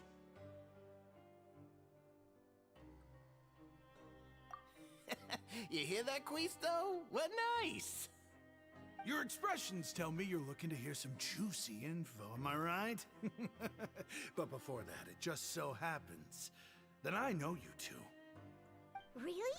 Are we that famous? You're kidding. How often does anyone get a personal tour led by His Grace himself? Practically everyone was talking about it. Word has it that you also caused quite the kerfuffle. A little mistake, huh? I like the way you put it. You see, people with a good attitude can join our group anytime, unlike some of the others here. Your group? I'm Quisto, and this is Lavaroon. People usually call us the Bombshell Bros, but don't worry, we're not playing with bombs or anything. It's just that our information is always so explosive, and we blow minds on the regular. So, you two really like to gossip? Whew, you sure know how to embellish. No. You don't get it. Knowing intelligence will make things better for you here. For example, knowing who's working with whom, who has the latest rumors, who's not getting along. Wouldn't you like to know all that?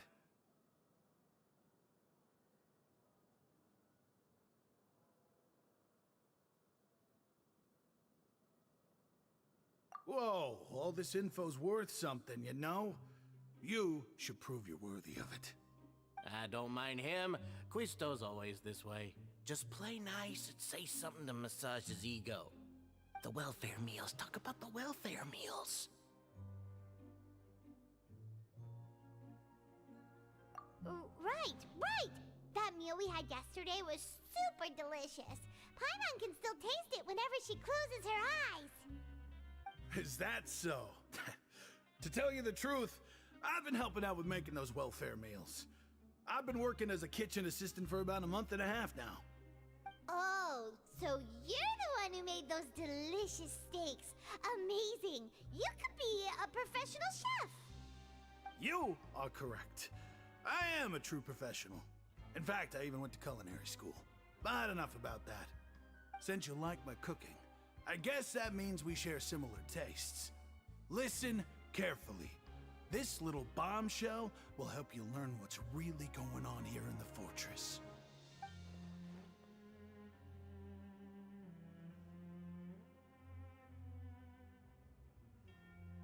Listen, kids. The power structure within the fortress is quite complicated. The overworlders couldn't care less about us down here. We're basically dogs to them. You've already met the one person here you should never cross, the Duke, Risley. He knows more than you think.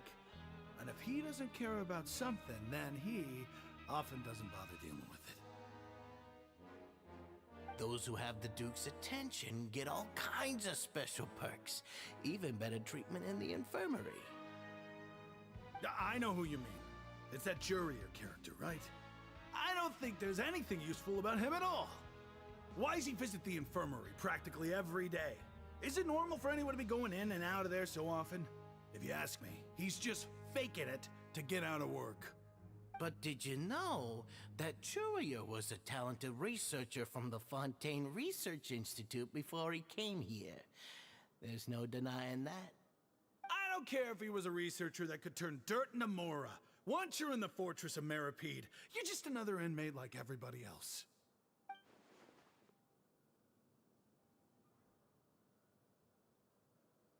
Speaking of which, the last time I saw him, he was passing by the corridor with Lorvine. I also heard they started arguing in the library and got into a fight, right? Guess that's just how terrible of a guy he is.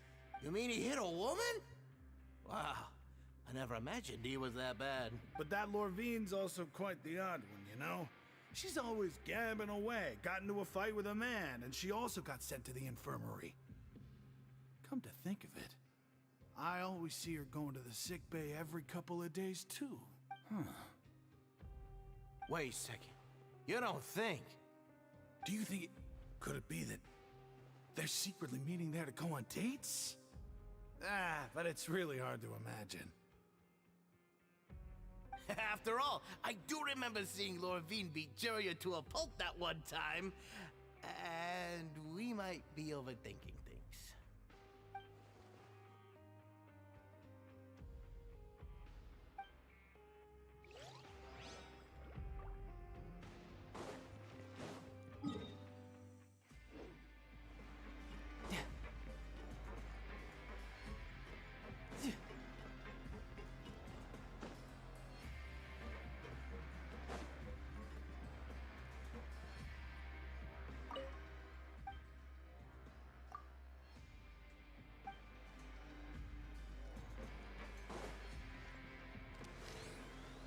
Yeah.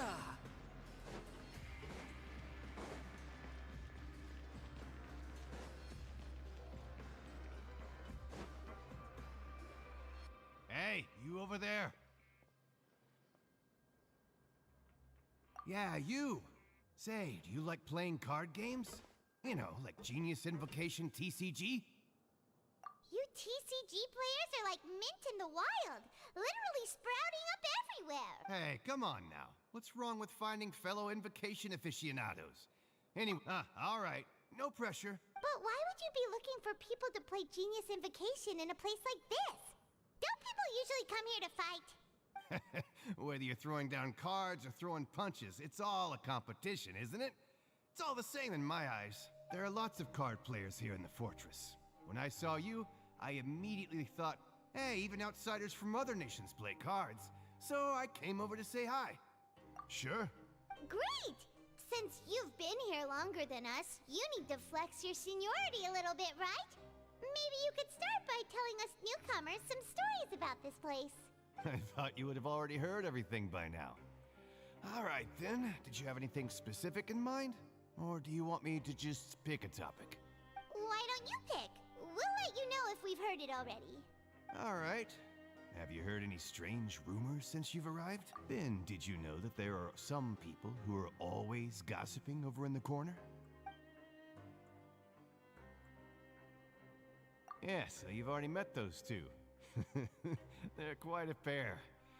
They always keep an eye out for the latest happenings and gossip about everything. I've never seen anyone with more time on their hands. I heard that they used to be a chef and a bartender before they were sent down here. You know how bartenders are, always chatting with customers. And chefs love to pass the time just hanging out when they're not cooking. Good to know. Do you have anything else to tell us? Let me think. Sounds like you want to hear something a little more tantalizing. Oh, did you know that the Duke was also a convict in the fortress of Meripede before? Huh? Wait, are you serious? That's right. The Duke was an inmate just like you and me. Seems he was exiled here for committing some crime. Who knows how he ended up rising up to become the warden, though? To go from an ordinary inmate to becoming the manager of the whole place? I'm not gonna lie, I kinda respect that. A forbidden zone? Sounds like something that someone just made up. I've never heard of that. Where did you hear about it? It's just a rumor we've been hearing, but no worries if you've never heard of it. Do you have anything else you can tell us? Anything else? Not that I can think of, but I'll be sure to tell you anything interesting I hear next time. You'll have to play a game of Genius Invocation with me first, though. Okay, we've talked to just about everyone, and it's about time for us to go meet...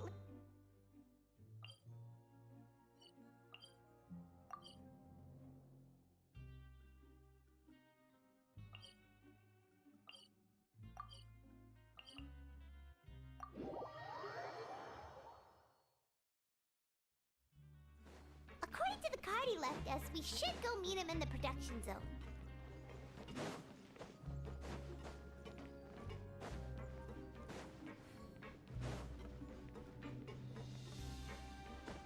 Yep.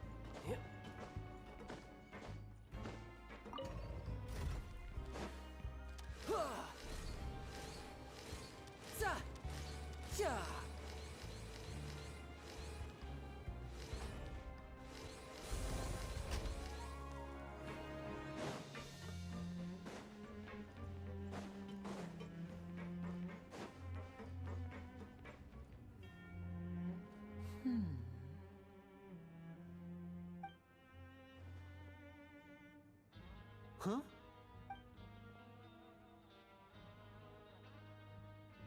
That look in your eyes.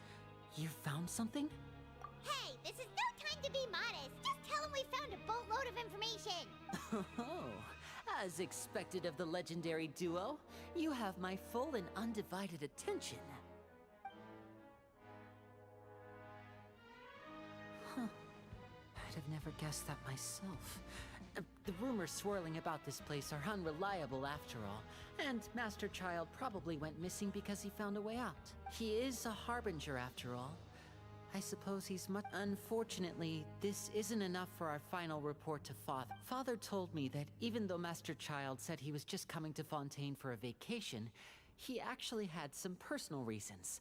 His escape route is already flooded, so we'll have to test... Well, when you put it that way, it's obvious that only Fremine would be up to the task.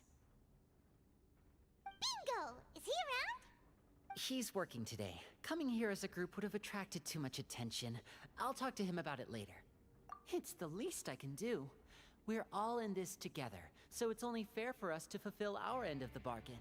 Honestly, I'm far more impressed by you guys managing to collect all this information right under Risley's watchful eyes.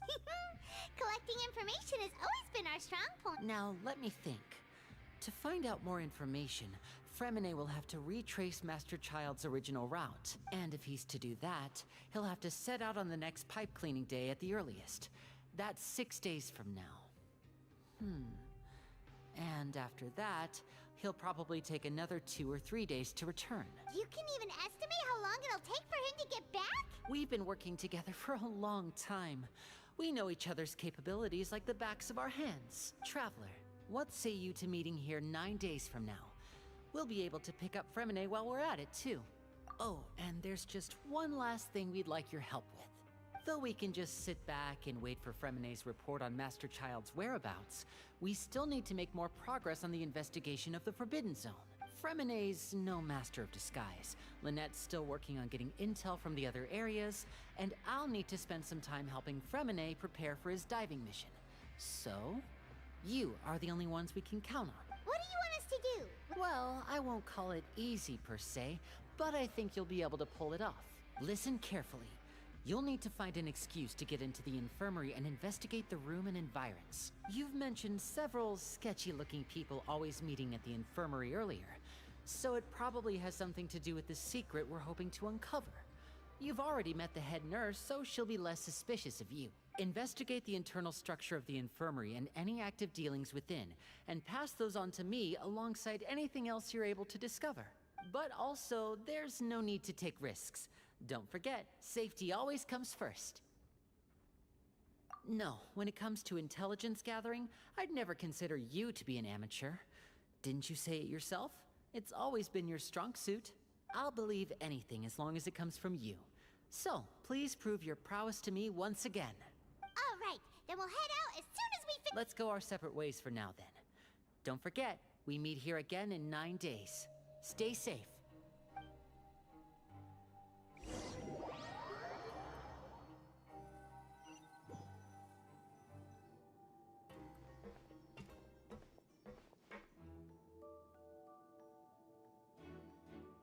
Hey, stay here for now. Paimon will take a peek. There seem to be several people inside.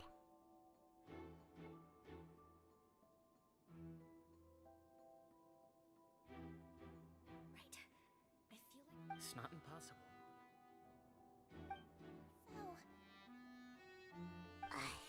It's a bit hard to understand them from here. So, why don't we...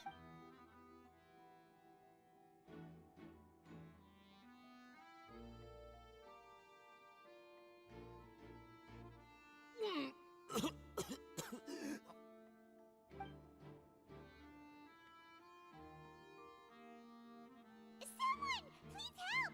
He's sick!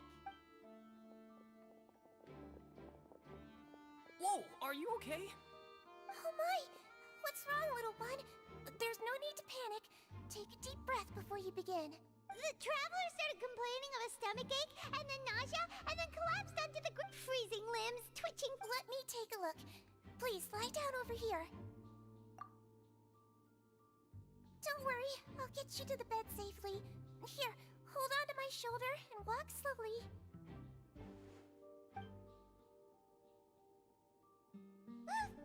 You can do it, traveler! Don't apologize. You're sick after all. Now, please relax. I'm just going to do a preliminary checkup on you.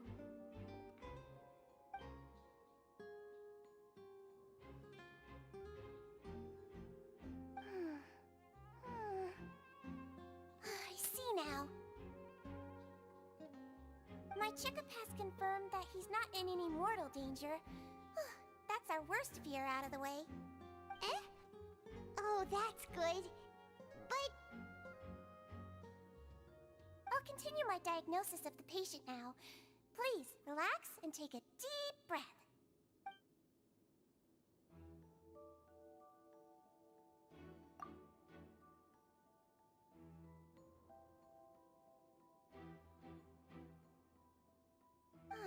Don't sense serious damage to your organs either.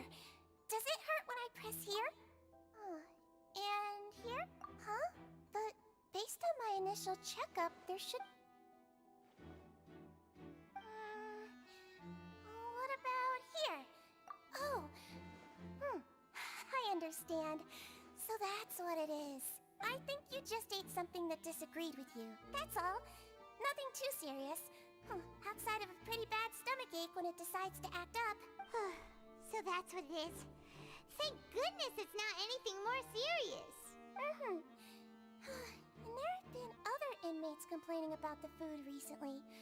I'll inform our head chef, Mr. Woolsey, of this problem as soon as possible. Congratulations!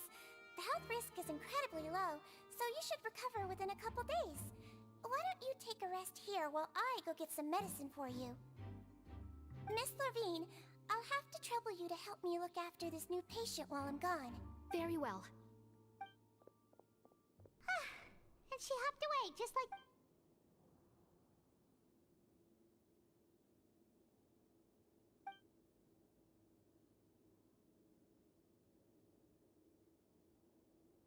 Hello. So how are you feeling now?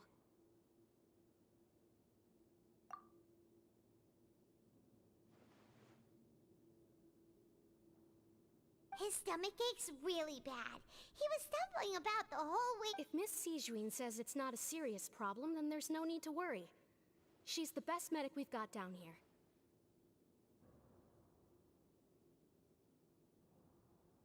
But it also looks like she's the only medic you've got down here. Ah, well, that's true. What do you mean, that's true? That's really misrepresenting the situation. Of course I can't speak for the whole fortress, but it's not like everyone imprisoned here is useless, you know? Though they may have committed crimes and gotten locked up here as a result, they still know a thing or two about medicine, and they help Miss Sijuin take care of the sick and injured. Yeah, you're right. But did you have to lecture me about it in front of another patient? Aren't you a patient too? Where did all your energy come from? That's correct. Sorry, I got a bit ahead of myself. Are you two also sick? We've been sick a while. I come back every once in a while for checkups, and to pick up the medicines Miss Sijuin prescribes for us. That's just the nature of chronic illnesses. As for her... you could say she fancies herself as Miss Sijuin's capable helper because she learned a bit of medical knowledge ages ago. Please watch your mouth, Mr. Jurier. Don't forget that you are the primary reason I have frequent heart palpitations. Hey, don't start arguing now! Please, keep it civil at least.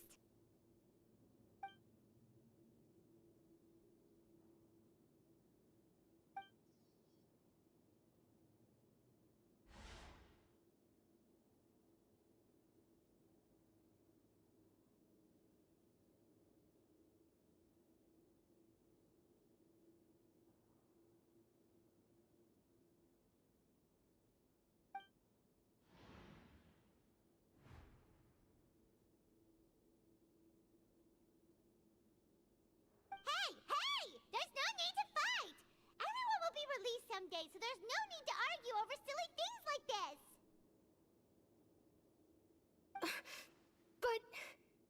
But... Release. It's way too early for us to even think about that. And who the heck knows if we'd even be able to continue our previous lives?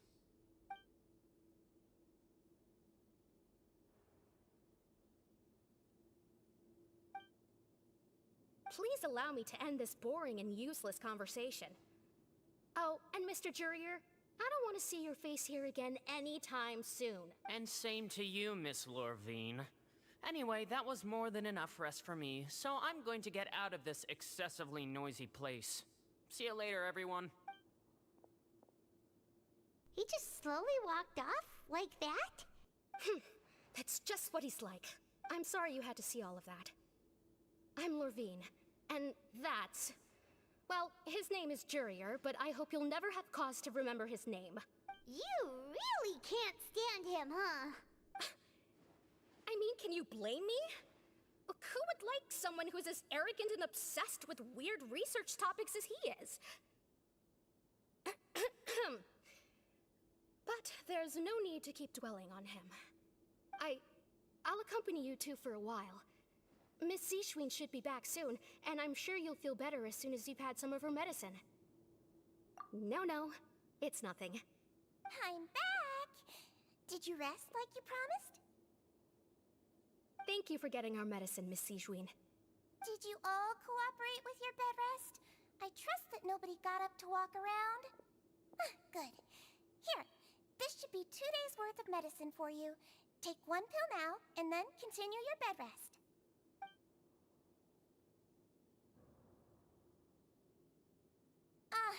Miss Levine, I left in a bit of a hurry just now. Do you still remember if we discussed the color of the pill that you should be taking today?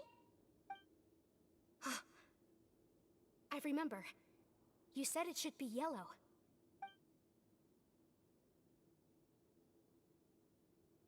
Yellow, huh? I understand. These are yours. Please, make sure to go to bed early after taking them tonight. You'll benefit from a good night's sleep. All right, then I'll also be on my way now. I hope you feel better soon, too. See ya! I'm going to fill out your medical record now. You're widely known as the Traveler, right? I just want to double-check a few details, if that's all right with you. Those two made quite the commotion just now, so why don't we let the traveler rest? Paimon can answer the questions instead. So his primary symptoms are abdominal pain with secondary symptoms of nausea. Is there anything else? That's it. All right then. Is there anything we should know besides to take the meds? No, his base constitution is quite good, so I'm sure he'll recover quite quickly after taking the medicine. Please, make sure to stick to bland or less stimulating foods, and don't stay up too late at night. Got it. Paimon will hold the traveler to that for sure.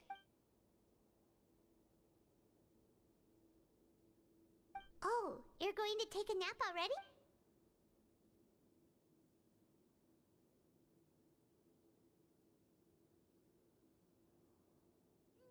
We've been to lots of places together. He may look a bit under the weather now, but he's actually So you're the best of you're awake. How do you feel? You slept for a really long time, but we never left. Well, now you can go back without a worry in the world. Remember to take your meds regularly, and remember bland foods.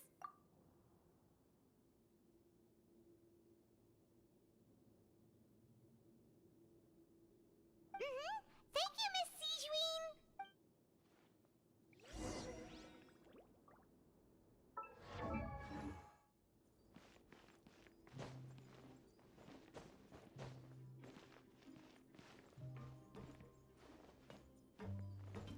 Yep.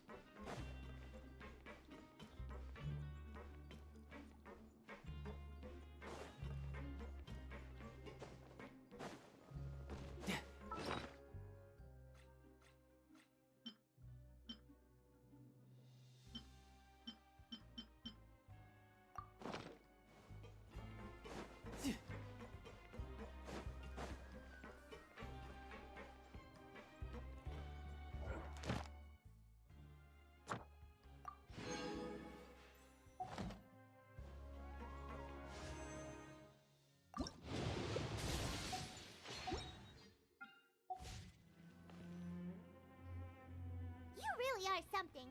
To be able to fall asleep like that and even sleep talk the entire time, you scared Paimon half to death! No, but you kept mumbling things along the lines of, Pyron, don't... Paimon talked with Sijuin the entire time you were asleep.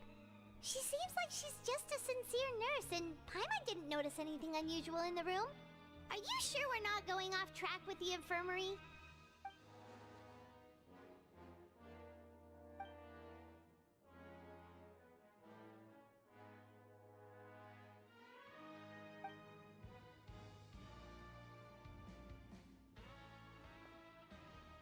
Whoa! You really are super thorough. All those tiny little suspicious things that Paimon didn't even pick up on. We've got to give the info to Linny.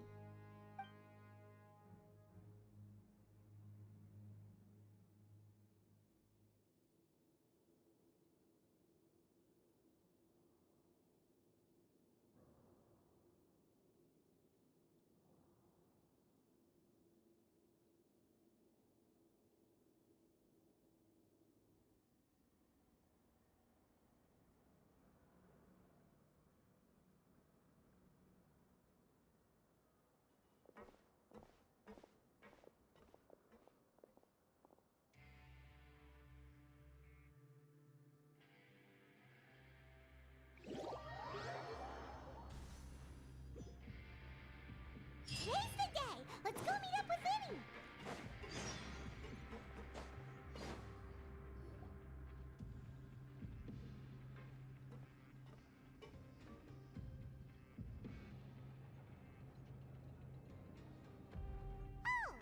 Hmm?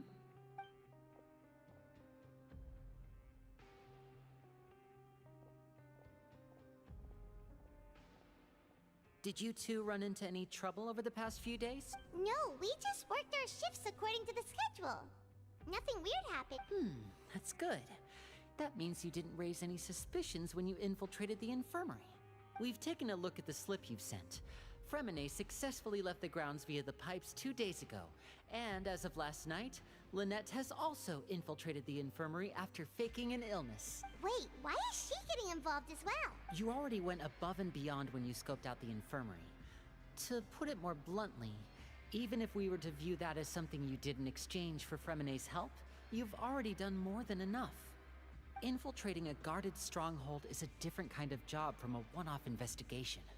We want to avoid using the same faces over and over and reduce the amount of suspicion that will fall on any given person. Lynette also felt like you have already taken the first step for us, so she should be the one to finish the job.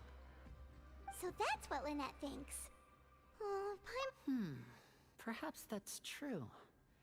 You are both very good people, and we've come to appreciate that more than anyone else.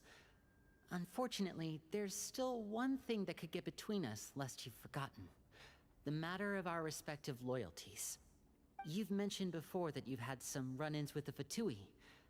I can understand that feeling, so I assume you're just helping us out of the kindness of your hearts? Well, everyone could use some more friends. We'll be counting on you to help us in the future, too. Since I see you as friends, then it's even more important for us to protect you from any peril. Fremine and Lynette feel the same way.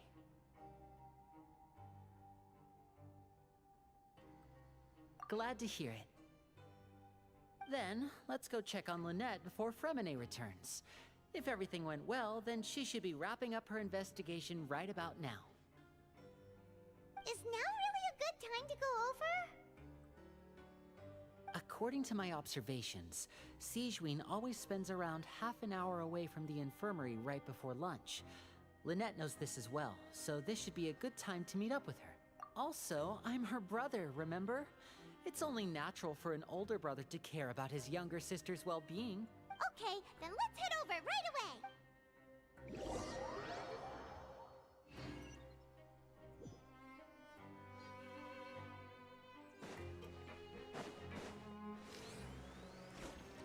Yeah!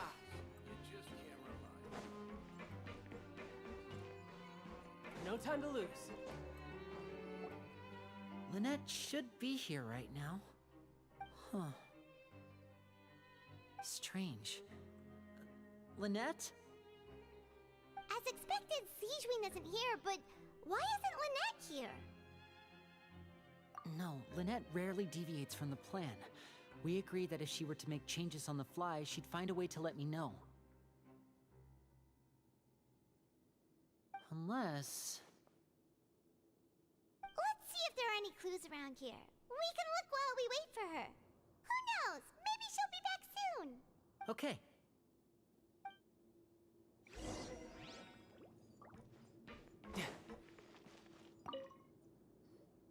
There are some books here and a few files.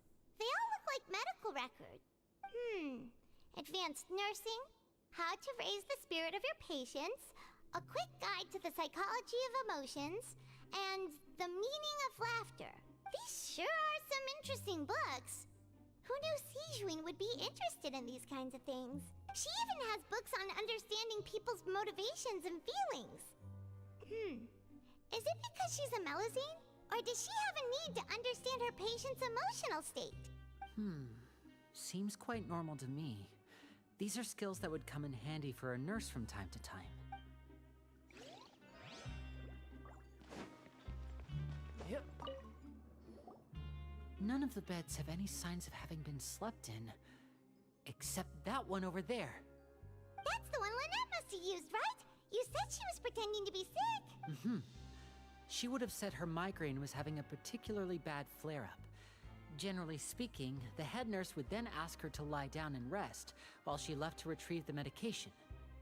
Which means, either the head nurse didn't return the entire time from when Lynette laid down up until she left the bed, or the nurse intentionally left it this way.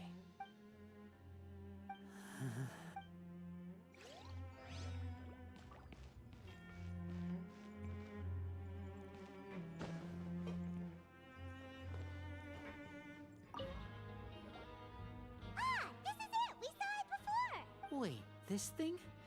It doesn't look like it's been disguised that well. The space behind it is empty. From its size, I don't think it's an entrance that is meant to be taken apart. There's probably a mechanism around here somewhere. Could Lynette have tried to get inside? But if that's the case, she would have contacted me for sure. Let's look around here for some more clues. Don't panic, just take another look.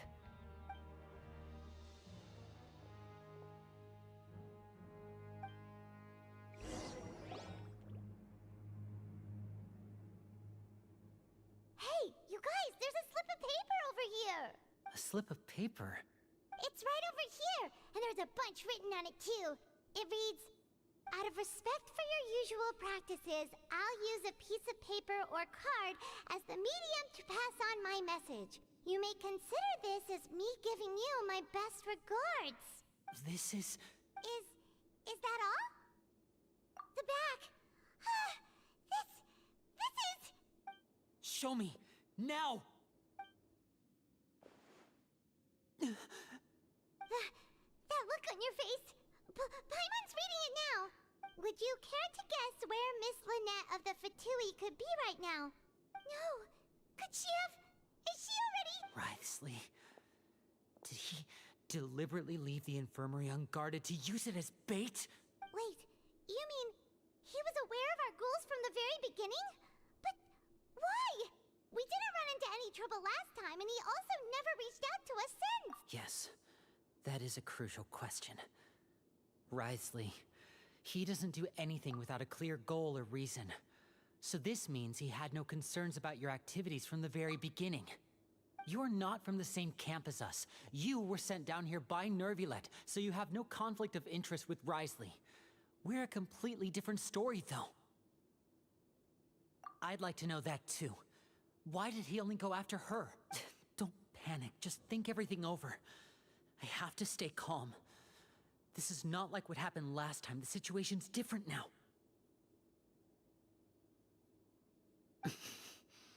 Wait, you're right. Wait, but that means the fact that Fremine was able to leave the grounds.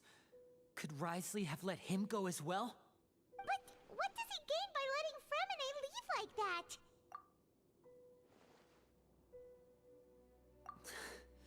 So he's challenging me and trying to provoke me, I'm sure of it. We never should have sent out Fremine. We had to go through all that trouble to find an opening to sneak him around the guards and into the pipe, and we even thought luck was on our side. If Wriothesley let him leave on purpose, then he's probably in a terrible spot now as well. Lenny's getting more and more panicked. We have to calm him down. Don't be like this, Lenny. Fremine wouldn't have left if we hadn't told you about Child. That was our fault. No, I'm the leader of this operation, and I'm the one responsible for this team. I was the one who failed to protect them. I'll go talk to Wriothesley. Hey, don't be reckless! Traveler, please talk some sense into him. I simply cannot allow Lynette to be abducted again. I have to go. I'll find a way to get them back. He's rushed out the door! After him!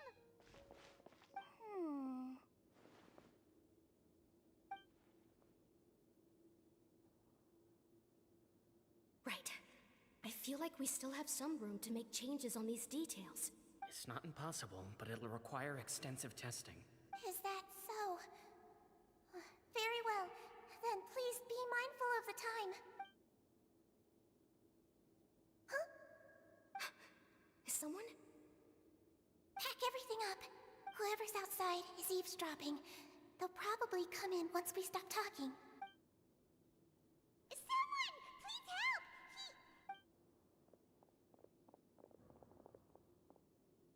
are you okay? What a delightful turn of events. I like smart people, but I also like playing dumb. I like the feeling of being trusted. Oh my! What's wrong, little one? There's no need to panic. Take a deep breath before you begin.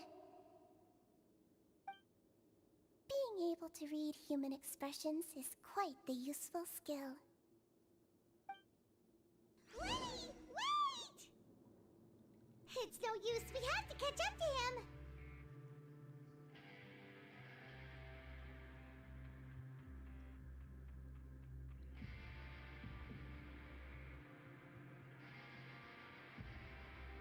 This place is pretty dead. By which I mean, there's nothing to kill.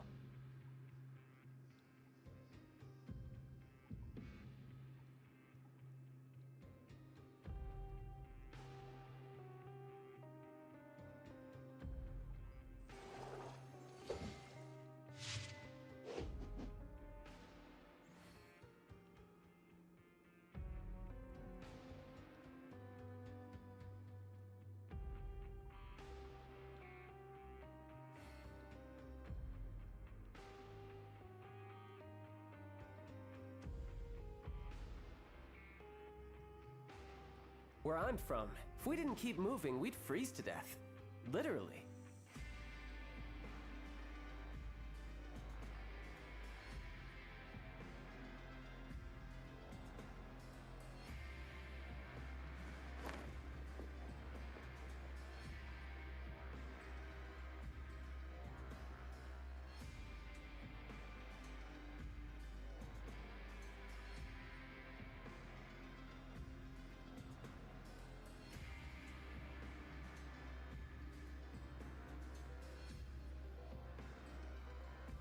This place is pretty dead. By which I mean, there's nothing to kill.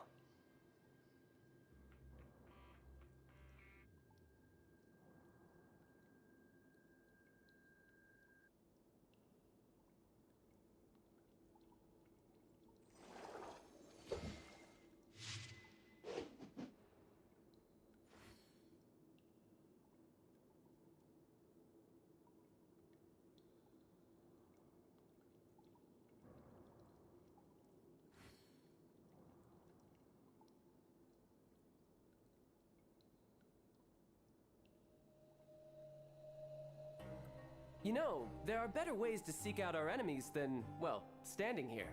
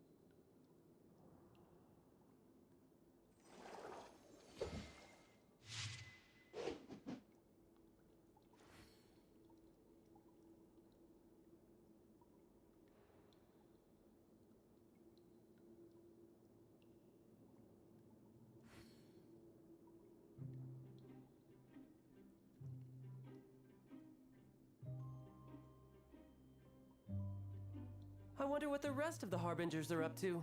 Plotting and scheming on an ever grander scale, no doubt.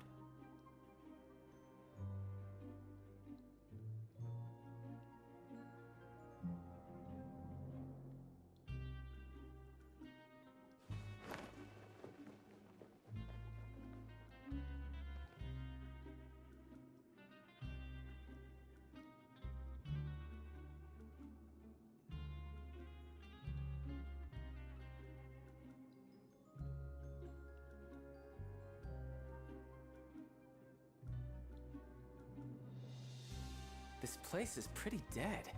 By which I mean, there's nothing to kill.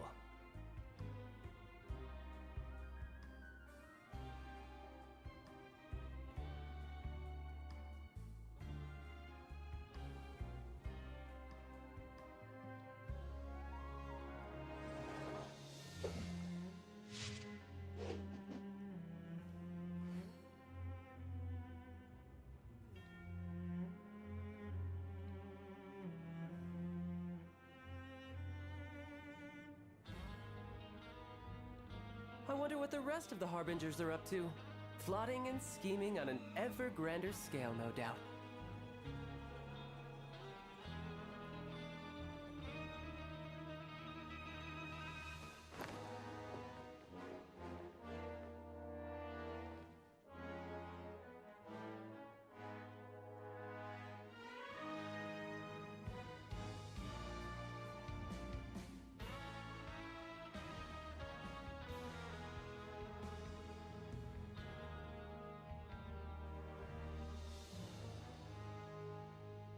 You know, there are better ways to seek out our enemies than, well, standing here.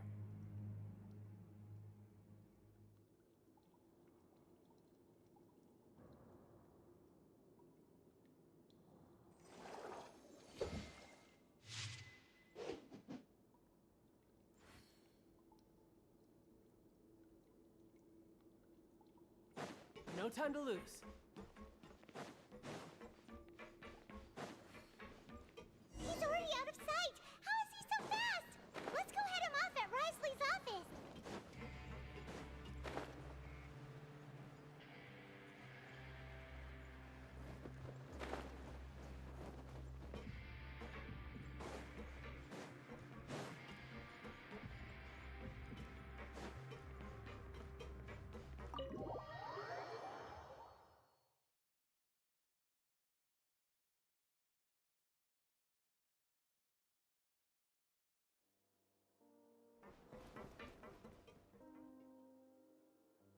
Come out and face me!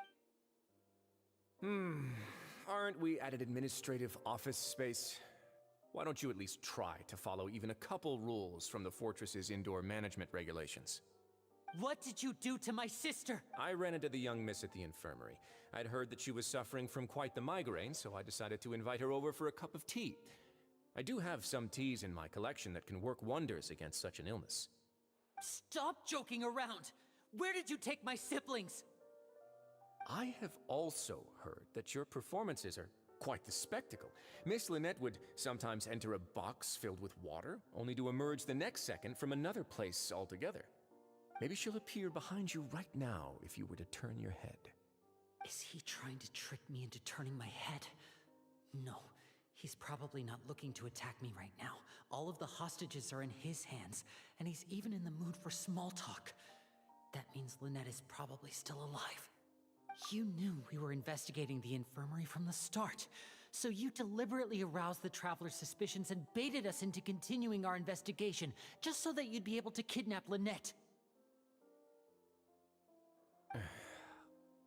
As for Fremine, no, you probably didn't even interfere with Child's escape. You let him go, so you could purge the Fatui members that we had planted into your ranks. There was no need to do so. The Fortress of Meripede is a pretty pleasant place. Most people enjoy their lives here. The only ones who act differently are those with personal agendas. It was quite easy to identify your colleagues. You removed our original members and spread the news of Child's escape so Father would assign our team to come down and investigate. Fremine has also fallen into your hands, right? If you're oh so omnipotent and so in control, why would you need hostages? one correction. Lynette is in my hands right now, but Fremine is not. He's not. What do you really want? Winnie!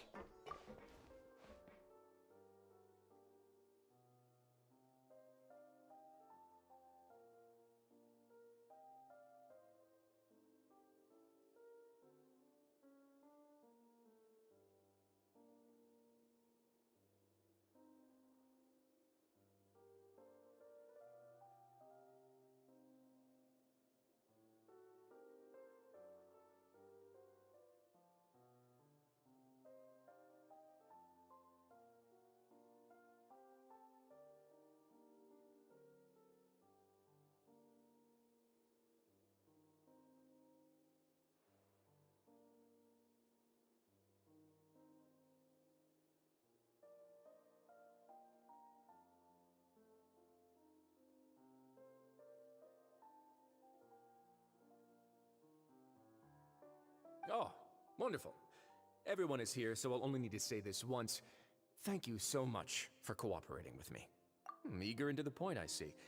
Alas, only Miss Lynette is currently having a cup of the fortress's finest tea. Although, as per your original plan, Mr. Fremine should also have returned to the fortress by now. But he has neither shown up within my gates, nor has he been taken into any kind of custody. So where do you think he may be right now? Wait, you can't mean you locked him outside in the sea? I closed the fortress's gate to the outside world. That's all. Fremine's a star diver, so he should be fine, right? No, we're still here, so he definitely tried to find a way to come back for us. So we can't assume he might have made a break for the surface. But why would I do this, you may be asking? To have an audience with you, of course. My intel tells me that Mr. Linney is a great magician, so it's only natural for me to want to have some cards of my own when it comes to negotiating. Besides, I do recall you mentioning to Miss Lynette that you've always wanted to have a face-to-face meeting with the Lord of the Fortress of Meripede, regardless of whether it was in a personal or a professional capacity. Well, you got your wish. So, you've been keeping tabs on us before we even set foot in the fortress. Some of my folks just happened to hear a thing or two, that's all. In any case, I will be straight with you. I was willing to play dumb and turn a blind eye, so we had a pleasant few days playing games together here. But once you started focusing on the Forbidden Zone, all of that changed. Mr. Linney, the cards are stacked against you right now. Miss Lynette is in my hands, and Mr. Fremine is still slowly being pickled out there in the brine. You know just as well as I that he cannot last out there forever. You need do but one thing to guarantee their safety. I would like you to contact your superior, and ideally invite her over for a cup of tea with me. You want to see Father? But why should she bother giving you an audience? Well, if she cares for the well-being of her dearest children, she should have plenty of motivation to join me for a parents' evening. I've heard that the bonds between the members of the House of the Hearth are like the bonds of family. I don't see why she would refuse. Why did you think Father sent us to handle the Fortress of Meripede? This place is basically a no-man's land. It wouldn't be fitting for anyone as important as a harbinger like Father to come here in person. Oh, I see. So it's because she doesn't care for my place here. That's such a shame. After all, I've amassed quite the tea collection. I was looking forward to sharing it with her. Both Monsieur Neuvillette and Lady Farina have already received many samples as gifts. Was this the extent of your master plan to get to Father? No matter how much pressure you may put on me, I won't allow you to use us to blackmail her. You people really are difficult to get along with. All I'm asking for is a face-to-face conversation. Does she truly have no interest in the fortress's secret? Mr. Linney, you have one last chance to invite your father here. If you refuse... Linny!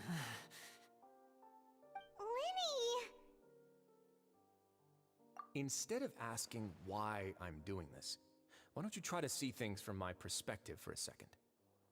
From the very beginning, the Fatui has been actively infiltrating my fortress. I gave you a warning by cutting off the first few operatives I found, but that only caused you to double down.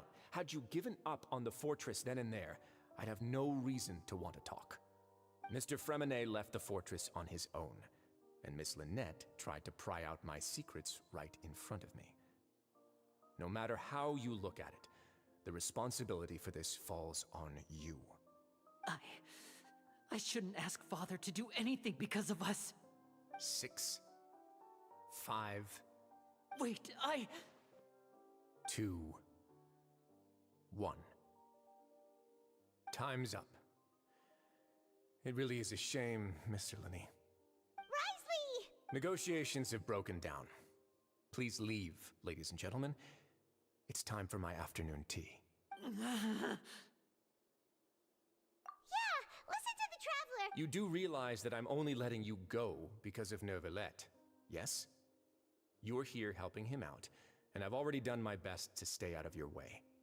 But that doesn't mean you can just do whatever you want. The fortress may be small and remote, but it still has its own set of laws. Then how about this? Those who are capable deserve respect. You've spent quite some time investigating my home turf by now, so why don't you tell me a thing or two about what you found, I'll ask you 3 questions. Answer all of them correctly, and I'll agree to your request. Question 1. Regarding the hidden rules of the production zone, what is the truth behind the one about not being allowed to work for 3 days in a row?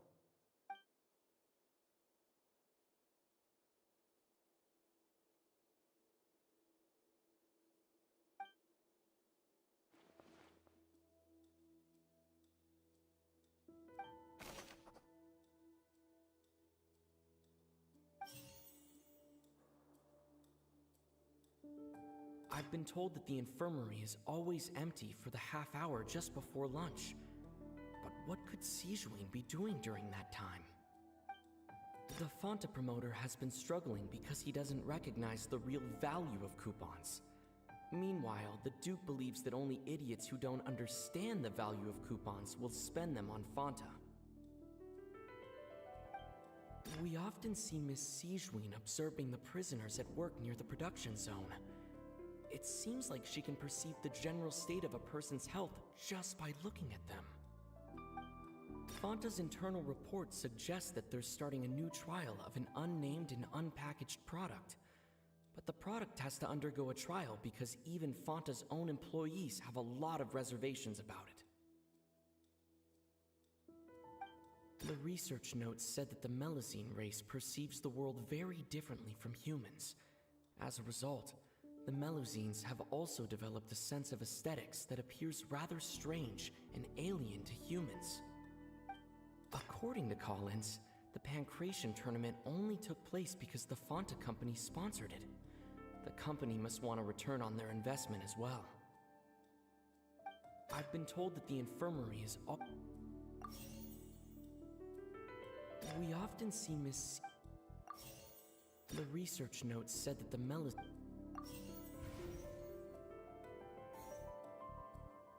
The Fonta promoter has been struggling. We often see Miss Sijuin The Fonta promoter has been struggling According to Collins, the Pancration... Fonta's internal report suggests that there's... The Fonta promoter has... The Fonta promoter has been... We often see Miss C... I've been told that the infirm...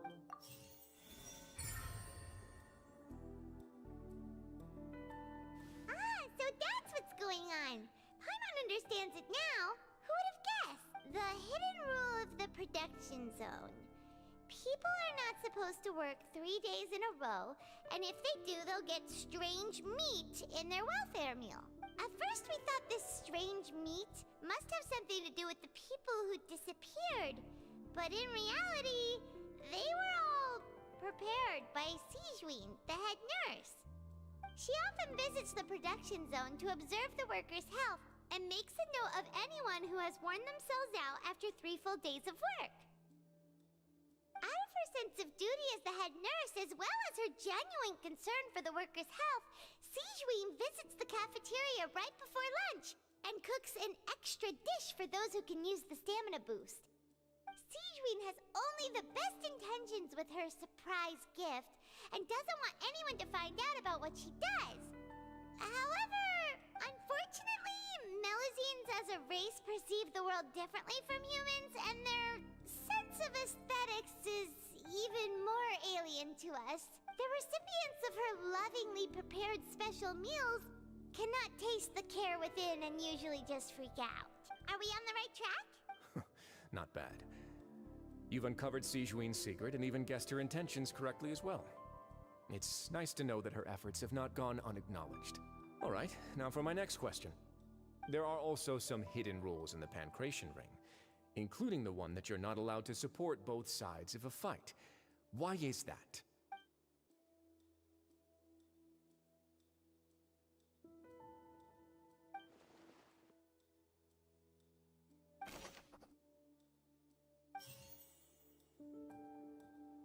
Fonta's internal report suggests that they're starting a new trial of an unnamed and unpackaged product.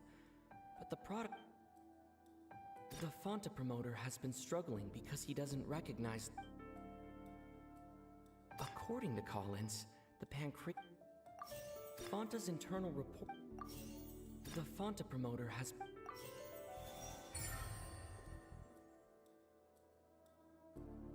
Paimon gets this rule too now, so there really was nothing to be afraid of. That hidden rule of the Pancration Ring is about how, people are not supposed to bet on both boxers at the same time. And if they do, they'll receive a package containing a strange, blood-colored liquid. People get scared when they see it because they've subconsciously begun to associate it with the missing boxer. But really, it's just a bottle of the latest yet-to-be-named and packaged new Fonta trial product. A blood-red drink. It's no wonder even Fonta's own staff were questioning the company's decision-making. The company, facing backlash from its own staff, decided to try to trial the product on a smaller scale, to see how it might be received by customers. They came to the fortress of Meropide and offered to sponsor the Pancration tournament so they could push their new product. But the Duke completely refused to even entertain the idea. The Duke, knowing how valuable coupons are in the fortress, knew that only total idiots who didn't understand their true value would bother buying a Fonta product here. And so, only those who proved their stupidity by being dumb enough to bet on two opposing sides of the same match were selected to receive the drinks. I acknowledge the effort you've put into bringing the truth of this mystery to light. Although, based on your description, that Fonta promoter is a bit too careless with his words. I may just reconsider my collaboration with the company. All right, and here's the final question. What's the secret behind our head nurse and all of her patients in the infirmary? Stop your cruel and pointless games, Risley! You know that we haven't finished our investigation, so there's no way we can answer the last question. The thought is, you'll pay for this! Lenny, are you alright? Oh, close one. I owe you, Sigeween. That was a fantastic shot. It was nothing, Your Grace. Sigeween? Though this gun may look like a toy, it's actually fully functional, as I just demonstrated. Sigeween... Not at all. I am merely a resident of the fortress, and thus protecting it is my duty. When Monsieur Nervulette asked me to come here, he told me that my job would be to take care of the well-being of everyone here. I am merely discharging my duties. But if you mean what you just said, then isn't Linny someone you should be looking after as well? Isn't he a resident here just like the rest of us? But I really am just doing what Monsieur Nervulette told me to do. Everything I did, I've done to protect them. Had I not, they would be in far more dire straits right now. His Grace knows it too, right? Your Grace? Mind proving my innocence to them? My dear Sigeween, whatever shall I do with you? Would it have killed you to just wait another minute or two? Well, it's nearly time after all. The way you do things can be truly frustrating sometimes, Your Grace. I figured I should try to talk some sense into you. What are you talking about? What time? Take me if you want. Let them go. How touching. Can you just give me one more minute? Don't be like that, Your Grace. All right, everyone, calm down. 2 more visitors will be arriving any time now. I'll go get a cup of tea. Miss Sigewinne, I leave Miss Lynette in your care. You... What are you doing? I believe I hear footsteps.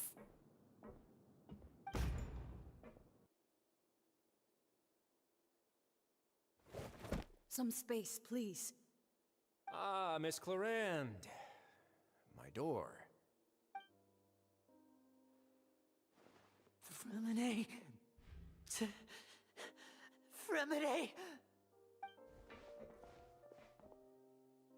What's going on? What is Clorinde doing here? Work. I'm sorry about shooting you, Mr. Linney. The tranquilizing effect will begin to wear off soon. Please take it easy in the meantime, though. What happened to Fremine? Wasn't he diving just outside of the fortress? Why is he looking like this?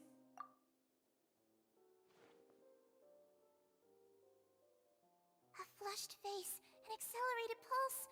He must have consumed primordial seawater. What did you say? Please, make some space. I'll need to give Mr. Fremine a more thorough checkup. Your Grace, I'll leave the rest to you. I'll talk to Clorinde while you get Fremine to where he needs to be. Everything else can wait.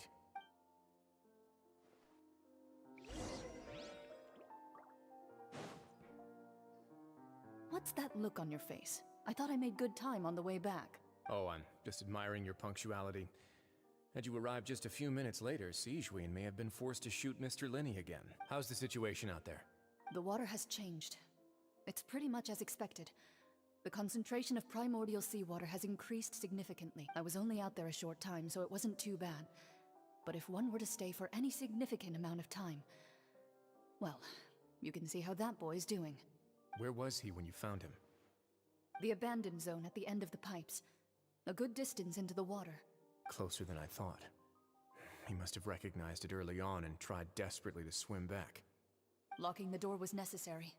I don't think we could have saved 2. Well, I did try to convince him that I had my reasons. Never seems to work, though. It would probably work on Neuvillette. He has a knack for picking out who had good intentions, even when the outcomes were all terrible. It's a bad sign if you're having to plead your case to Neuvillette. Want some tea? Not particularly. If you want to drink some that badly, just say so.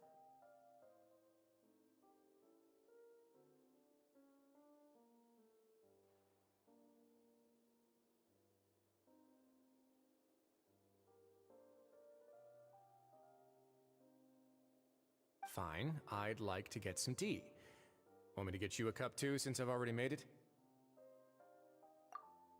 Might as well then, I suppose. Actually, do you have a towel? I would like to dry my hair.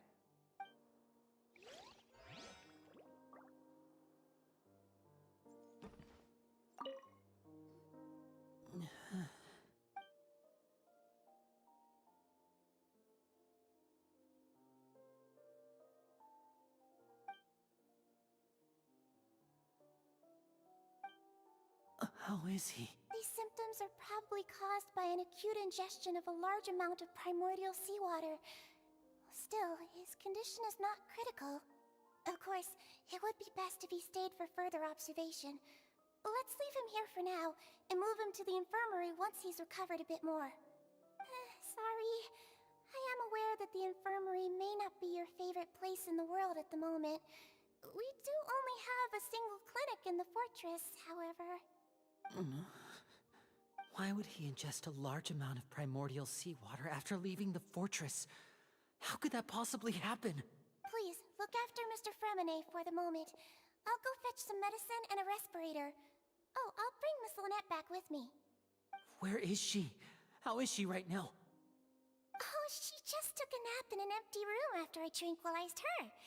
If my calculations are correct, she should also be waking up right around now. You might not believe me, but His Grace and I actually made some snacks and tea for her.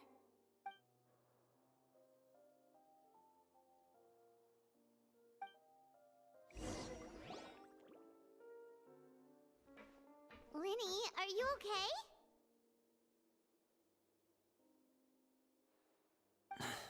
I'll be fine. They're all here now. Don't worry about me. Are you sure? You don't look alright. My hands and feet are still a bit weak, but that's probably just the residual effects of the tranquilizer shot. I'm back, everyone. Lenny! Oh, Traveler, Paimon, you're here too. Remine? Is he... He'll be fine. But for now, please help me lift him up.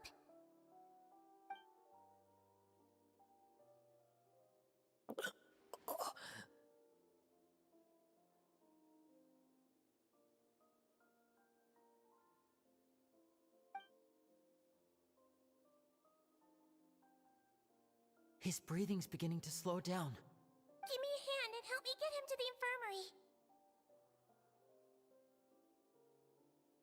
Yeah, I'll take him from this side. Lynette, together? On it. Traveler, you seem pretty worried about him. Want to come with us?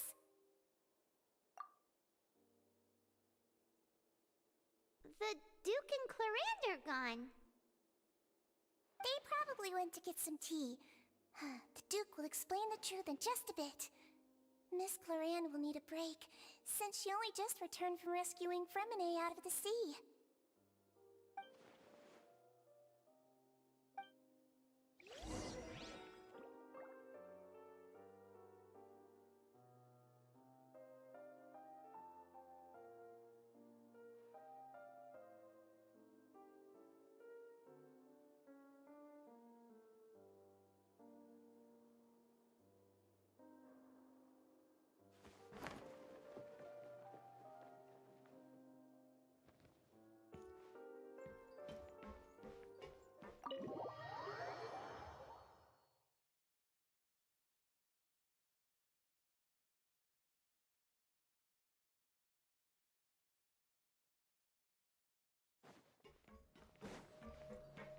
No time to lose.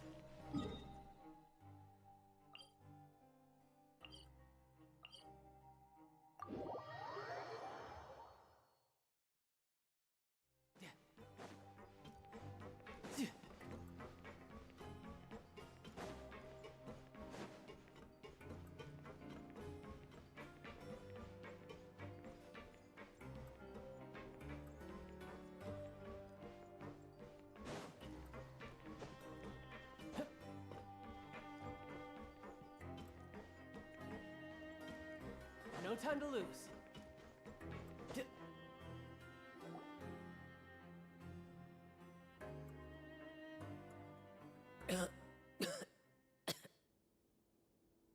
He's awake. Fremine, how do you feel? Lenny... Lynette... We're all here. Where... am I? The infirmary, at the Fortress of Meripede, Mr. Fremine. And you are no longer in any danger. How do you feel? Don't push yourself if you're not feeling up to it. Traveler... Paimon... It's been so long. The sea! There's something wrong with the seawater. Shh, it's okay. We can talk about it after you've recovered. No, listen to me. This is really serious. There's primordial seawater mixed into the regular seawater. I don't know why it's there, but no one should touch it. Pipes... Right, the pipes. It's all coming back to me now.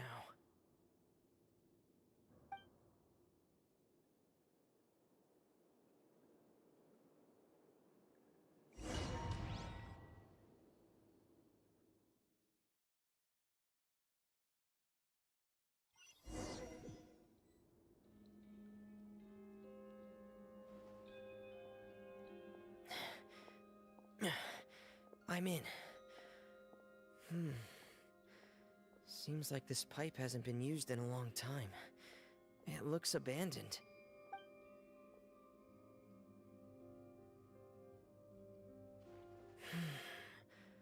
Where could Master Child be?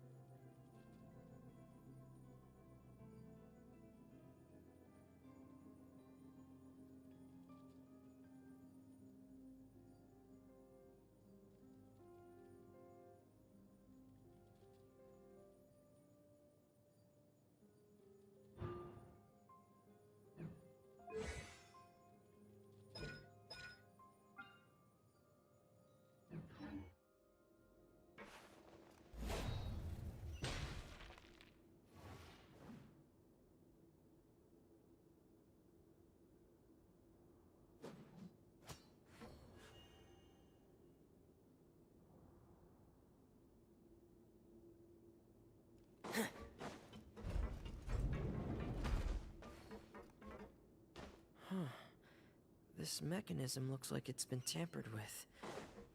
Could he have done it?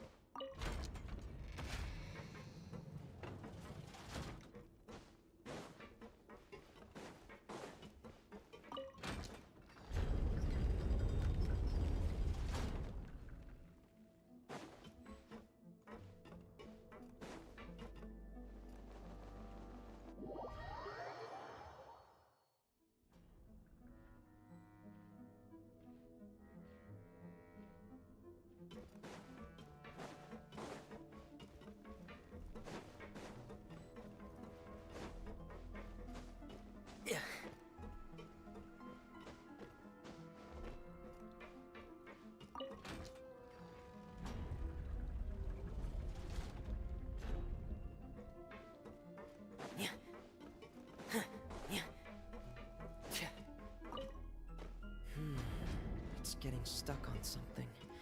Seems like I'll have to avoid those obstacles while I turn it.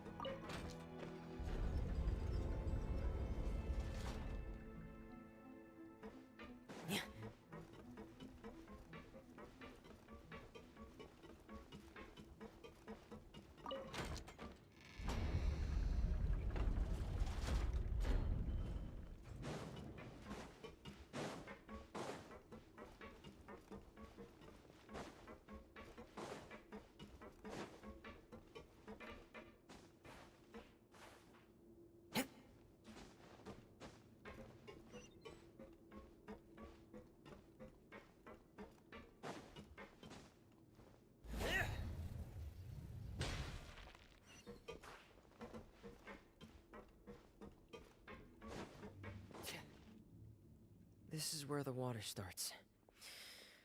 Okay. Master Child probably dived into the water. I'll go take a look as well.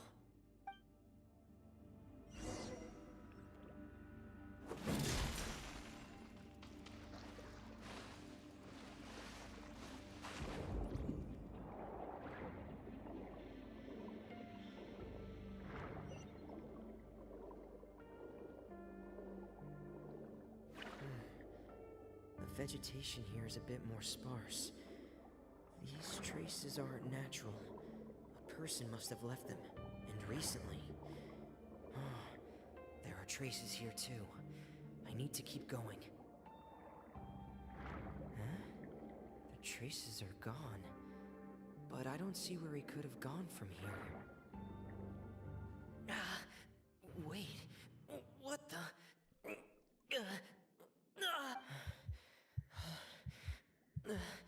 My heart is racing, and it's getting harder and harder to breathe. What's going on? No good. I have to get back. They still don't know anything about what's going on. If I turn back right now, I should still be able to make it.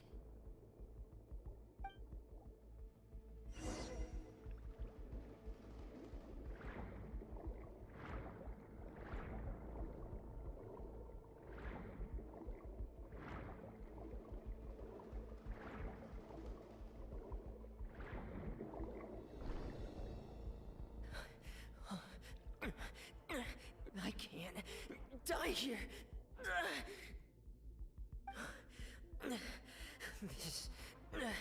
This is bad. I'm feeling worse and worse, and I'm still underwater. I have to push on.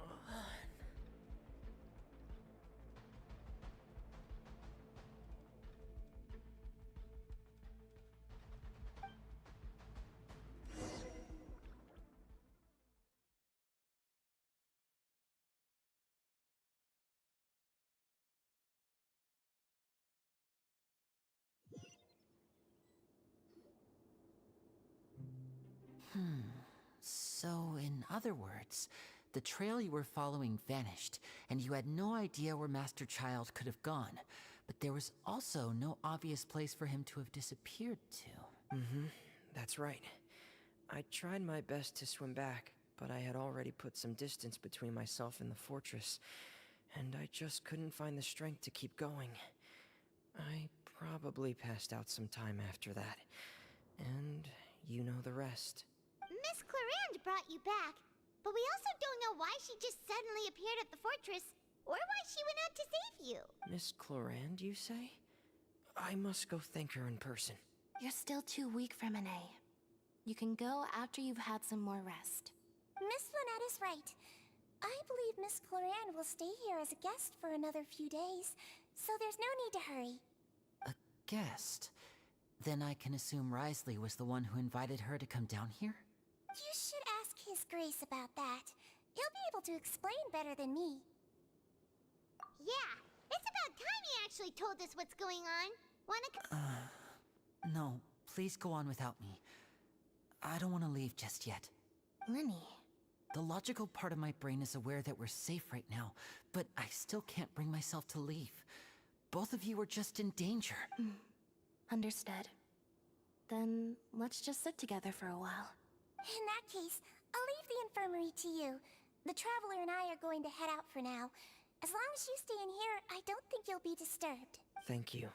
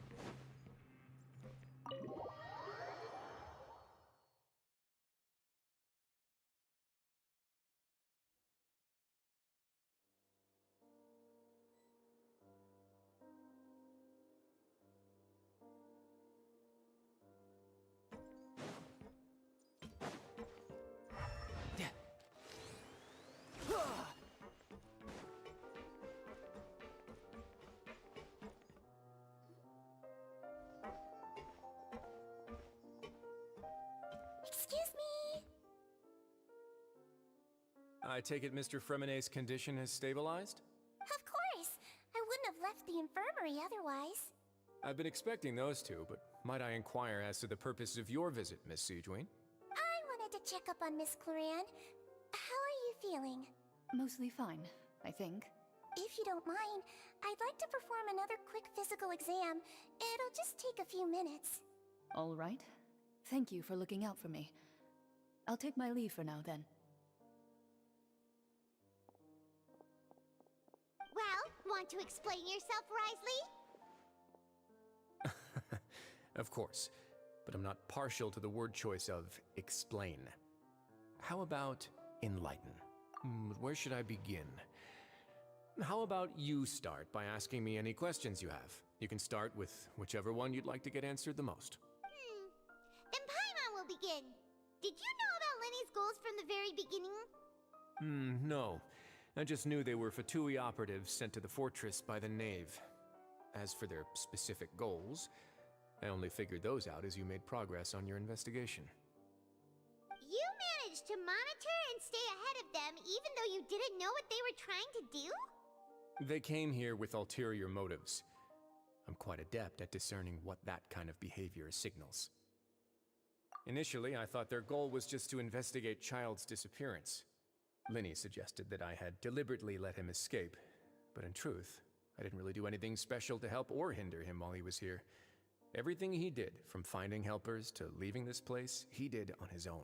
Of course, it's inevitable that the Knave would make a big deal out of her fellow Harbinger's unexplained disappearance. I'm also quite curious about where that Harbinger went. So I figured I might as well let the Fatui do their own investigative work. All I care about is the answer. So you were hoping Lenny's group would just do your work for you! You make it sound like that's a bad thing. Unfortunately, things didn't go as planned. I assume that Fremine has told you already, the ratio of primordial seawater around the fortress of Meripede is on the rise. The Forbidden Zone has always been Linny's target, and you got roped into that investigation after running into him. I began to intervene out of concern for your safety, and also to prevent the fortress from becoming entangled in more irksome matters. Are the rumors true? That you're also a former criminal? Now, why would you put it like that?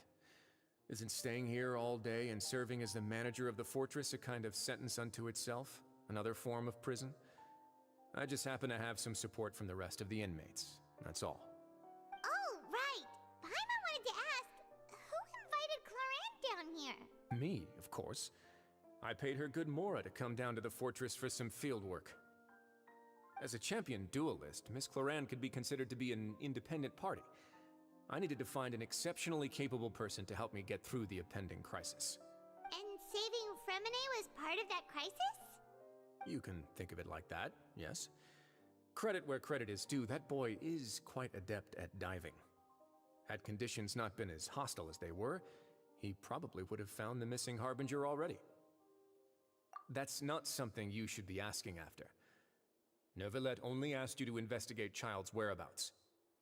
All I need to prove to you is that the Forbidden Zone had nothing to do with the Harbinger's disappearance. That should be clear now that you've spoken to Fremine. But we've already uncovered that there's something wrong with the infirmary, and we've answered a bunch of questions that you threw at us. Isn't it about time that you answer our last question in return? You make a compelling case. Do you really want to know the answer that badly? Yeah, Paimon really wants to know. Even if the truth may not be pleasant? Follow me.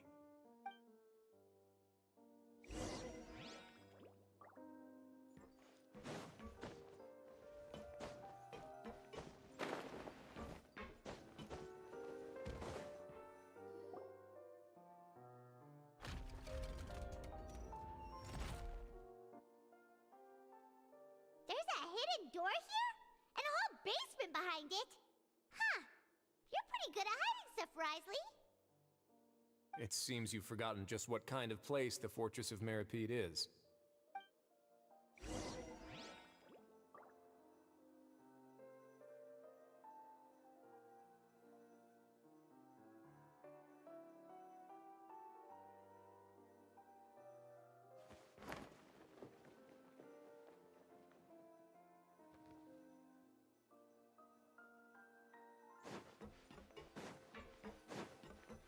No time to lose.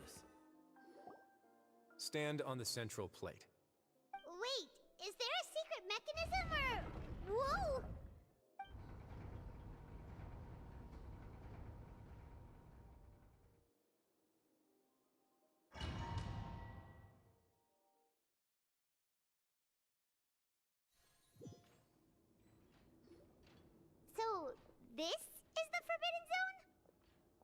Honestly, for a place so well hidden, Paimon sure doesn't see anything special. What a huge door! There are 3 such isolation gates in total. Generally speaking, I'm the only one who's allowed to go inside. Hence the name Forbidden Zone. Am I correct to assume you're going to run on back and tell your little Fatui friends everything? Well, Paimon wasn't thinking of keeping anything from them. Well, I'd advise you wait until you've seen the whole truth of this place for yourself before deciding whether or not to tell them.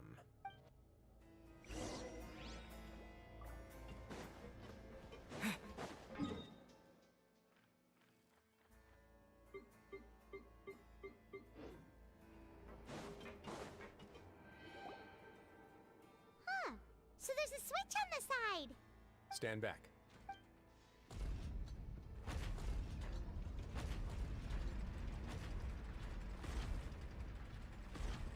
Whoa!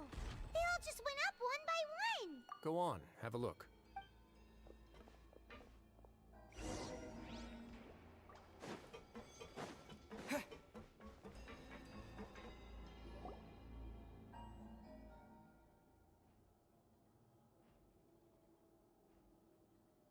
I've been interested in what lies beyond that gate ever since I assumed leadership of the Fortress of Meripede.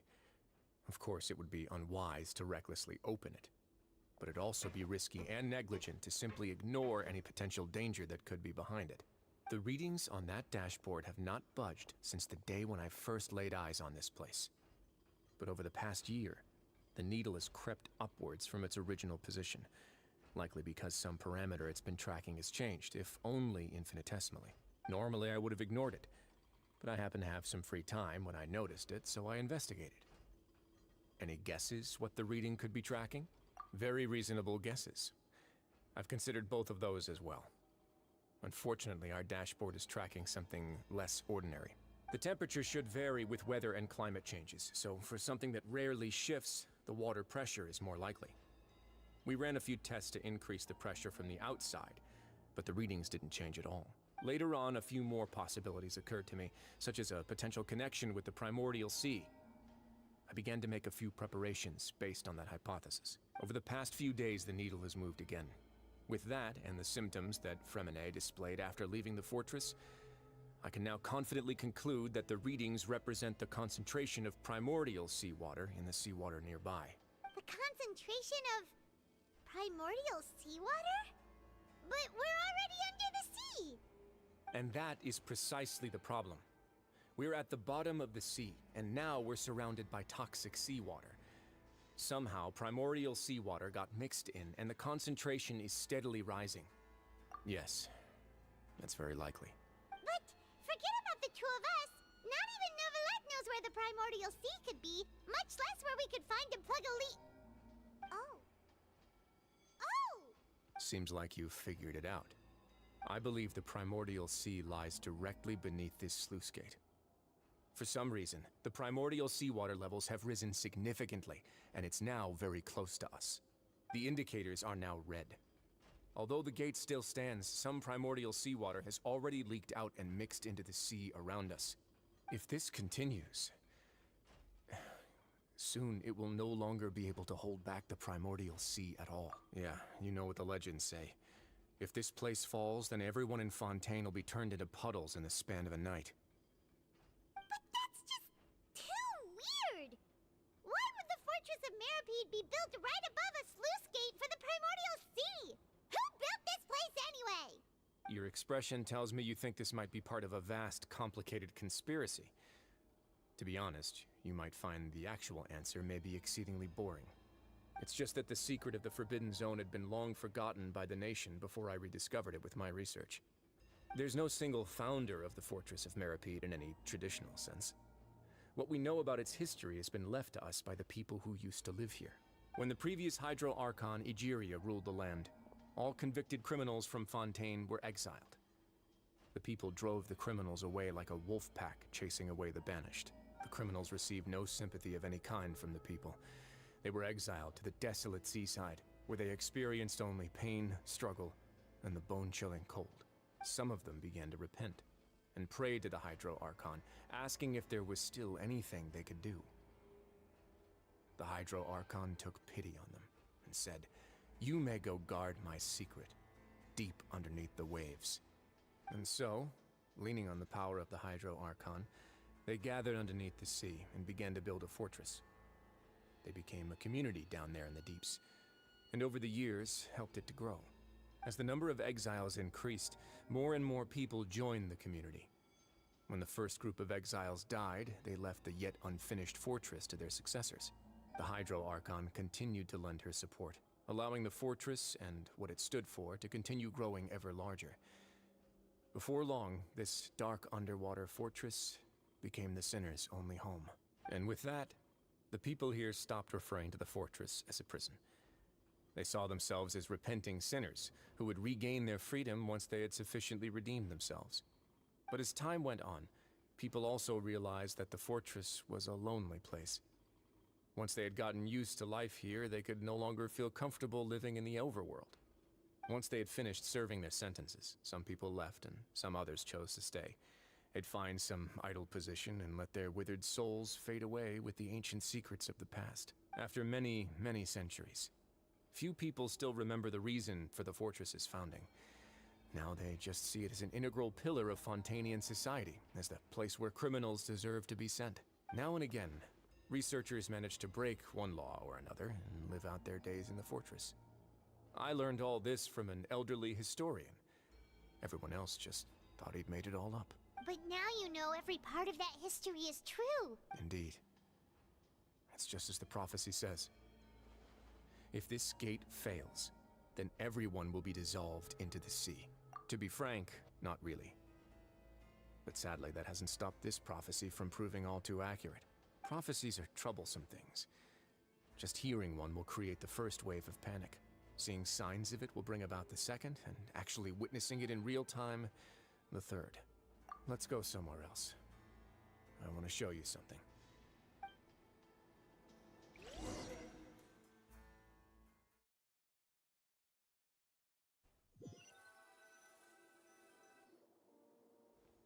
This is it.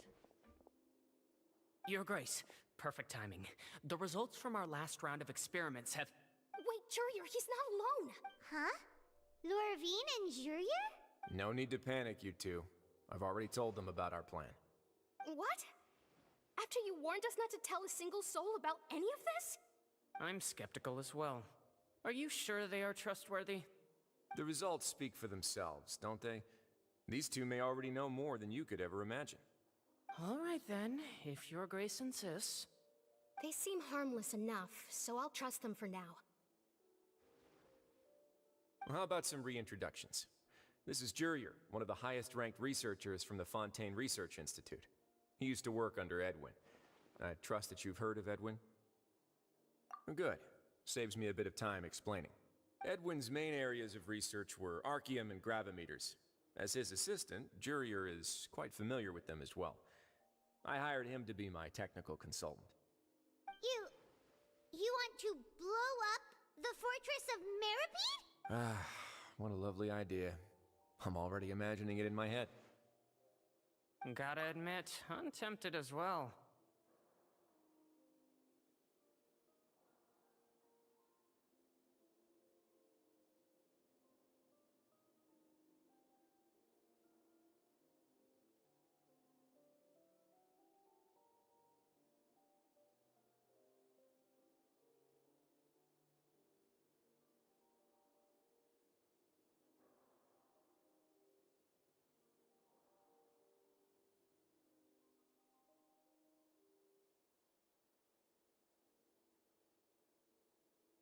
Guys, focus! Focus! That taskmaster over there is Miss Lorvine, and is also one of my technical consultants. While Jurier used to be Edwin's assistant, she used to be Jurier's assistant.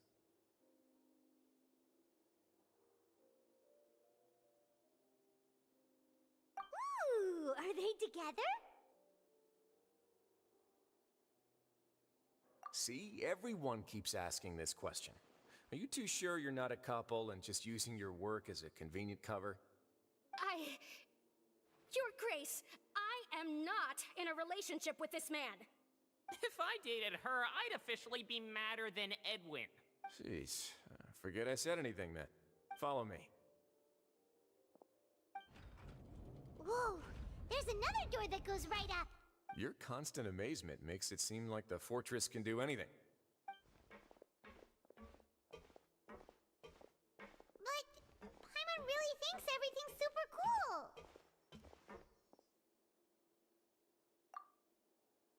Well, let's spice it up a bit. And here you go. What a huge ship? This is also a production zone that Paimon's never seen before. What's going on? How much do you know about Fontainian history? Not much at all. Well, then maybe you haven't heard the story of ancient Lemuria. To give you a quick rundown, Fontaine used to be ruled by the Lemurian dynasty. According to legend, the Lemurian king Remus came to this land after being inspired by divine revelation and found the seer Sibila, who had taken on the form of a golden bee. Taking the golden bee with him and riding on a huge ship, the Fortuna, he created his nation above the surging waves. He called his nation Lemuria and used the Fortuna to incessantly search for new tribes and islands, calling on them to join his empire.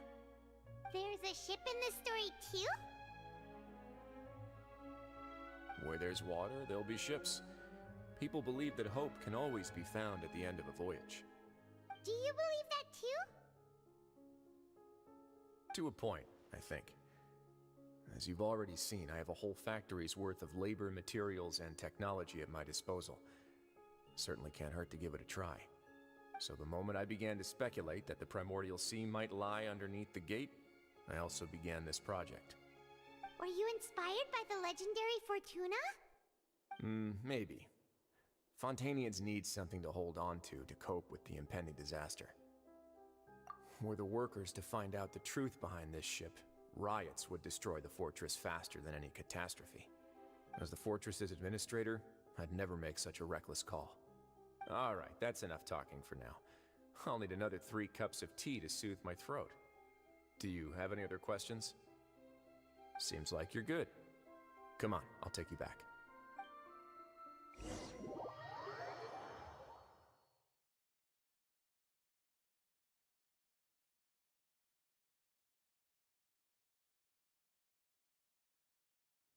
I'll leave you here for now. Oh, thank you so much. No worries. But don't forget, it's up to you whether or not you want to share what you just saw. What you do from here on out will likely affect those 3 as well.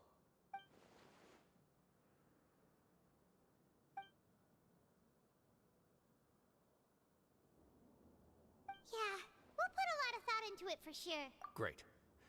I look forward to what happens next.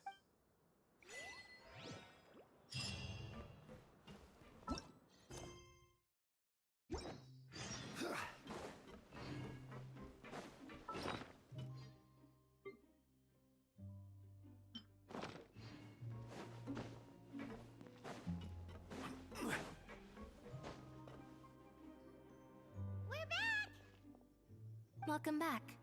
Do you want a cup of tea? How can you be so much like Risley, always drinking tea? Huh. Actually, now that you mention it, I just remembered something now. While I was sedated, I could still barely hear 2 people talking next to me. They were discussing everything, from the leaves to the water and even the teacups themselves. Must have been Risley and Sijwin. Yeah, I heard 1 male voice and 1 female, so it should have been the 2 of them. They really were just talking about brewing tea. I really can't make sense of this place. So, Traveler, Paimon, were you able to learn anything from Risley? Yeah, he explained everything. Very well. Then, would you mind checking your answers against my speculations? Yeah, I took the time to rest, so I'm feeling a lot more relaxed now. Nobody else is around, and Miss Sijwin is also busy with something or other, so let's just talk here. All right, then I'll posit my theories. I asked myself 3 questions. Firstly, why was Fremine affected by the primordial seawater?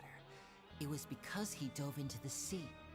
My theory is, The long-lost Primordial Sea is probably very close to the fortress of Mirapede. Whoa, he's good. He got that right on the first try. That's our Lenny. Secondly, Wriothesley's attitude changed dramatically during the course of our stay here. He ignored us completely at first, then suddenly roadblocked us. Why? I spent quite a long time thinking about this. If he has been monitoring the Fatui since the very beginning, he probably ignored us at first because he was hoping we could find Master Child for him. What's more, the Fortress of Mirapede is not part of Fontaine's court system, nor does it report to Udex Nervulet. Wriothesley is basically the king of a no-man's land. As long as the fortress doesn't do anything about Master Child's disappearance, Father can use it to pressure the Fontaine authorities. And while the two factions are pitted against each other, Wriothesley will be free to move between the parties of interest. If I had to guess, he probably has something that he's working on himself. It's likely related to the secret of the infirmary, but I just can't think of what it could be. You're super smart. Thanks so much. Then finally, there's the last question. If Wriothesley does have a plan, what could it be? All I know for now is that his plan probably has something to do with the changing nature of the seawater. He's even gotten Cloran to help him out. That can't be the full extent of what he's doing. There's probably a secret passageway behind the block in the infirmary, and there's something big in the fortress that most people here never get to see. He has a bargaining chip, and it could be important enough for Father to deal with him directly. I don't have enough information, so I have no idea what his chip might be. But let me guess. You have the last piece of the puzzle.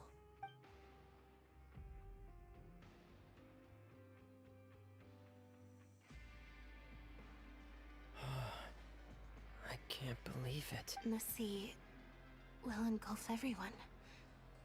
Just like the prophecy said. Could Wriothesley have wanted to meet Father to figure out a way to deal with this crisis? If you remember, I once mentioned that Father sees the House of the Hearth as her base of operations, and she truly wants to resolve the crisis. But how could Wriothesley have known that? Or perhaps he didn't know, and just wanted to bring Father over to his side? Which could be why he said he just wanted to negotiate.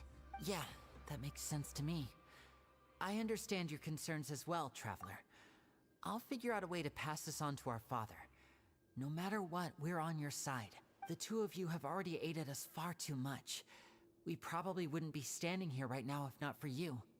If you ever need anything else going forward, please come to the House of the Hearth at any time. Though you may not share the sentiment, after all that we've gone through together, the three of us basically see you as family now. You have my gratitude.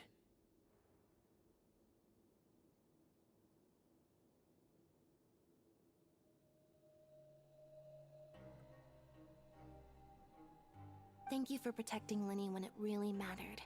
And thank you for sharing the secrets of the fortress with us. Why are you being so formal all of a sudden? Given your strength, you might not need a... Aw, the sound of that makes...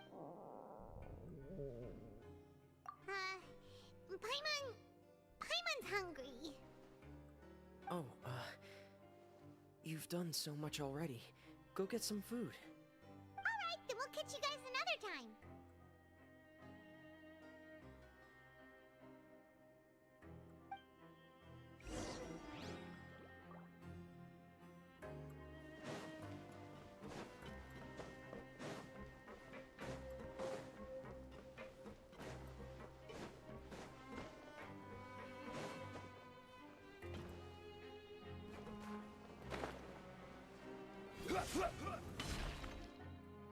It's time for dinner.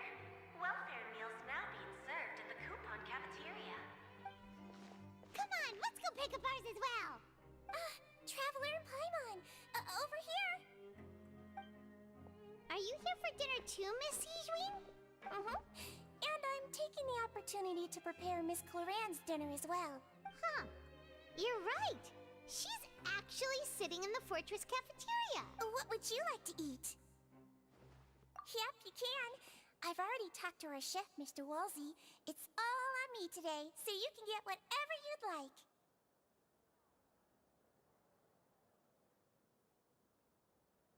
Me too! No problem.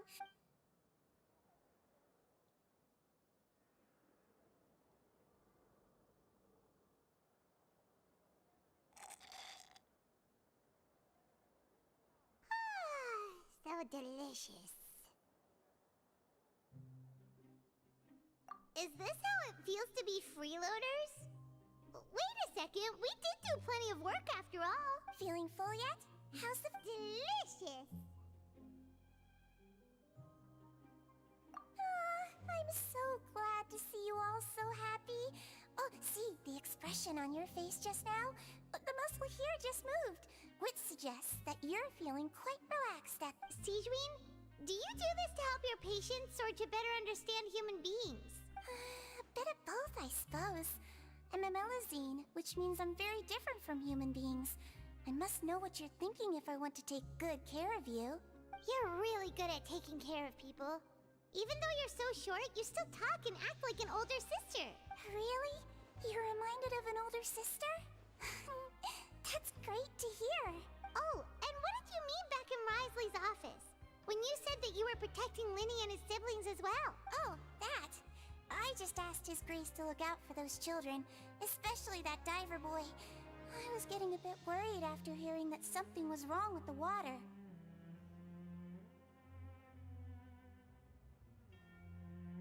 Thankfully, Glorand is very strong and managed to save him in the nick of time. His Grace also sealed the pipes after Glorand left, to make sure that Linny wouldn't impulsively chase after his brother. Although the path was blocked, we still stationed some guards there to stop anyone from approaching. They were instructed to only open the door once Miss Glorand had returned. Oh, and I was keeping an eye on Mr. Linny as well. We had to press him, but we couldn't allow him to be in any real danger. You were all super considerate and really thought everything through. It's just what we do down here at the fortress. At least this has been His Grace's style for as long as he's been the lead. Oh, I really wish Monsieur Nervula would come down here more often too. I feel like he'd like it here, with all the darkness and chaos. Get a good night's rest, you two. You both worked very hard.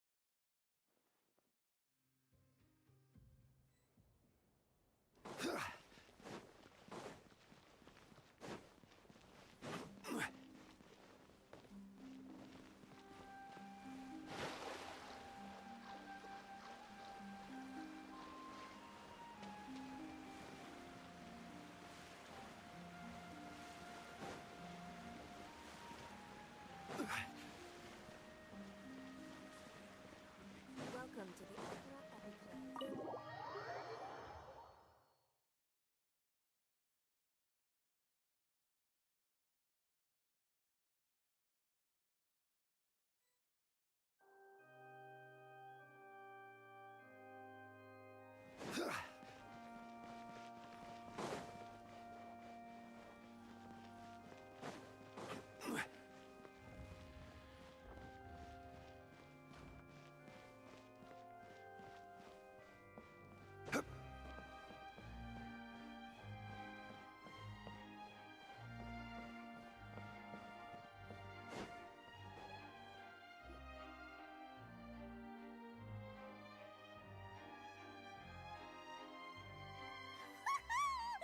Paimon's excited to see another of Linny's magic shows! Wait. Lynette, shouldn't you be on stage by now? Not this time. My brother's going solo today.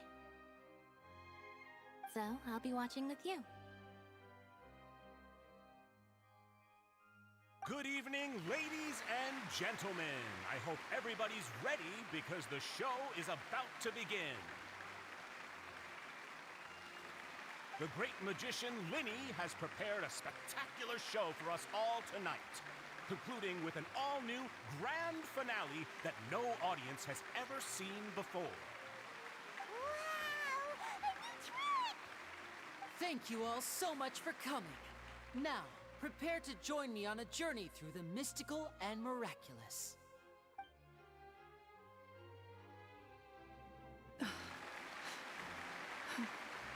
Exciting stuff, isn't it?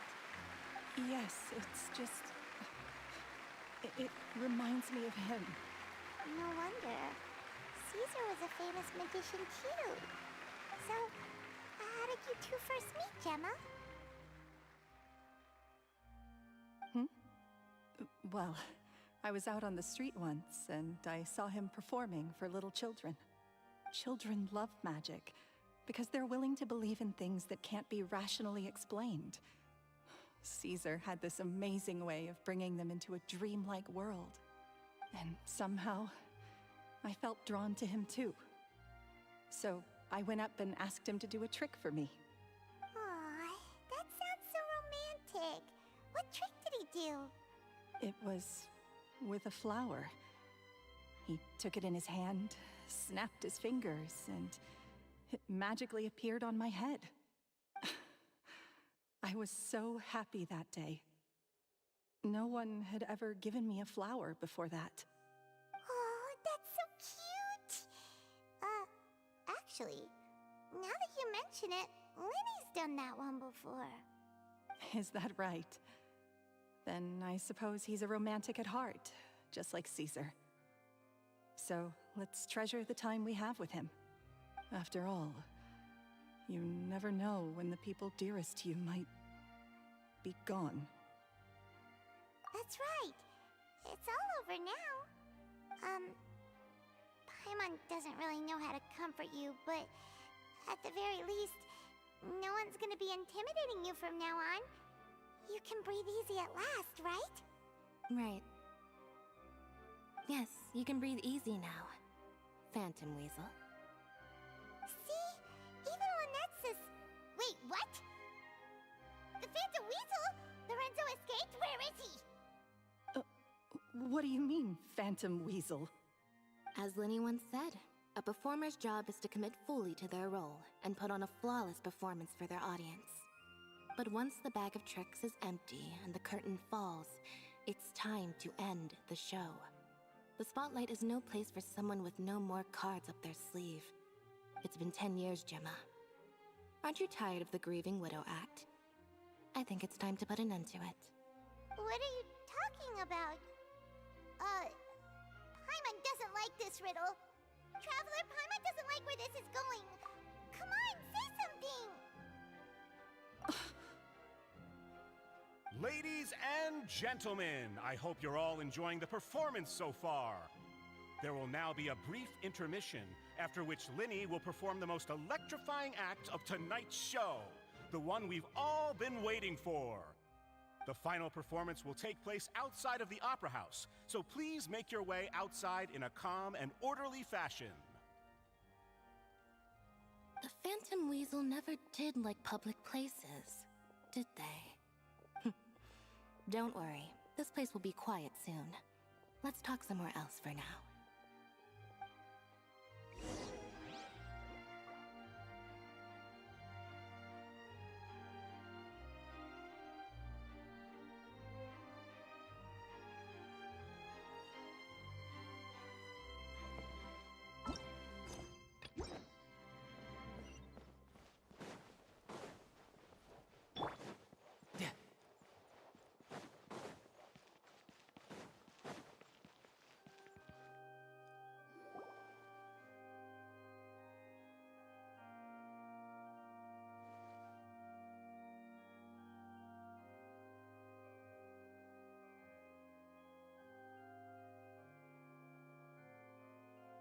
Dear me, this is awkward, isn't it? And unfortunately, I'm all out of gadgets, so I'm afraid I can't do any tricks to liven up the mood. This is a big mistake for a magician to make, But thankfully, I do have a backup plan. Now, who wants to hear a story? Lenny? Don't we have more important things to address right now? Lynette accused Gemma of being the real Phantom Weasel a moment ago. Oh, what the heck's going on? All in good time. Magicians are good at guessing what people are thinking. I know the questions you want to ask. And as it happens, the story I'm about to tell might answer a few of them. Really? Well then, let's hear it! Paimon's dying of curiosity here! Let's go back to the very beginning.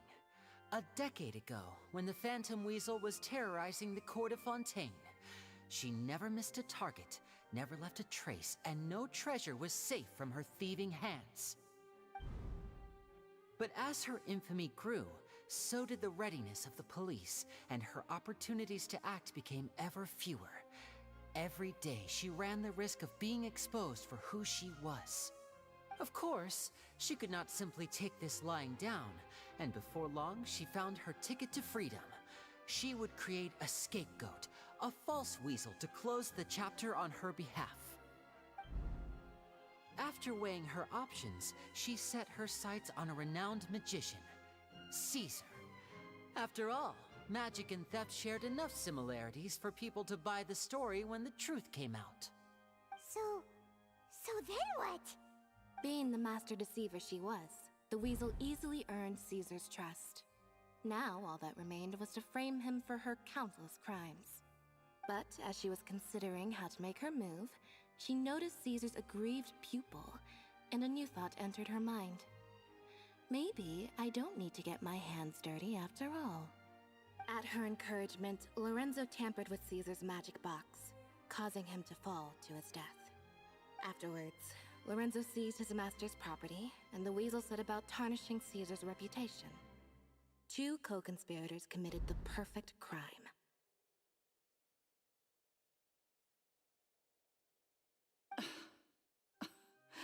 I've got to hand it to you. You're both exceptional storytellers. It's enough to make even me wonder whether there was really another mastermind behind all this, pulling the strings. But I just have one question. You seem to think that I am the villain in this tale. What's brought this on, Linny? Is it something that Lorenzo said? Don't worry, Lorenzo said nothing at all. But I never believed that he was the weasel, and in fact, my investigation only made me more certain of that.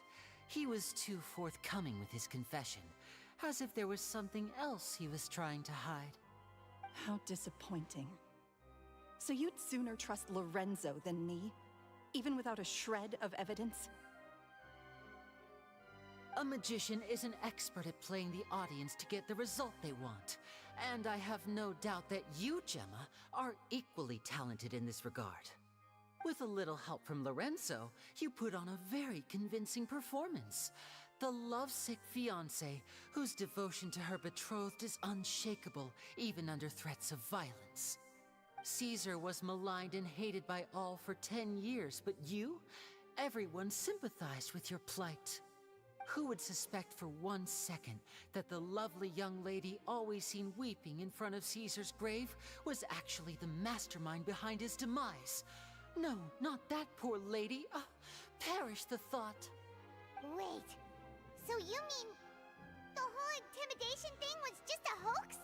Gemma and Lorenzo were both in on it? But why would Lorenzo agree to that? And why didn't he sell her out even at the end instead of admitting to being the weasel himself? Yes, why indeed? Maybe Gemma herself could enlighten us on that question. Well, Linny, if you're so confident in your version of events, then I think the answer should be obvious. Having killed Caesar with his own hands, Lorenzo was plagued by overwhelming guilt. Revealing the Phantom Weasel's true identity would serve no purpose. But if the Weasel remained free, then she could take care of Lorenzo's loved ones. An excellent answer, though sadly a little dull. Is that right? Well, don't let me bore you. If you'd care to change the topic to something more interesting, I'd be much obliged. As a matter of fact, there's one thing I'd really like to understand. Why would the real Weasel have targeted things that only have value to other people? Could you shed any light on that? Of course. After all, we're just telling stories here, aren't we? If I had to guess, I would say that the real Weasel must have had a terrible childhood. Left to fend for herself after her parents died young. Betrayed, scorned, beaten. She'd scrounge waste paper from garbage bins to draw on, using twigs and dirt for lack of ink and pen. She'd sew ugly rag dolls from whatever scrap material she could get her hands on. This was her only source of happiness in life. But it was all she needed, and she was content. Until the world decided that even this was too good for her. Once again, she was betrayed. And this time, everything was taken from her. She felt like life was a miry pit that dragged her further down the more she struggled to escape. At that tender age, she should have been happy. Instead, she stood in the shadows and watched with envy as all good things in the world passed her by. This was a fate too cruel for anyone to bear. Her pain became a breeding ground for dark thoughts. Thoughts which festered and grew into a twisted solution to her troubles. I detest the happiness of others, in all its forms alike. I will rob them of everything they hold to be good and true, and it will fill the void in my soul. That's some pretty heavy stuff. Now it all makes sense. Does this story satisfy you, Linny? Yes, it is quite to my tastes. Thank you for helping to clear up my confusion.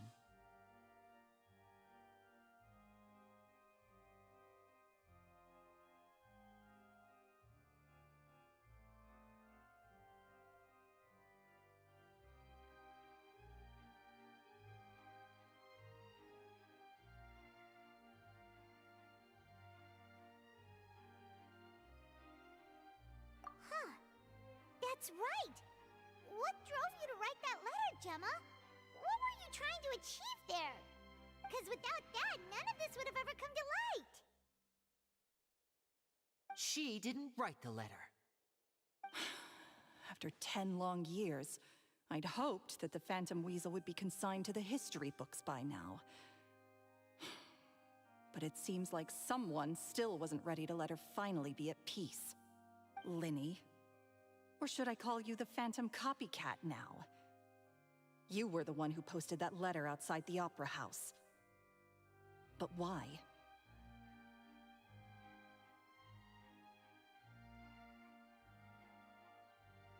Very sharp, Phantom Weasel. Still as shrewd as ever.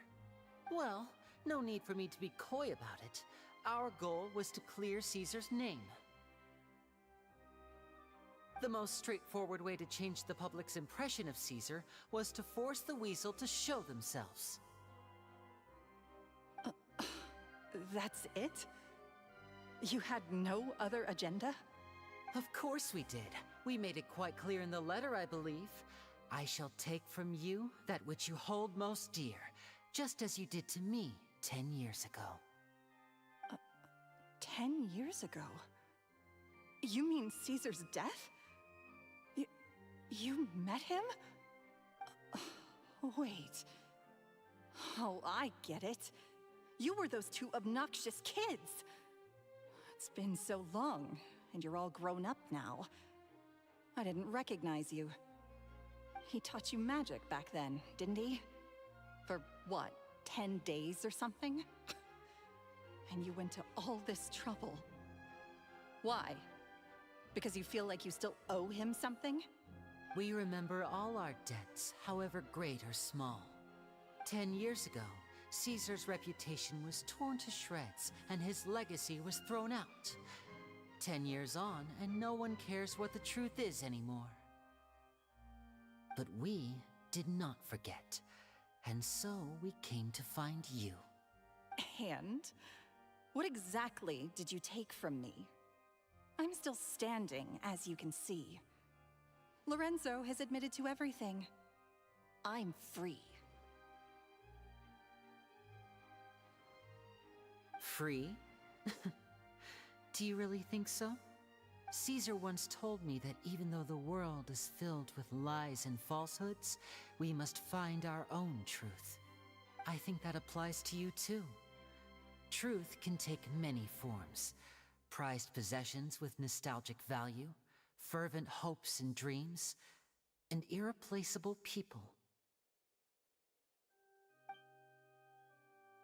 Life took many things from you, and those wounds never healed.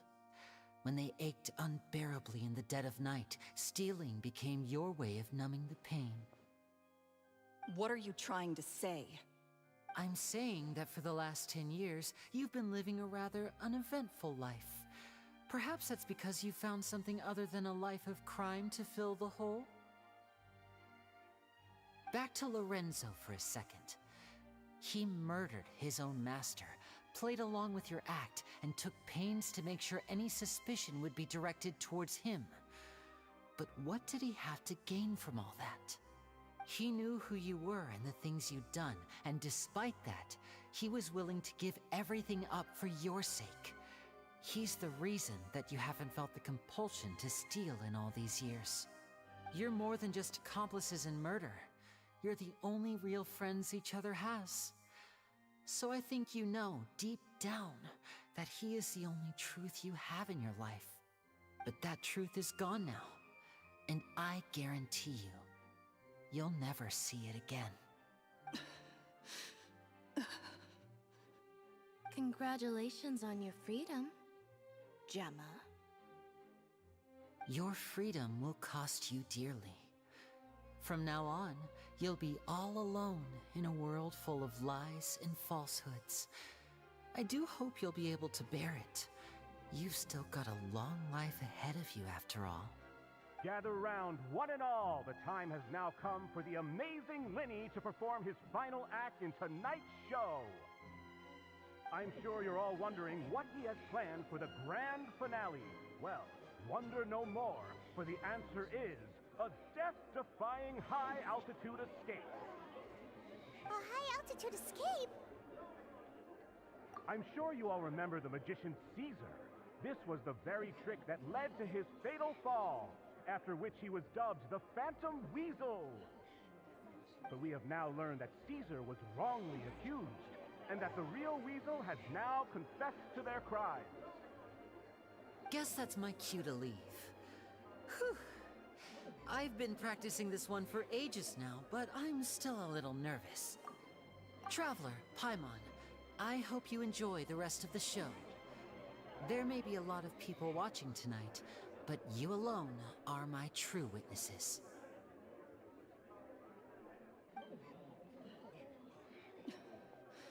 Lenny, wait. You two hid a lot from Caesar. He went to his grave without ever knowing your secrets. So what about now? Are you an open book? Or are you still the same as ever? You don't have to tell lies to end up isolated and alone. One day, you'll end up exactly where I am today. Maybe then you'll finally understand. You're wrong. I'm nothing like you.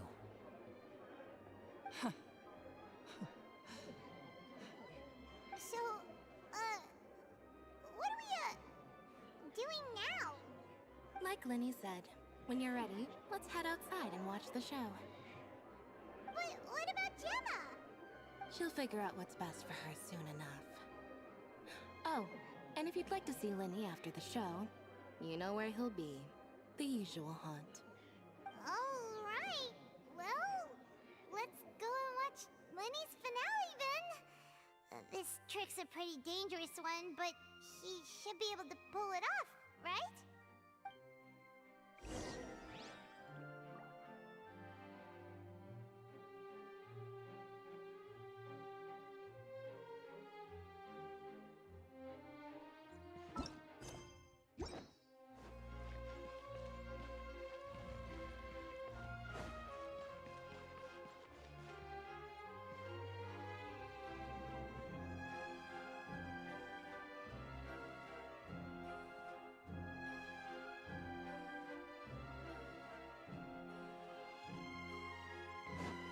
time to lose.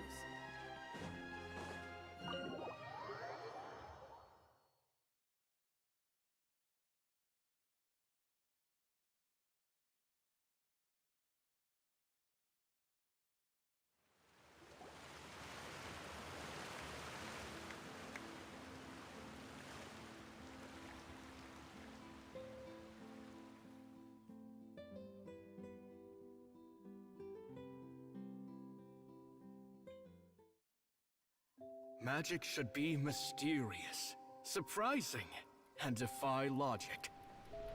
Magic is hard work. Every single movement has to be practiced thousands of times. It's alright. We're used to that.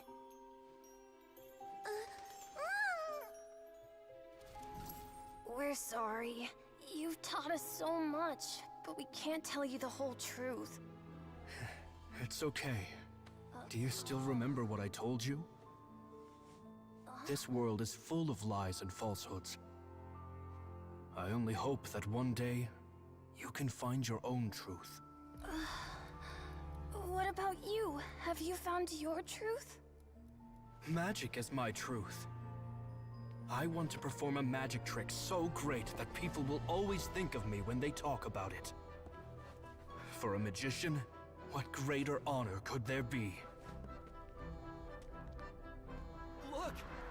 Behold! Linny is sealed inside the box. Will he manage to escape?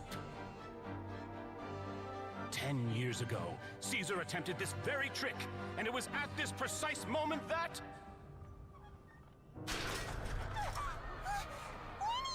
Watch out!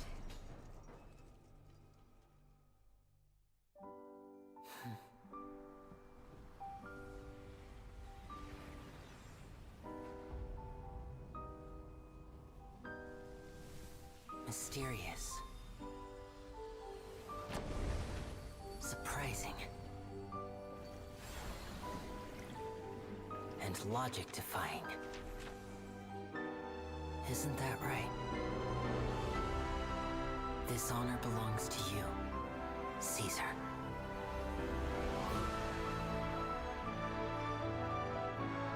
I'm just sorry it's a little late.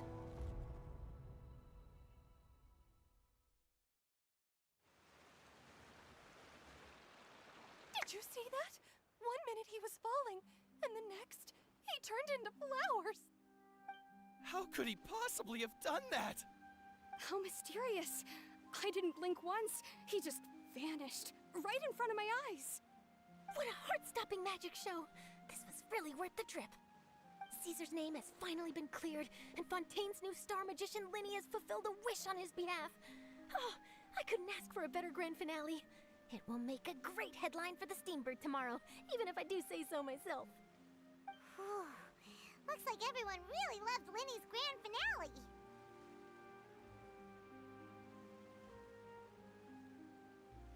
Paimon doesn't see Linny anywhere. Where'd he go? Oh, Lynette said he'd be waiting for us at the usual hunt. But, where is... Oh, you mean the one where Caesar's buried? Yeah, that's probably it. This whole magic show kinda seemed like Linny's way of saying goodbye to Caesar. So it makes sense that that's where he'd be afterward. Alright, let's go look for him there.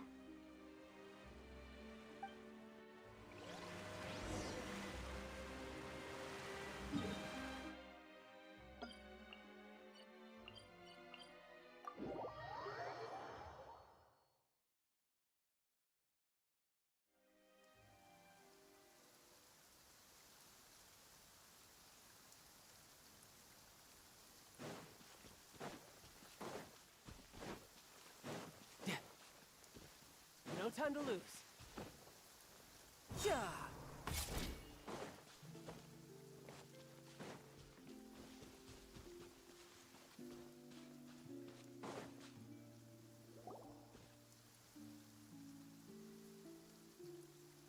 Linny!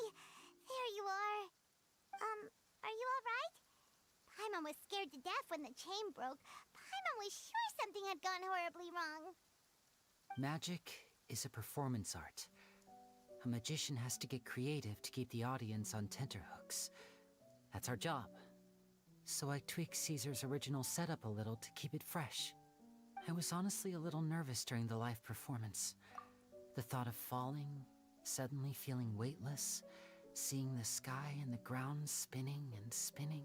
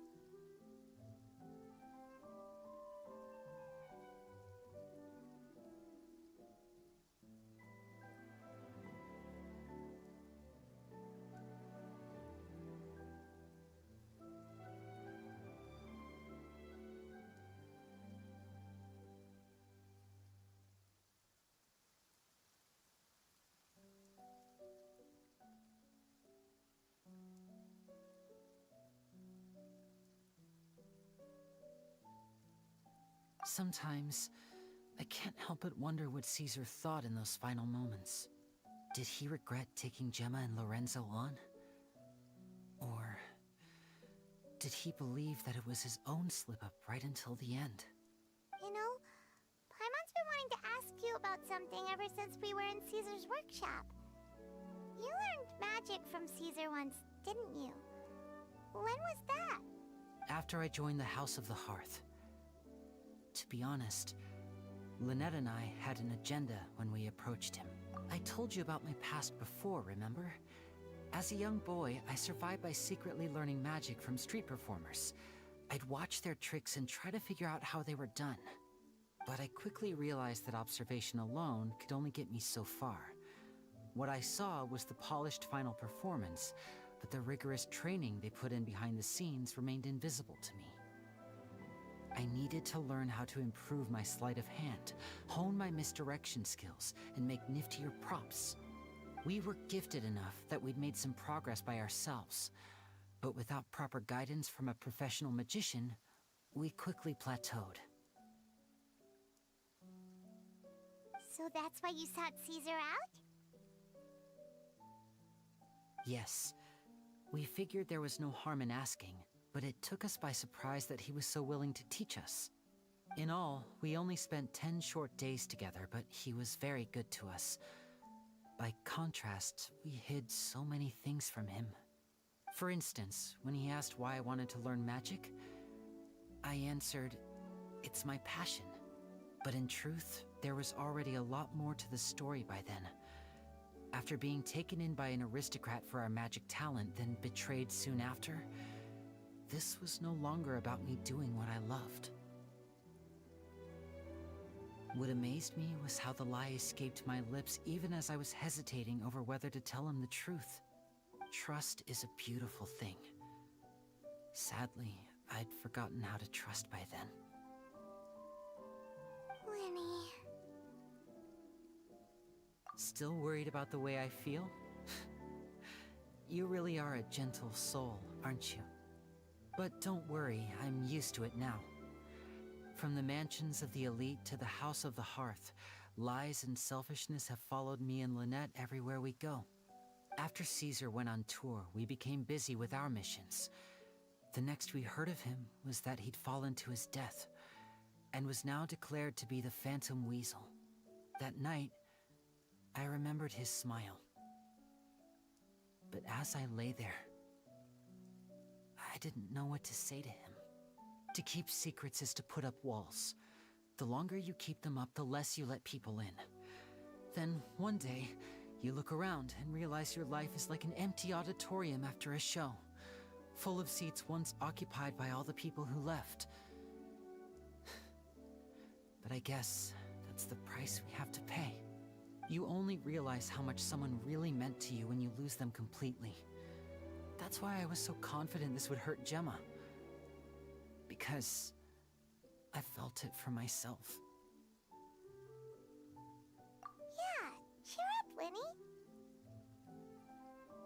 had to say our fair share of goodbyes during our journey, too.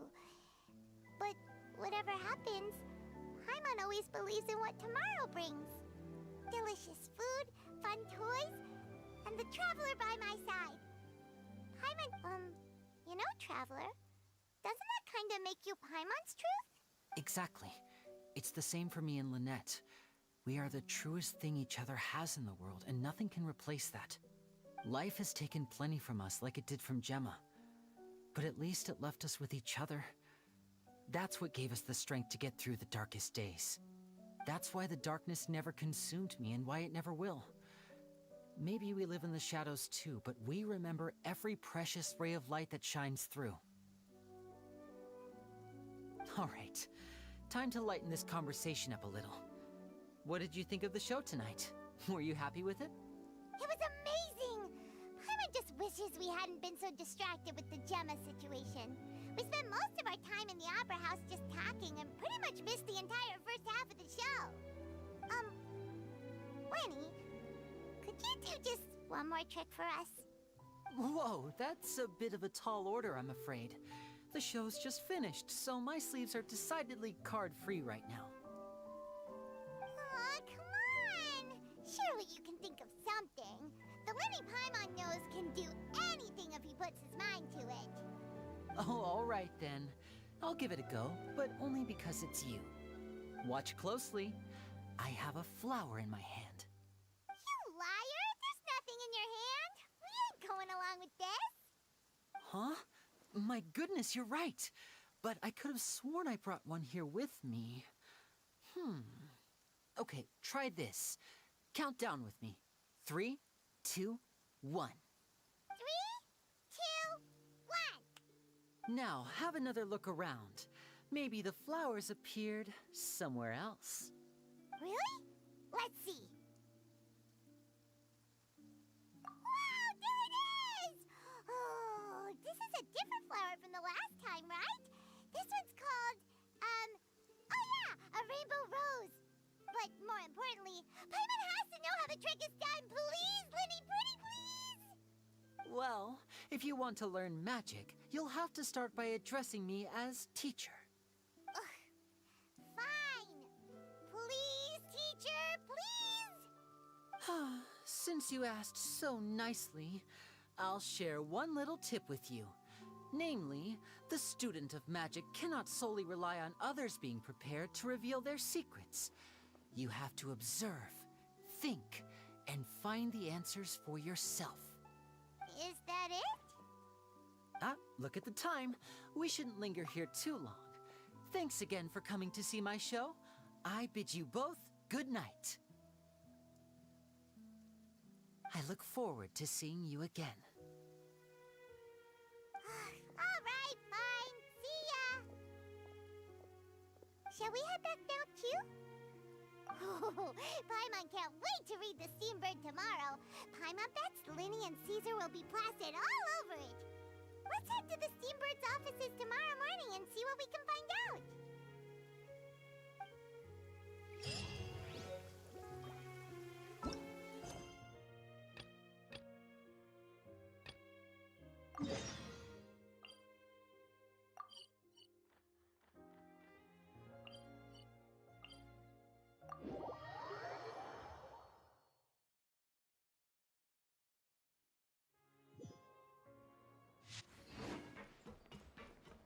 Yep, I could get used to this.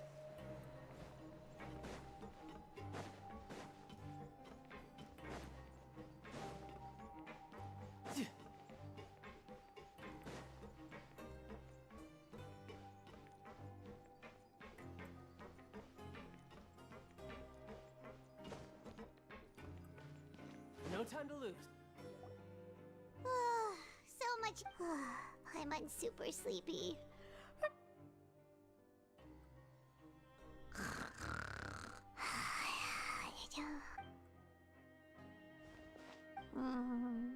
Delicious. Paimon wants seconds for free.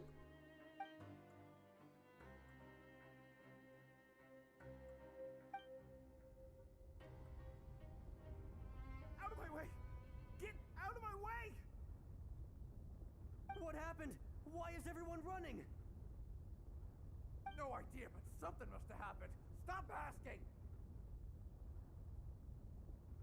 Uh-huh. Who's yelling? Paimon still wants to sleep.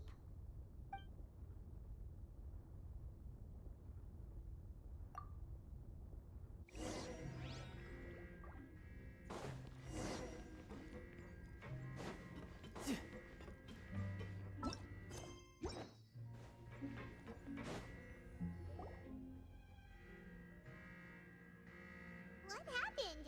Why is everyone running around? Hey, what are you doing? There's no time to explain, mate. Goodbye. Hey, wait! What's wrong with these people? They won't even talk to us. They're here! There you are! Oh, thank goodness! Quisto and Laveroon, do you know what happened here? We came here especially to inform you. Something seems to have gone terribly wrong just now. His Grace is telling everyone to evacuate and get out of here. Laveroon was saying you two are new here and you don't have many friends, so you might slip through the cracks. Haven't you heard all the stories like that? An evacuation is successfully completed, yet you only find out once you do a head count that 1 or 2 people are missing. Wait, weren't you the one who brought that up? Why is it suddenly my idea? Hey, shut up! Okay, whatever. The point is, you should come with us. Yeah, he said to get as far away as possible, upwards and outwards. Oh no, it can't be that thing! Whoa, wait, what? What? Hey, where are you going? We have to go find the Duke! You two just go and get out! Go on without us! Hey, hey! Be careful! Attention, please evacuate upwards and outwards, upwards and outwards. If you're already at the topmost layer, then try to move as far outwards as possible.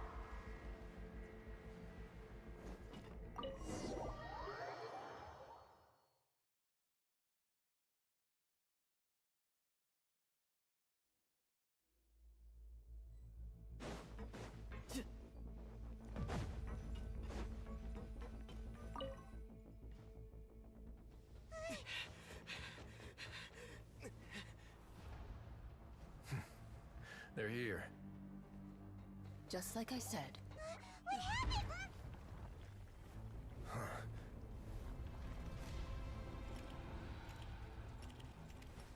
You're just in time. But be ready to run.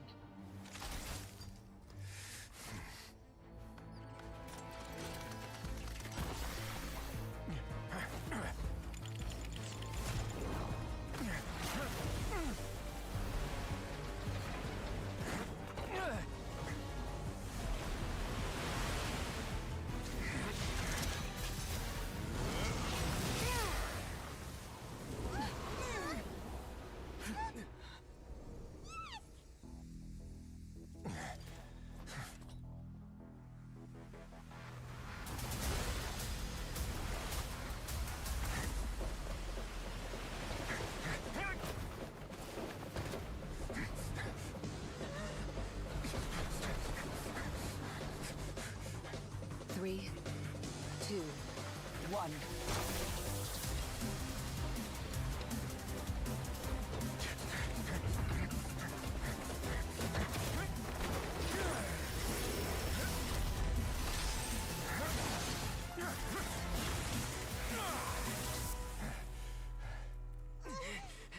This won't hold it for long. Find Neuvillette. Tell him the defenses are about to collapse. Then what will happen to you? Until he arrives, we're the last line of defense.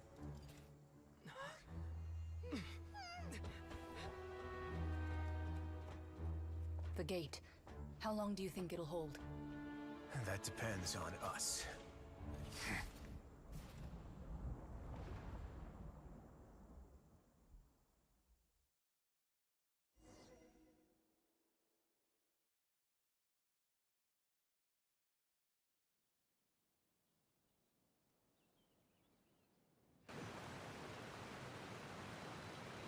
Neuvillette, why are you here? Traveler, I need you to head to the Opera House immediately. Farina will soon be meeting with the knave there. You must protect Farina, and make sure she doesn't spend too much time alone with her. Will do. You have my sincerest gratitude.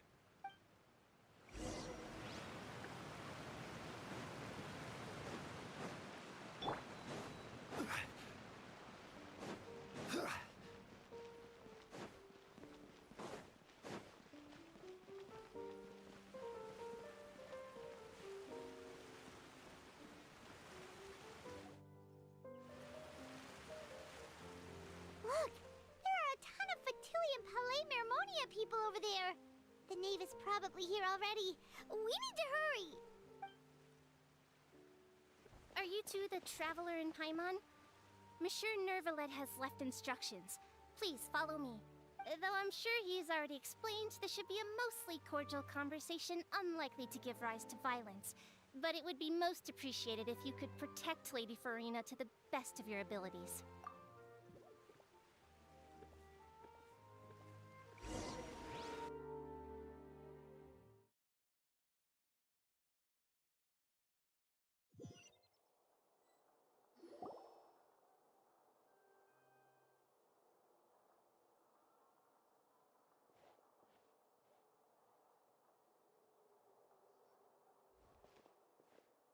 Oh, so you two are the honored guests Miss Farina mentioned.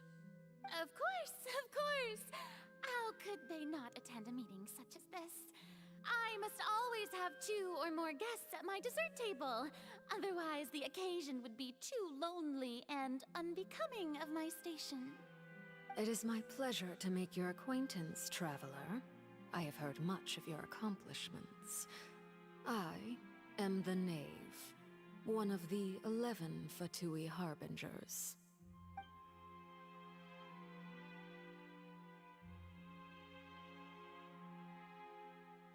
I've already prepared seats for you. Come, sit beside me. Perhaps you two are unaware of how Miss Farina and I do things. You see, we actually recently agreed to get together for tea when we had the time. See this? This is a limited type of confectionery that Miss Farina simply adores.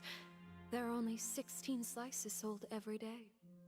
Here, why don't you and Paimon have a taste?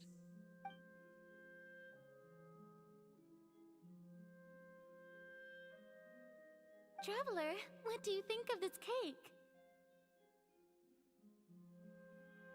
That's good to hear. So what Child said was on the mark after all. You do share a taste in desserts with Farina and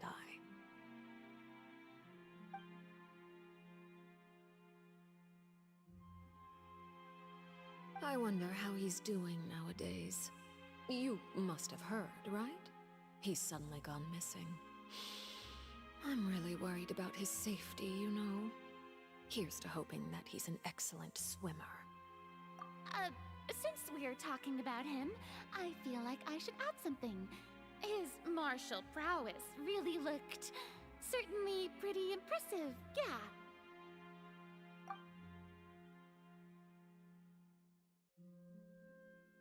Oh, so you're also familiar with his aptitude for fighting, Miss Farina. Oh, right. I almost forgot. Child was subdued by Udex Nuvillette right in front of you. Against ordinary people, my colleague would never be on the back foot. But alas, he just never imagined he'd run into such a person. I must express my admiration for Monsieur Nuvillette. Coming from you, that's not surprising at all. But I thought you would be happier to hear the news. Of course, but it's still a bit of a shame. You see, I would have been far happier had I received this news somewhat earlier. As you well know, a long time has passed since Child disappeared.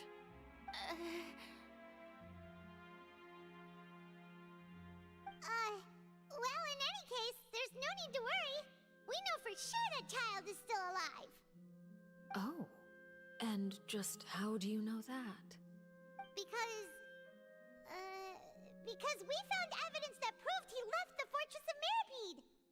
And where did he go after leaving the fortress? Well...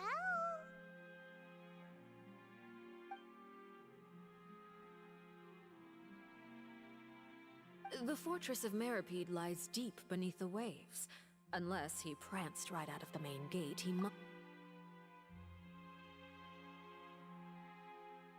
Ah, that is good news at least. His sister Tonya sent a letter to Fontaine not too long ago. Since he was unfortunately unavailable, I picked it up on his behalf. Do you have any idea how he usually writes back to his family? Dear Tonya, your letter made me feel like we were still enjoying our time in Snezhnaya together. I'm currently admiring the scenery on the streets in front of the Opera House. Is it something like that?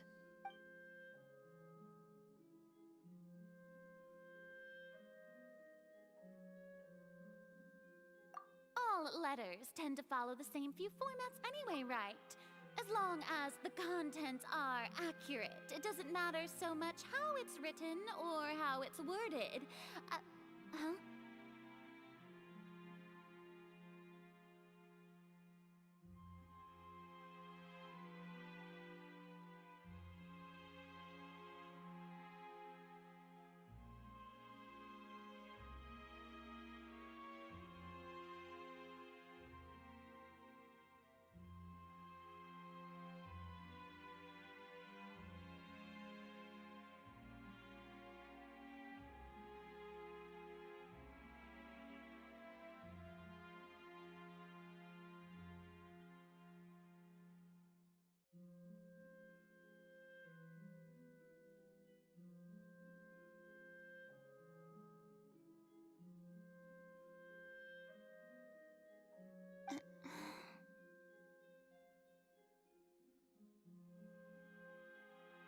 Hold on.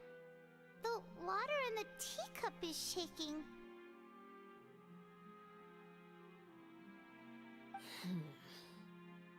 I suppose this is also a sign of things to come, Miss Farina. Huh? I don't quite understand what you're trying to say. Have we entered into the next stage of the prophecy?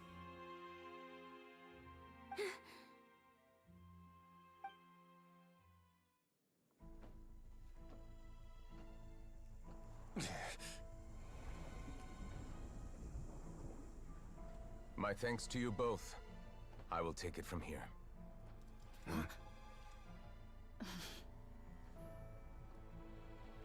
Sure you don't need a hand? Quite sure. Wow. So, what's your secret, huh? Let me guess. Nah, who knows? Maybe it's just your sense of responsibility. Sounds about right.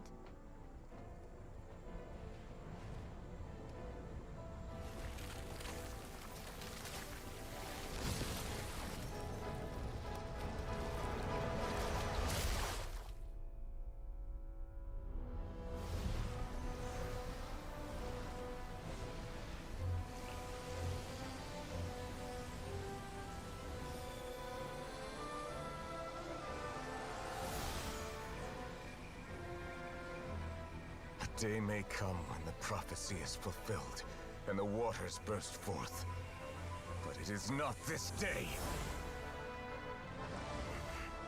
This ancient power could easily obliterate an entire race. A tsunami of fury would unleash endless catastrophe.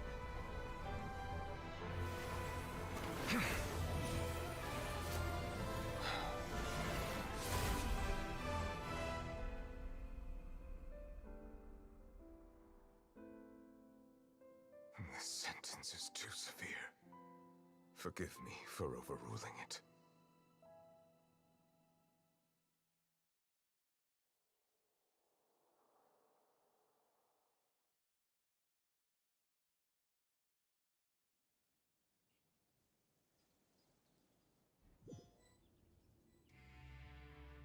All right. Seems like the problem inside has been suppressed.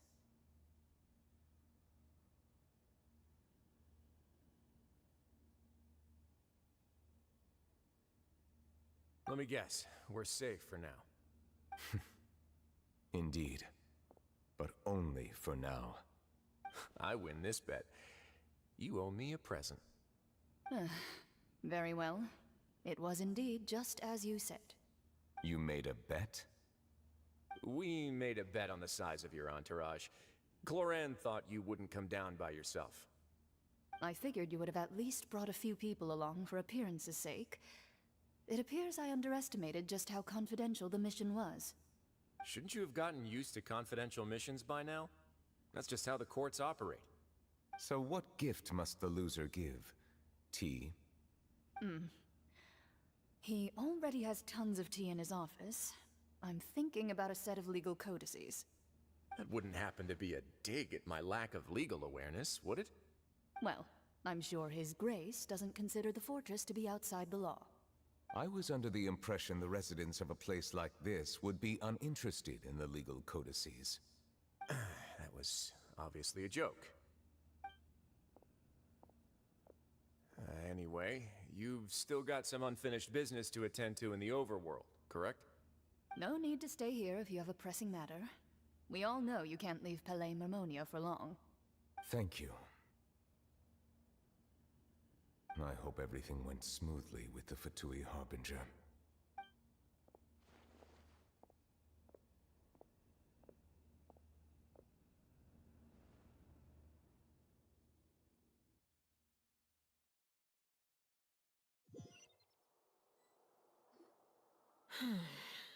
I must say, we've spent long enough playing house. Miss Farina, as the Hydro Archon, I am sure you understand the exact meaning of the phenomenon we just witnessed. Or should I say, that's what I originally thought. But looking at your expression, was I wrong? And you haven't a clue? What are you trying to say? At this point, I don't think there's any more need to speak as diplomatic representatives. Allow me to speak to you now as just a Fontainian. You know the prophecy by heart, and also that every part of it is being proven true. Yet, here you are relaxing, drinking tea, and eating desserts as if it's all nothing more than a few stray bugs in your garden. Do you really think that's acceptable? The prophecy's hanging above our necks like a guillotine. Every faction is looking for a way to either avert the disaster or save their own. Even the orphans of the House of the Hearth have devoted everything to saving their homeland. But you? It beggars belief just how nonchalant and carefree you have been. From the very beginning, you, the god Focalor, you have utterly failed to take action. You're wrong. I've never ignored the prophecy, nor have I just been passing the time in self-indulgence. Retract your accusation and stop doubting the wisdom of the gods with such absurd conjectures! I am not alone in my doubts, you know. All the children of Fontaine may be harboring the exact same thoughts right now. Oh, great Hydro Archon. How are you going to save them? Save us? How are the people you've sworn to protect supposed to survive in a land that will soon disappear beneath the waves?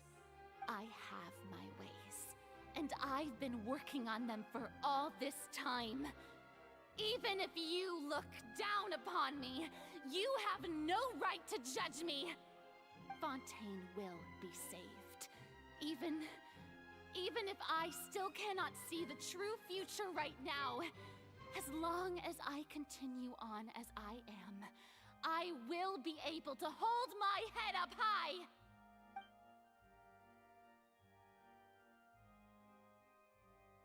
Then I ask you, Miss Farina, just what have you been working on? Where can we see it, and what is it doing to help?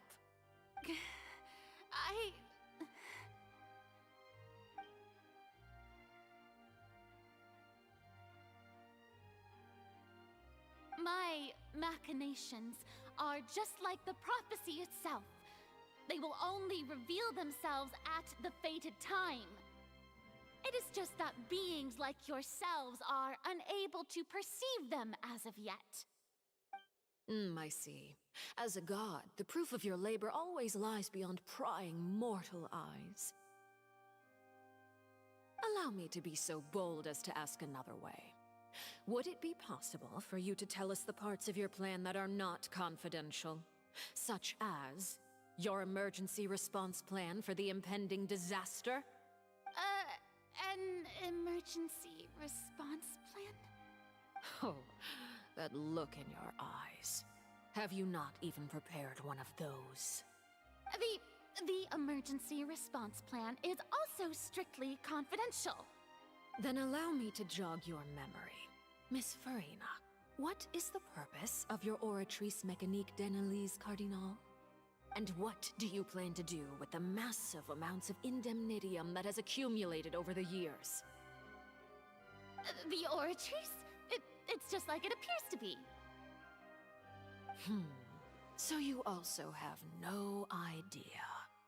If I'm not mistaken, someone's using it to prepare for something. But unfortunately, it would seem that someone is not you, Miss Farina.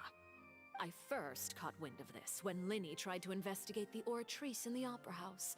You see, even just getting close to the core contaminated him with an extremely large amount of indemnitium. But even if that had nothing to do with you, then what could you possibly be working on, oh great Hydro Archon? Oh, right. I almost forgot. Udex Neuvillette is not at the tea party with us today. Miss Farina, I suppose you must have ordered him away to take care of some troublesome business. Yeah, yes, that's exactly right. Please keep it a secret for me. Of course I will. Although, I must say, Miss Farina, you seem quite insecure without the Udex by your side. Oh, very well. Let's stop that conversation here. There are still a few slices of cake left, so please, help yourselves, everyone.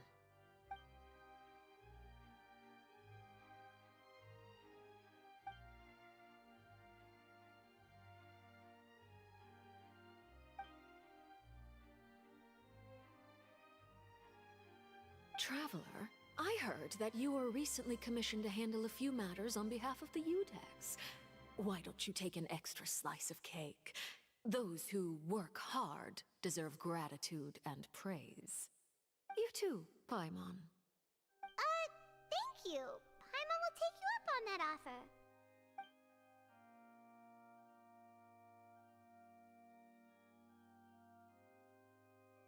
Oh, Paimon's super full. That cake was great. If it's on my tea table, it must be of the highest quality.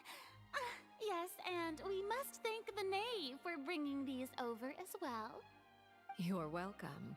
I'm sure the cake also felt greatly honored to be featured at Miss Farina's table. And I was merely catering to Miss Farina's tastes, seeking a chance to chat over tea. It is getting late. Why don't we call it a day? There are still a few matters that I need to take care of, so I must take my leave now. Very well. We'll end it here. Mind seeing me off, Traveler?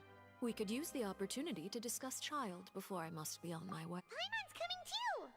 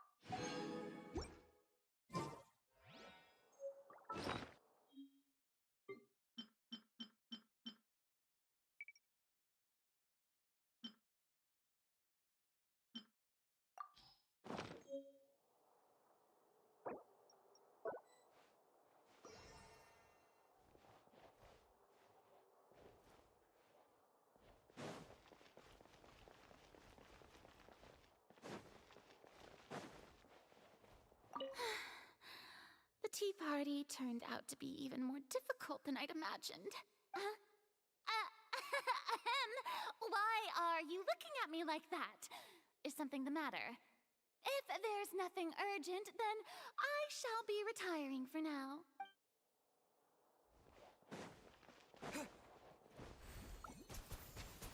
Water jet!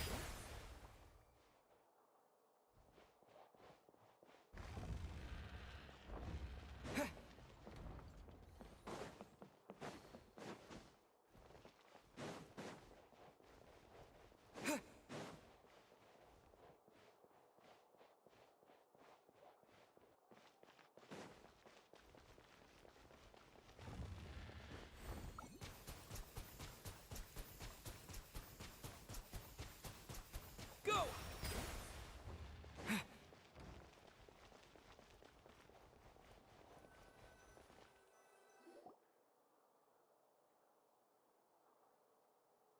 I'm glad that you were willing to come with me. Of course, child was just an excuse.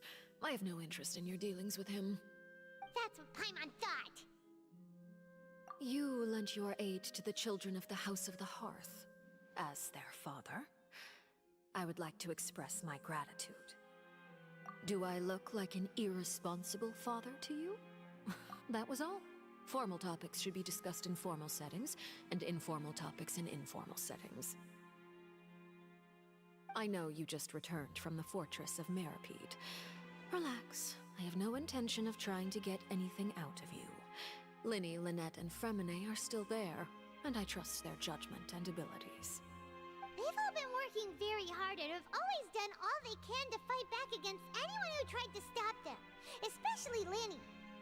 You mean Wriothesley. He's a tricky one to deal with.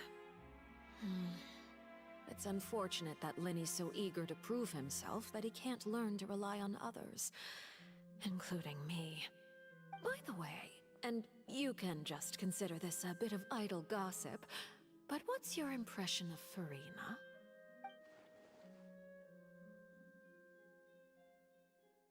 You are outside of our disputes, and the freest person in all of Fontaine, able to move around most easily. Allow me to share my perspective with you. And that's everything that happened during the trial. Master Child was declared guilty and immediately transported to the Fortress of Meripede. Didn't he say he was coming here on vacation? Does he not feel an ounce of shame for all the trouble he has caused?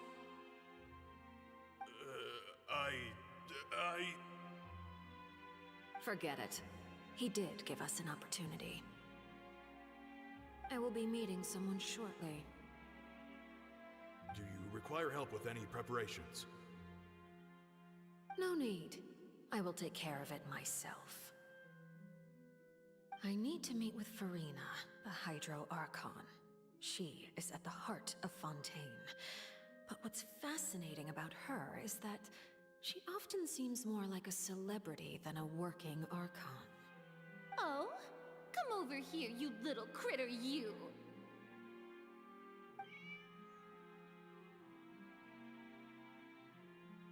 You dare to run from me? Stop right this instant! My goal is just to discover the location of the Gnosis. But I didn't expect the chance to approach Furina to be handed to me on a silver platter. This is so easy, it's actually making me a bit suspicious. Anything left unguarded is usually just bait. But no one will blame someone for taking the bait. After all, from the moment it was attached to the hook, the bait is meant to be sacrificed. It's just as I guessed in the second before I struck. The Hydronosis is not currently held by the Archon.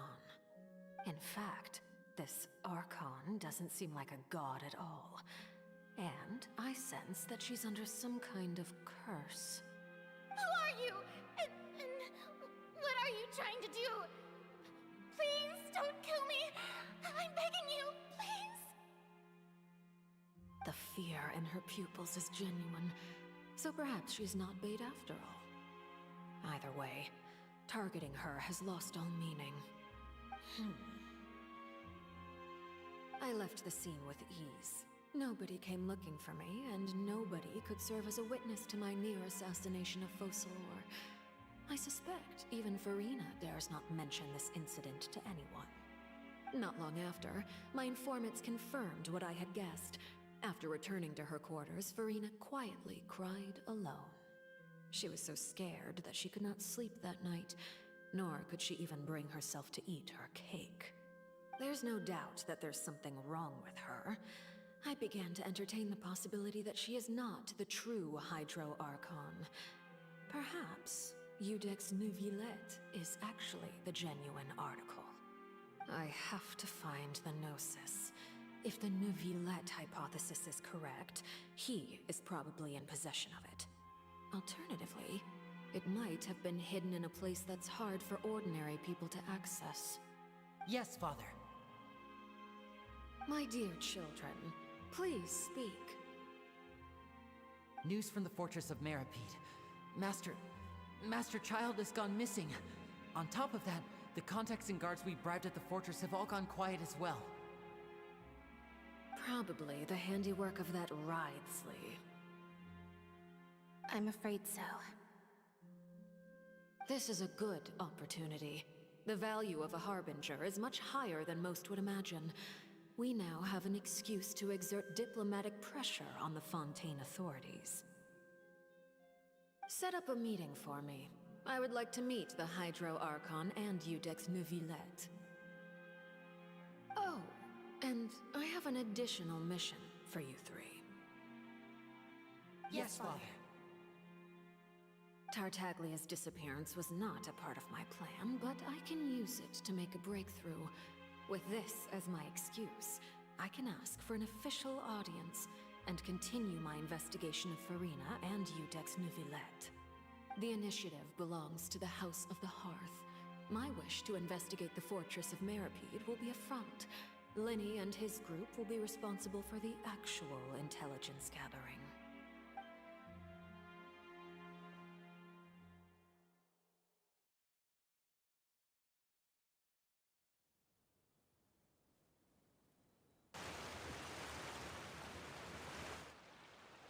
You should know the rest. Linny's group is quite close to you, so they wouldn't have hidden anything from you. You attacked the Hydro Archon? It wouldn't mean anything, even if you shouted it from the rooftops. After all, even Farina herself is still pretending that nothing of that sort ever happened. Alright then. I've now had 2 chances to enjoy tea with Farina. I have to say, the leadership of Fontaine is even more inscrutable than I had imagined. I once surmised that Iudex Neuvillette must be the Hydro Archon, but now, that doesn't seem right to me either. I am a servant of Her Majesty the Tsaritsa. Over my years of service, I've learned how a real Archon conducts and carries themselves. Whether Iudex Neuvillette or Farina, neither fits the bill. It's hard to imagine either of them as the Archon. Of course, that is all just how I feel. Gut feelings often do not require justification. It is, however, quite amusing to me that after all my years working in intelligence gathering, I've come to realize I am at a complete loss regarding the identity of the god of the land of my birth. Don't you think Fontaine is quite intriguing? A catastrophe looms, yet many secrets have yet to rise to the surface. It looks like Fontainians will have no choice but to save themselves. Ultimately, though, one must survive in order to do anything else. Should the need arise, I would be happy to cooperate with you. You don't need to commit to anything right now, of course. I have a feeling that the situation will continue to evolve, and as your name is often connected with noble deeds, I'm sure we will work together someday. He certainly returned quickly. You must want to catch up with each other, so I'll leave you to him.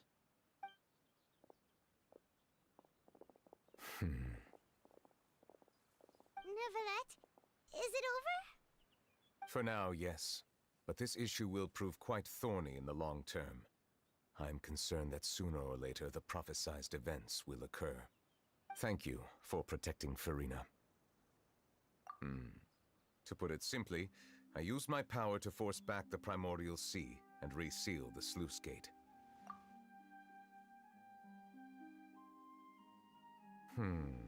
So as expected, the knave has turned up the pressure on Farina. She's trying to feel her out, though I'm still unsure as to her motives. Permission granted. Whoa. It can't be that you're the real Hydro Archon, right? But that's just a speculation on our part, though. You can't tell us? Then that's okay. We can talk about something else. We won't try to force you. You guys in Fontaine are super strange. If by the phrase, you guys, you are referring to Farina and I, then although I'm not sure just what you are trying to imply, I must clarify that I do not share her positions on a multitude of topics.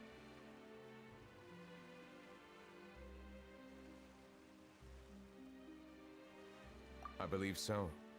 The fortress has a long and complex history. It has seen much grief and suffering. And now, another catastrophe will soon be upon us. I mourn this turn of events. Huh? Why is it raining all of a sudden?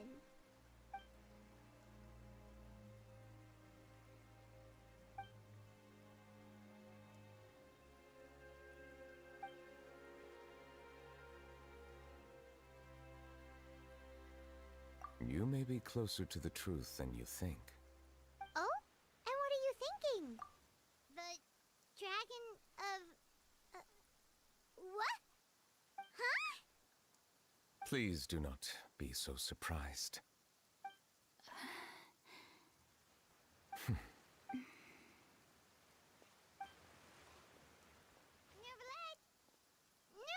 are you listening? My apologies. We were just guessing randomly. We didn't guess right, did we? You're not actually the dragon sovereign of water, right? Well, if you don't want to confirm or deny... You guessed correctly. I sincerely hope you'll be able to keep this a secret for me. Right, of course. We'll definitely help you keep it a secret. There's still something Paimon wants to ask you, though. Please, go ahead. Well, if you are the dragon sovereign of water, and you were able to force back the primordial sea from the fortress, then since Fontaine's prophecy is all about seawater, couldn't you just use your power to solve the crisis? None of the currently living dragon sovereigns in the world, myself included, possess our full dragonhood. They say that when the first usurper arrived on Tivat, they seized a part of the dragon's power. Today, that stolen power is the basis of the Archon's authorities. There are 7 elemental archons and 7 matching dragon sovereigns. The dragon sovereign of water who lived through that era perished a long time ago. As their successor, I know far less of that part of our ancient history. In any case, I believe I will not be able to do much unless the Archon disappears and returns their elemental authority to me. Given the status quo, however, I would recommend finding another way to deal with the prophecy. Oh, so even you can't solve it. I still have some urgent matters to attend to at my office. If you have any more questions regarding ancient history, you are welcome to discuss them with me at a later time. Please go right ahead. There's a place that Paimon wants to go too. Traveler, why don't we pay another visit to the Fortress of Meripede? Paimon is a little worried. We'll see you another time. Take care.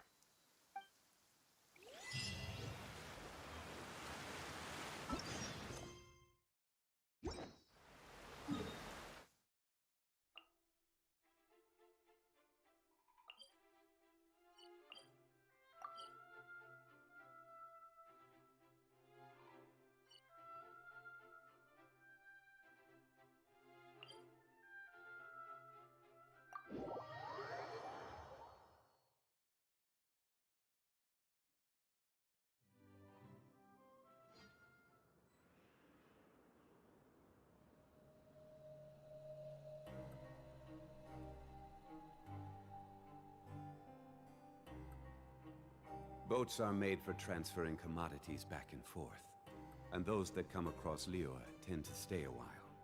So it is where many things come to settle.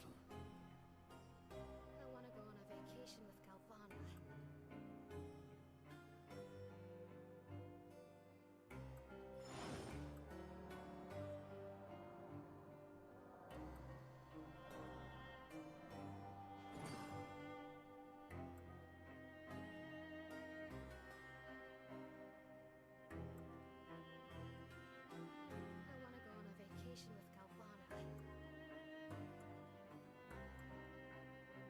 Every journey has its final day. Don't rush.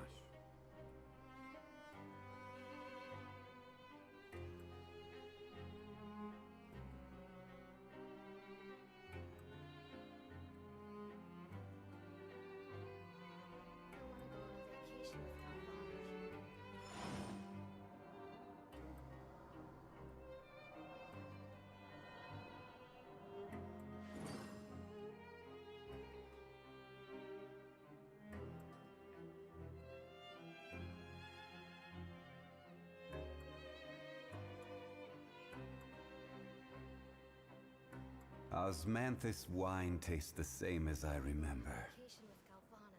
But where are those who share the memory?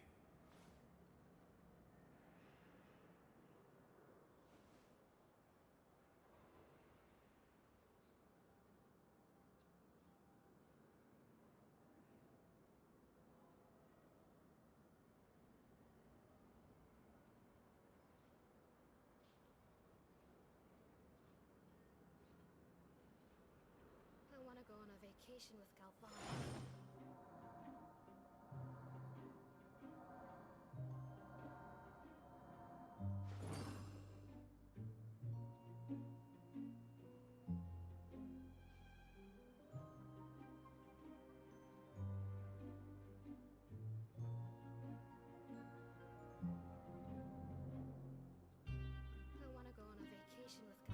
Osmanthus wine tastes the same as I remember.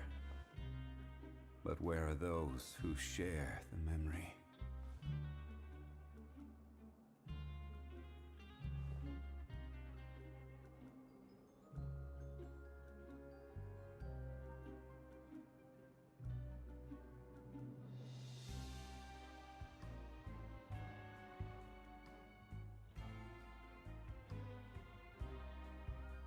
Where do you want to go next? If you'd like to see Liyue's tourist spots, I have a few references.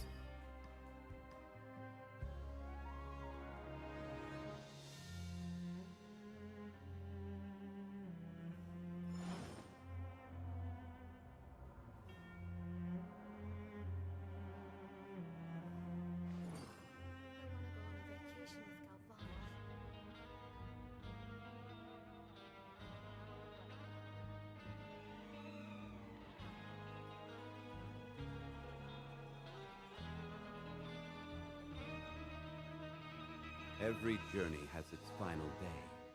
Don't rush.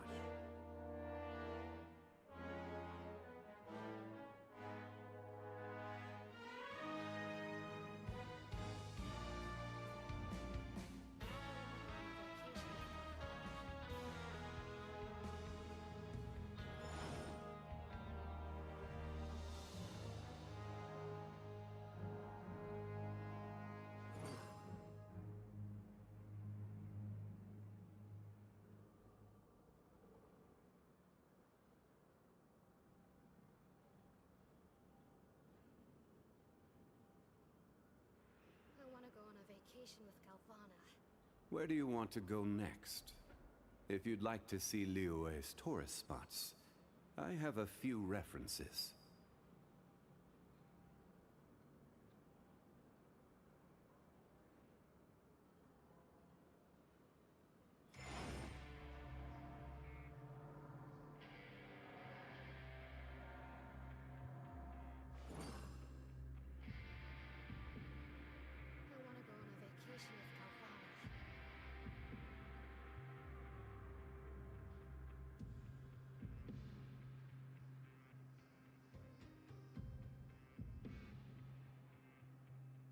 Osmanthus wine tastes the same as I remember.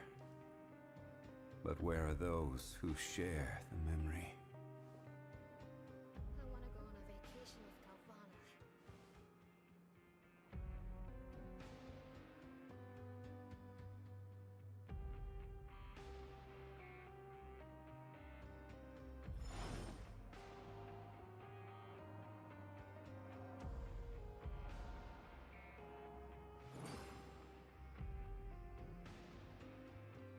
I want to go on a vacation with Galvana.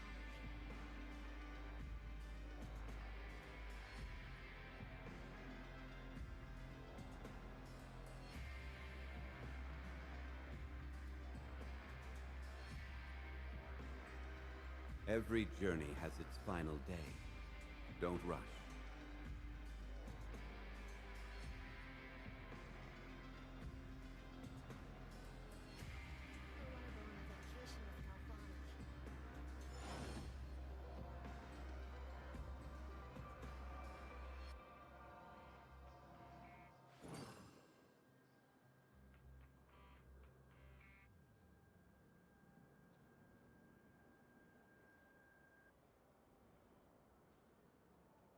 Boats are made for transferring commodities back and forth.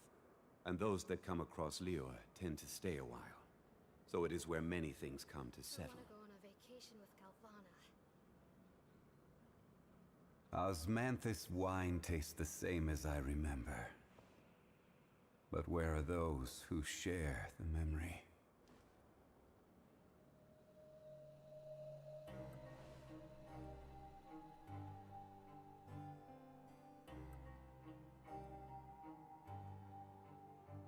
I want to go on a vacation with Galvana.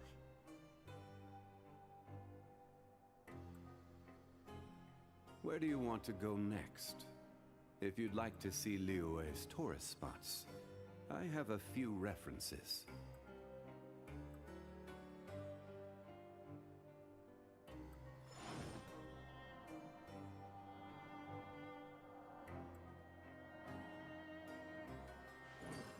I want to go on a vacation with Galvana.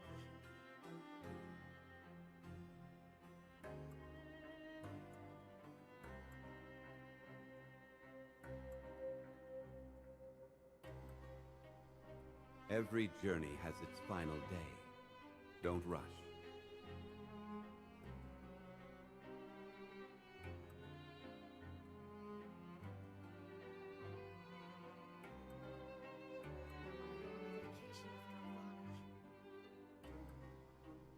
Osmanthus wine tastes the same as I remember.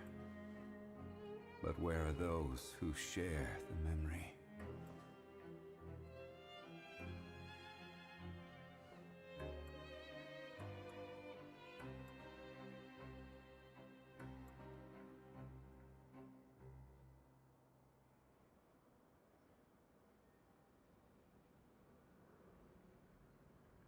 I want to go on a vacation with Galvana.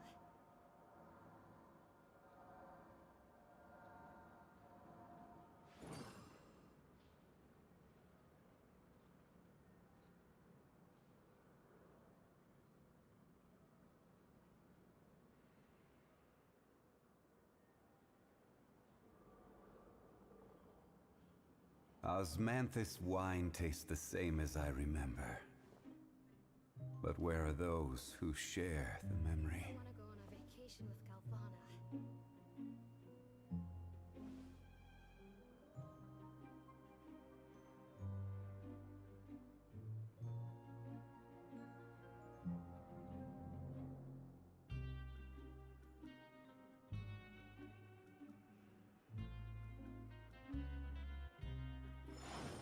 I want to go on a vacation with Galvana.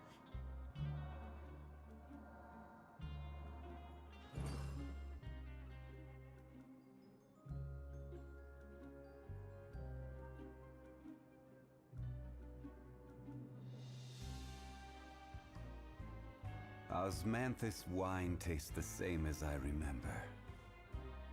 But where are those who share the memory?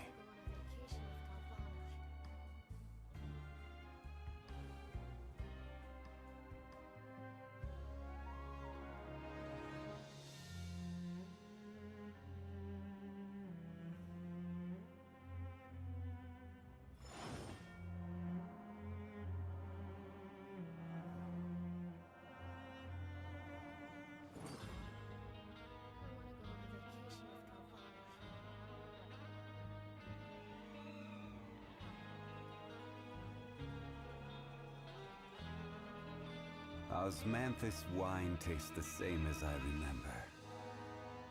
But where are those who share the memory?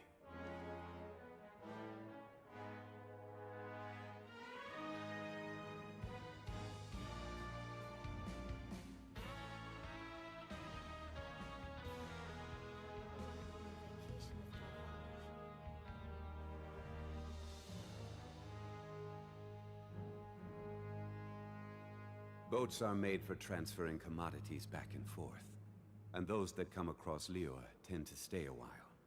So it is where many things come to settle.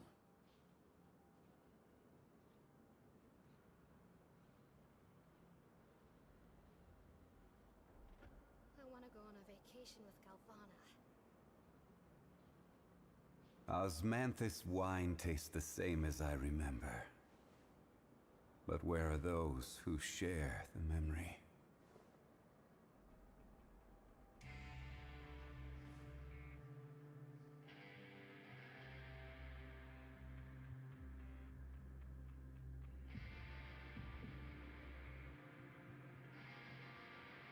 I want to go on a vacation with Galvana.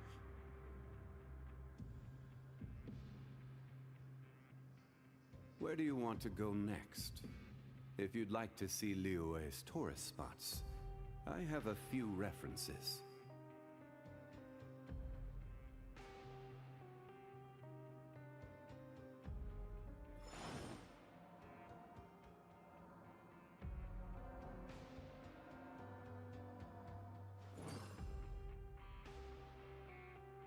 I want to go on a vacation with Galvana.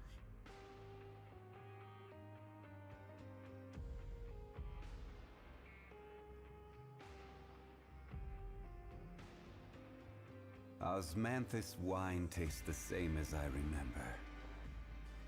But where are those who share the memory?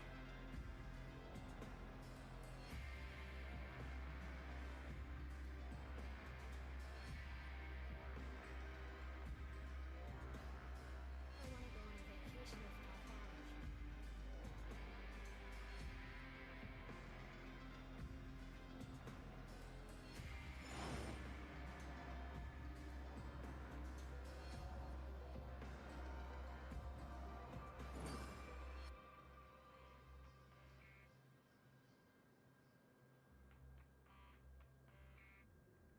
I want to go on a vacation with Galvana.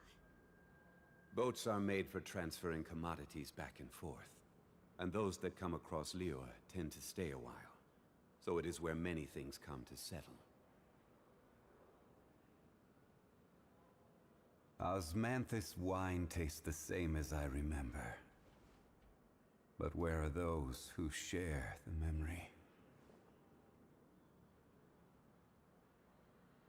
I want to go on a vacation with Galvana.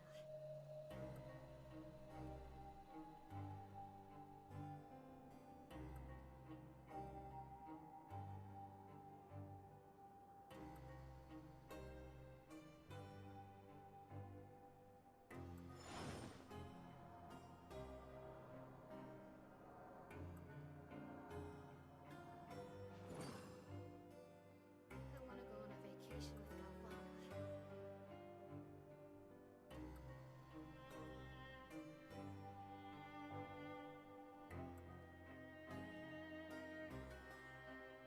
Where do you want to go next?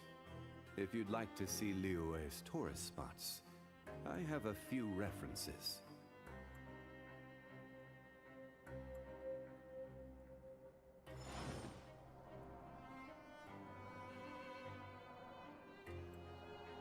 I want to go on a vacation with Galvana.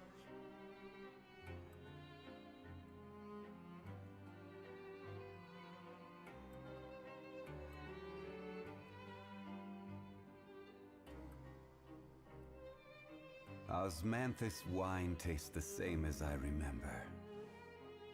But where are those who share the memory?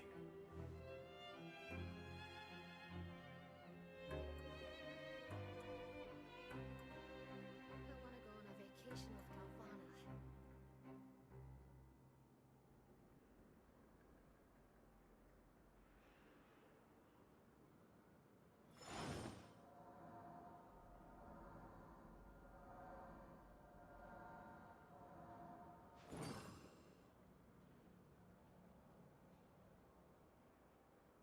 go on a vacation with Galvana.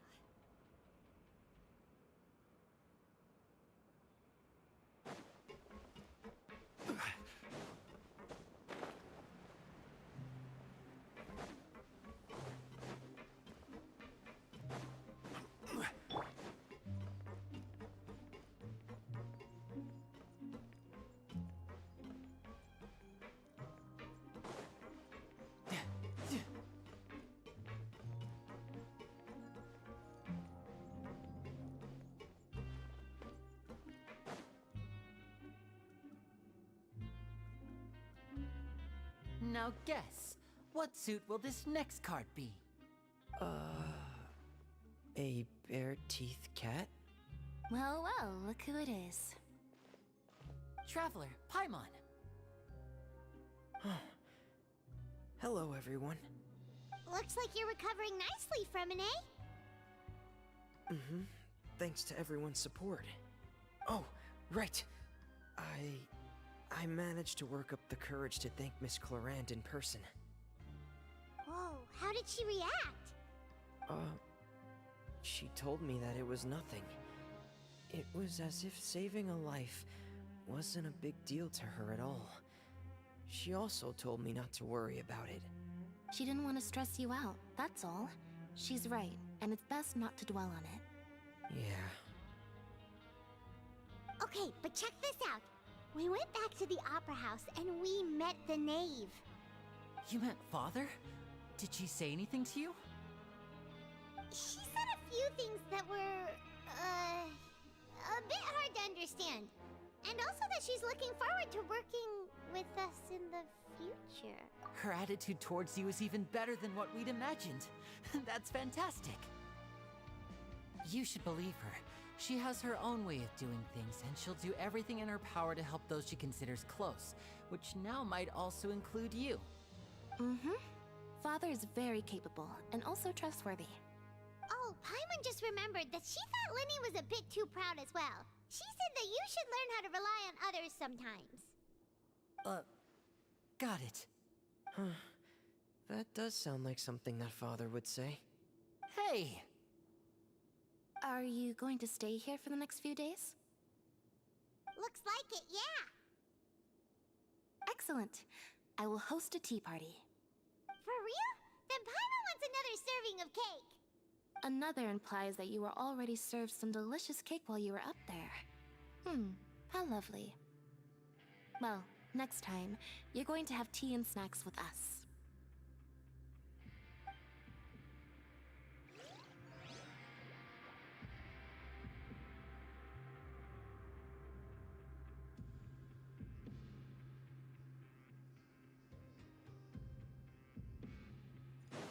No time to lose.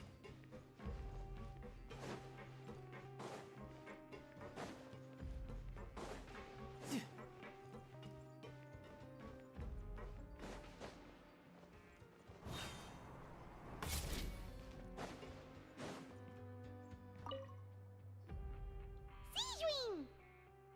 Traveler, Paimon, you're back! Are you still doing all right? Did either of you get hurt? We're fine, but what about you guys? It was such a huge mess. How bad was it? A few people sustained superficial injuries, but that's about the extent of the damage. Monsieur Nervulette paid us a visit. It was all thanks to him that we managed to suppress the crisis for the time being. Of course, we must also thank you for the help you provided. How did Nervulette know that he was needed here? Well, Monsieur Nervulette has strong resonance with the hydro element. When the water level rises, he can feel the waves produced. I ran into the bombshell bros while bandaging the injuries of the wounded. They were mumbling the whole time about how you just ran down without a word. I'm so relieved to see that you're both all right. If you're not too pressed for time, please stay with us a few more days. Just let me know if you get a craving for any particular dish, so I can have Mr. Walsey get your meals prepared. Oh, and please feel free to visit the infirmary for a break at any time. I'd like to take the opportunity to spend some more time observing your facial muscles as well. Your happy smiles are quite contagious, you know. They're so memorable, and I've missed them immensely while you were gone.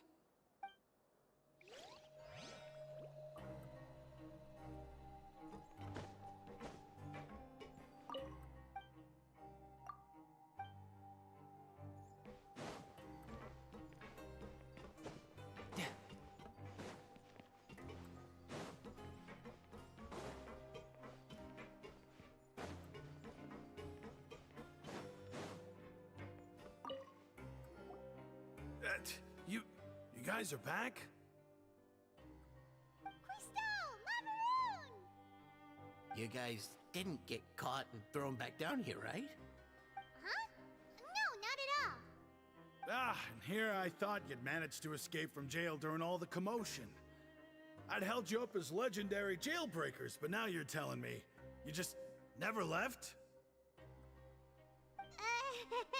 We're sorry, but we just had some business to take care of. All right. There's no need to get caught up in the details. We're just relieved to see you. He was super worried about you, you know. Hey, it wasn't just me. Weren't you super worried as well? Something like that, yeah. I was also transferred to work in the kitchen a few days ago. I can still hear Quisto mumbling to the carrots. Are those two all right? Do you think they made it out alive? Whenever he'd say that, I'd tell him I'm sure they're fine. Wherever they are, they're kicking back with drinks in hand, enjoying the lovely scenery. Hey, there's nothing wrong with worrying about your prison pals. Is there? I mean, considering how they always love listening to all my gossip. These two. They sure are a lot warmer and friendlier than when Paimon first met them.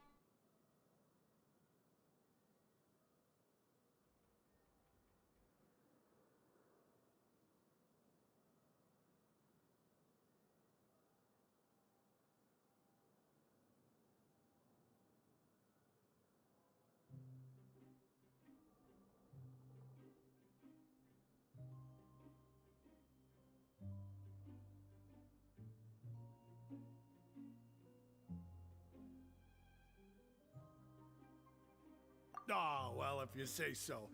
I'll be watching you to make sure you finish every last bite.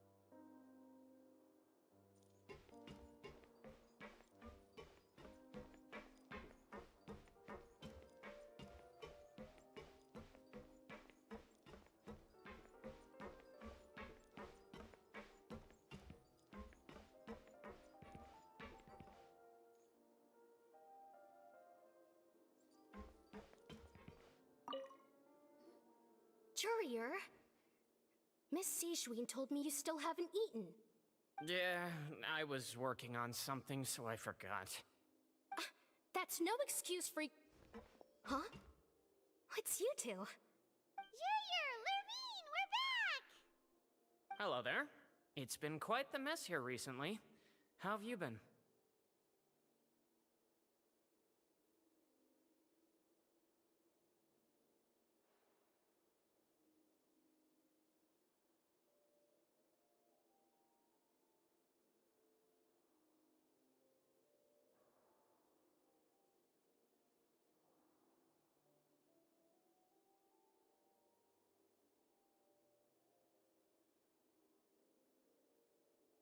And you! Are you still taking the secret passageway from the infirmary to work on the ship? Yep. That is still top secret, though. So don't say a word to anyone. It can be a bit annoying when there are lots of people in the infirmary, but I still prefer taking that route over the one from the Duke's office. I mean, the infirmary does make it easier for you to slack off. Oh yeah? Then why are you also here so much? You two really are just using your jobs as a cover for your relationship, aren't you?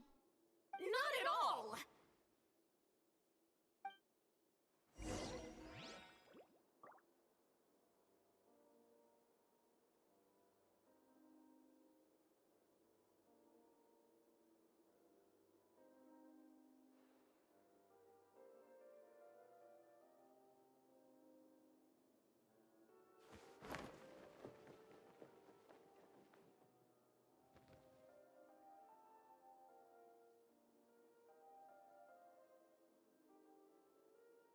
No time to lose.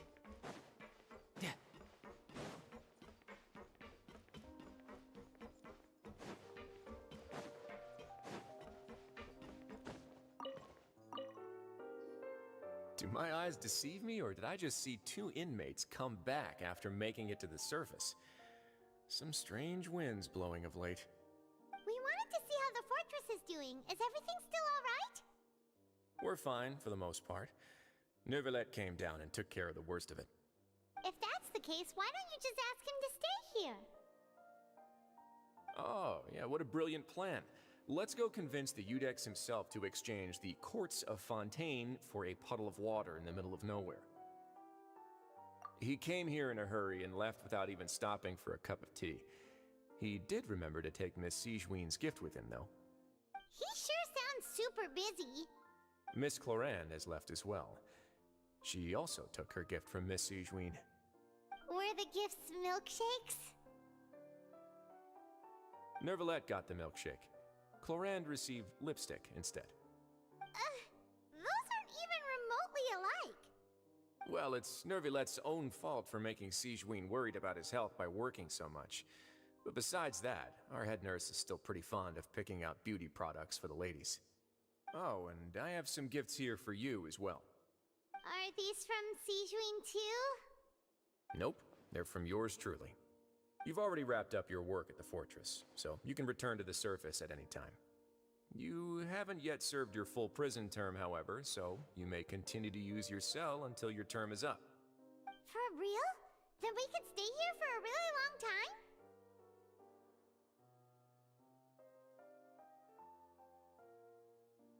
You may access the cafeteria for free. Just remember to come complete your paperwork once it's time for your release.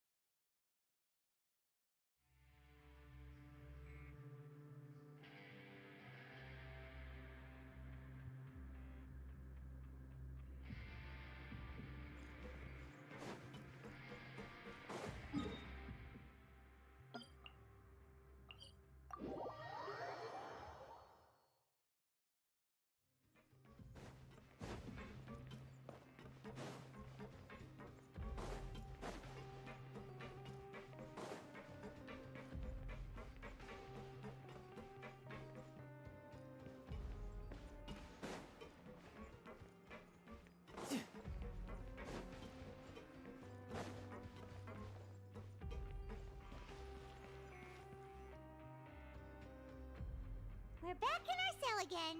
We're no longer prisoners, though, so it really doesn't feel the same. Being free sure feels pretty special now.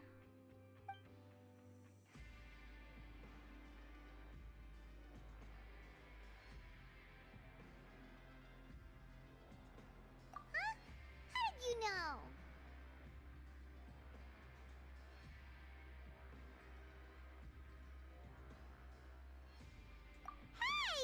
True?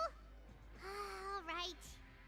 Okay, Paimon just wanted to say that we really are an amazing duo after all. It's like, we've now gone to so many places together and become friends with so many people. We've never stopped traveling or stopped meeting new friends. There are so many bad things in the world, and we're just two people, but we've still been solving solving problems no matter where we go. Isn't that pretty cool? You're counting Paimon today? Aren't you the only adventurer here?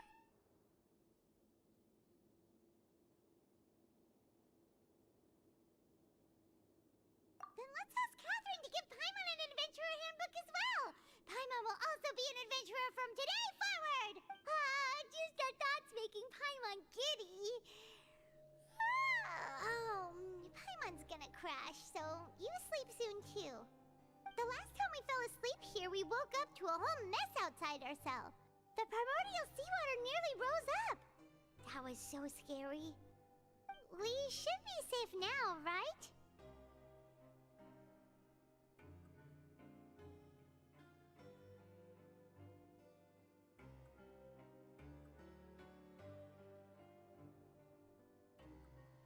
All right then. Good night to you, traveler.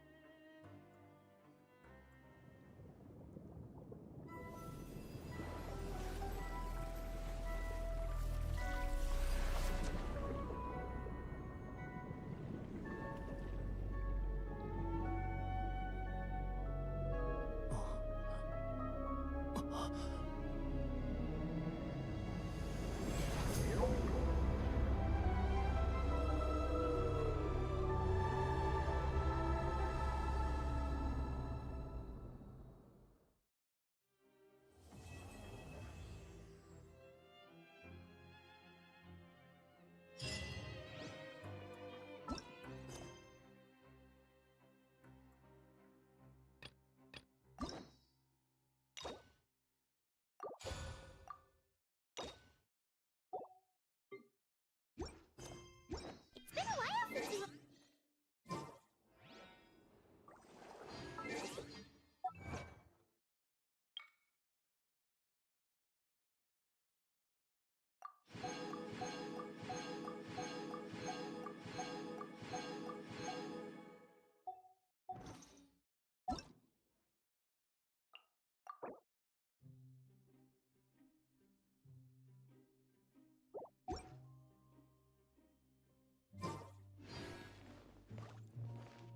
Paimon has so many questions about his true identity. Let's go talk to him and find out.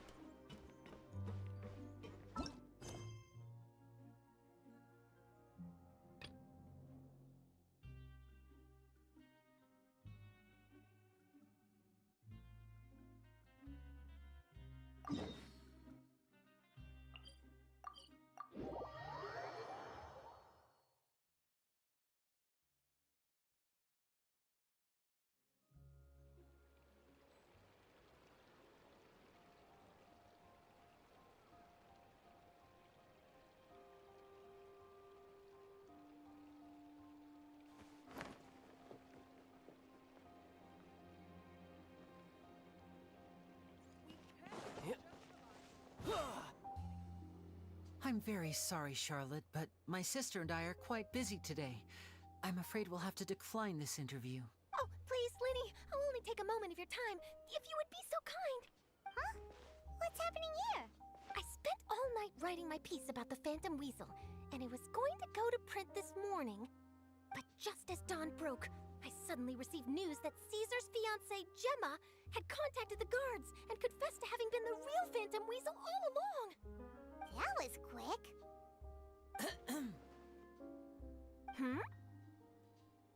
Too late, bro. That was quick, you say?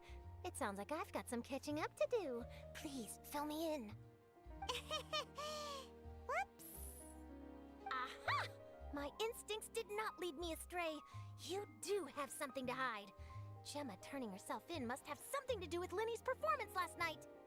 Maybe watching my high-altitude escape trick reminded her of a better time with Caesar, and she could no longer ignore the voice of her conscience. Huh. Okay, then. Wait, no, there must be more to it. If that's all it took for her to have a change of heart, how did it take her 10 whole years? Well...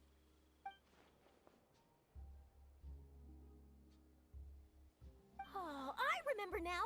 You and Gemma were nowhere to be found after the show. What happened between you? Quickfire question. Where did you all go after the show? Oh, we went to the cemetery and Linny did a private magic trick just for us. Actually, glad you mentioned it, because that reminds Paimon. Guess what? Linny started using rainbow roses in his tricks. What? I don't recall ever having received a rainbow rose from you myself. Is this supposed to mean that they're more important to you than your own sister? No, I just, What the... What now? Oh, did Paimon say something wrong again? This is getting pretty awkward. What do we do, Traveler? Seems like this interview wasn't meant to be. Well, never mind. There's always next time. Forgive my persistence, but when there's explosive news waiting to be found, I can't turn away. The news about Gemma has already made waves, and I'll stop at nothing to get to the bottom of it all. Apparently, one of the things she said to the guards was that her final wish is to see Lorenzo one last time. There's clearly a web of complicated relationships there. Can't blame me for being curious. All right, I guess I'll leave you to continue the rest of your conversation in peace. Bye for now.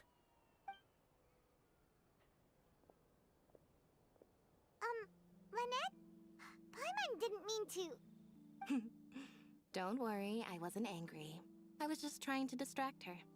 Oh, really? Oh, thank goodness. You scared Paimon there. Phew. You and me both, Paimon. You and me both. At least it did the job, right? Please, take good care of that rainbow rose. I'd be really upset if you lost it.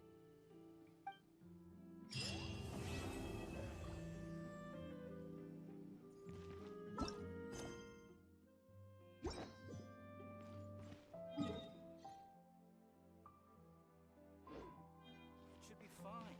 I'm sure. No time to lose.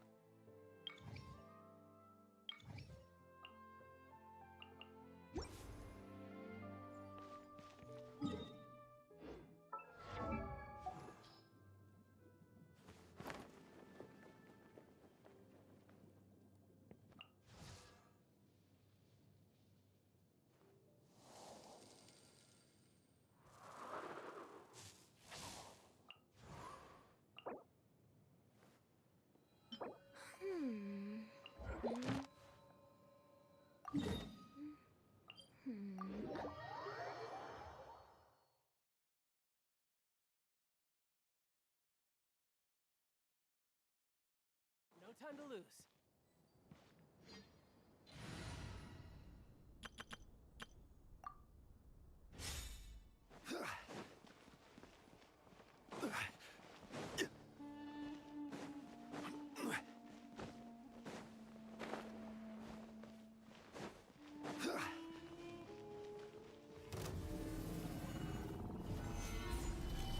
I see everything. Right now, right here. Flicker.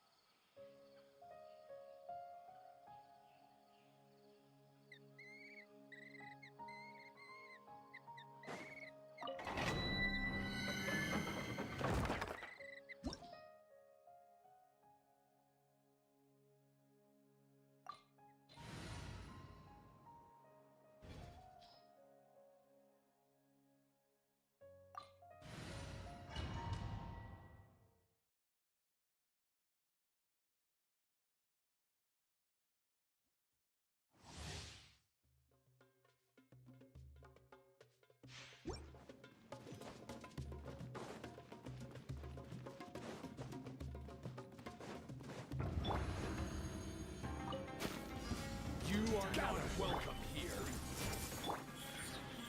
Emerge.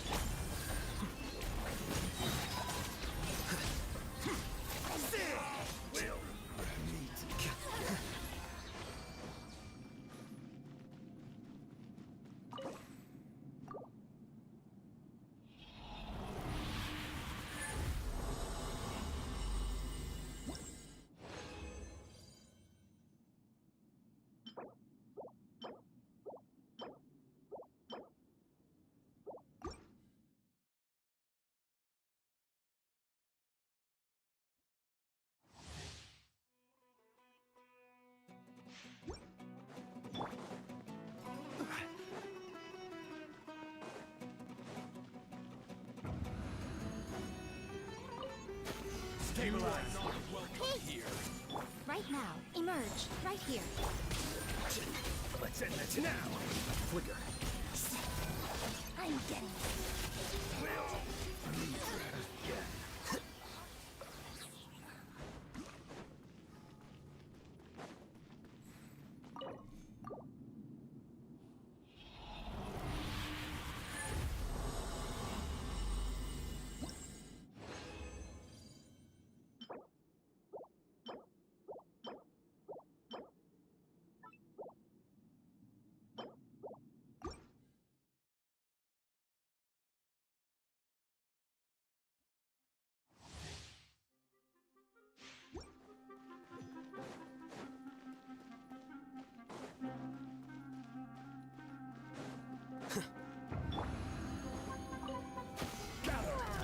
I see everything. Right now. Right here. Right now. Here you are. We'll meet again. I'm getting sick.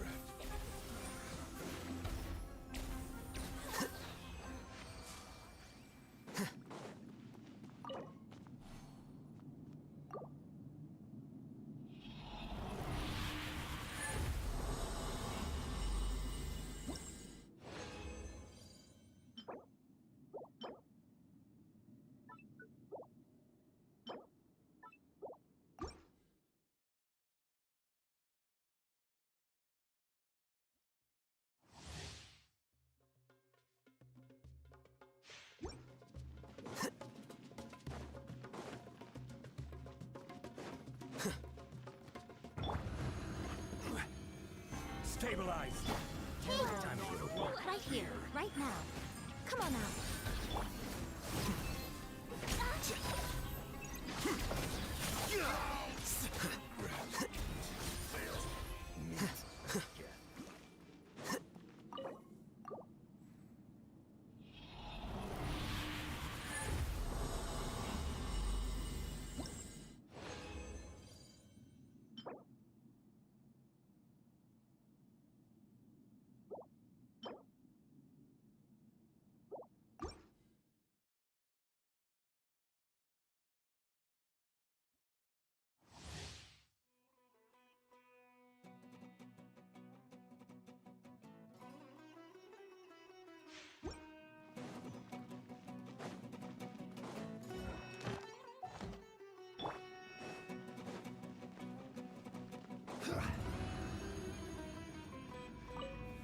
Solidify.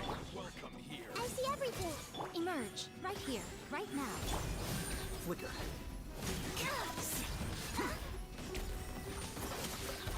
I'm getting sick of this game.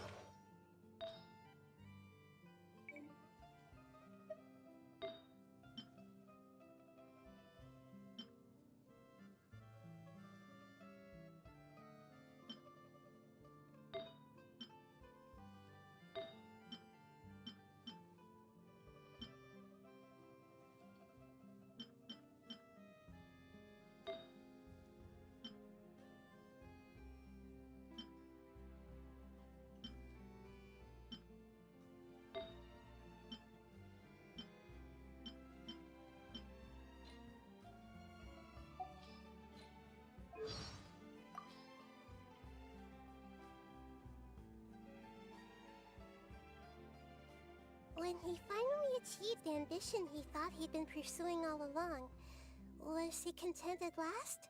Or only emptier still? We only yearn for the skies. I'm led to believe that long, long ago, the 7 archons used to stay. I hear that playing games is a good way to quickly bring people closer together. I'm sure it must work.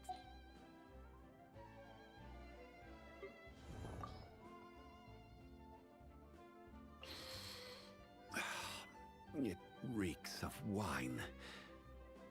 That bard has just been through here, hasn't he?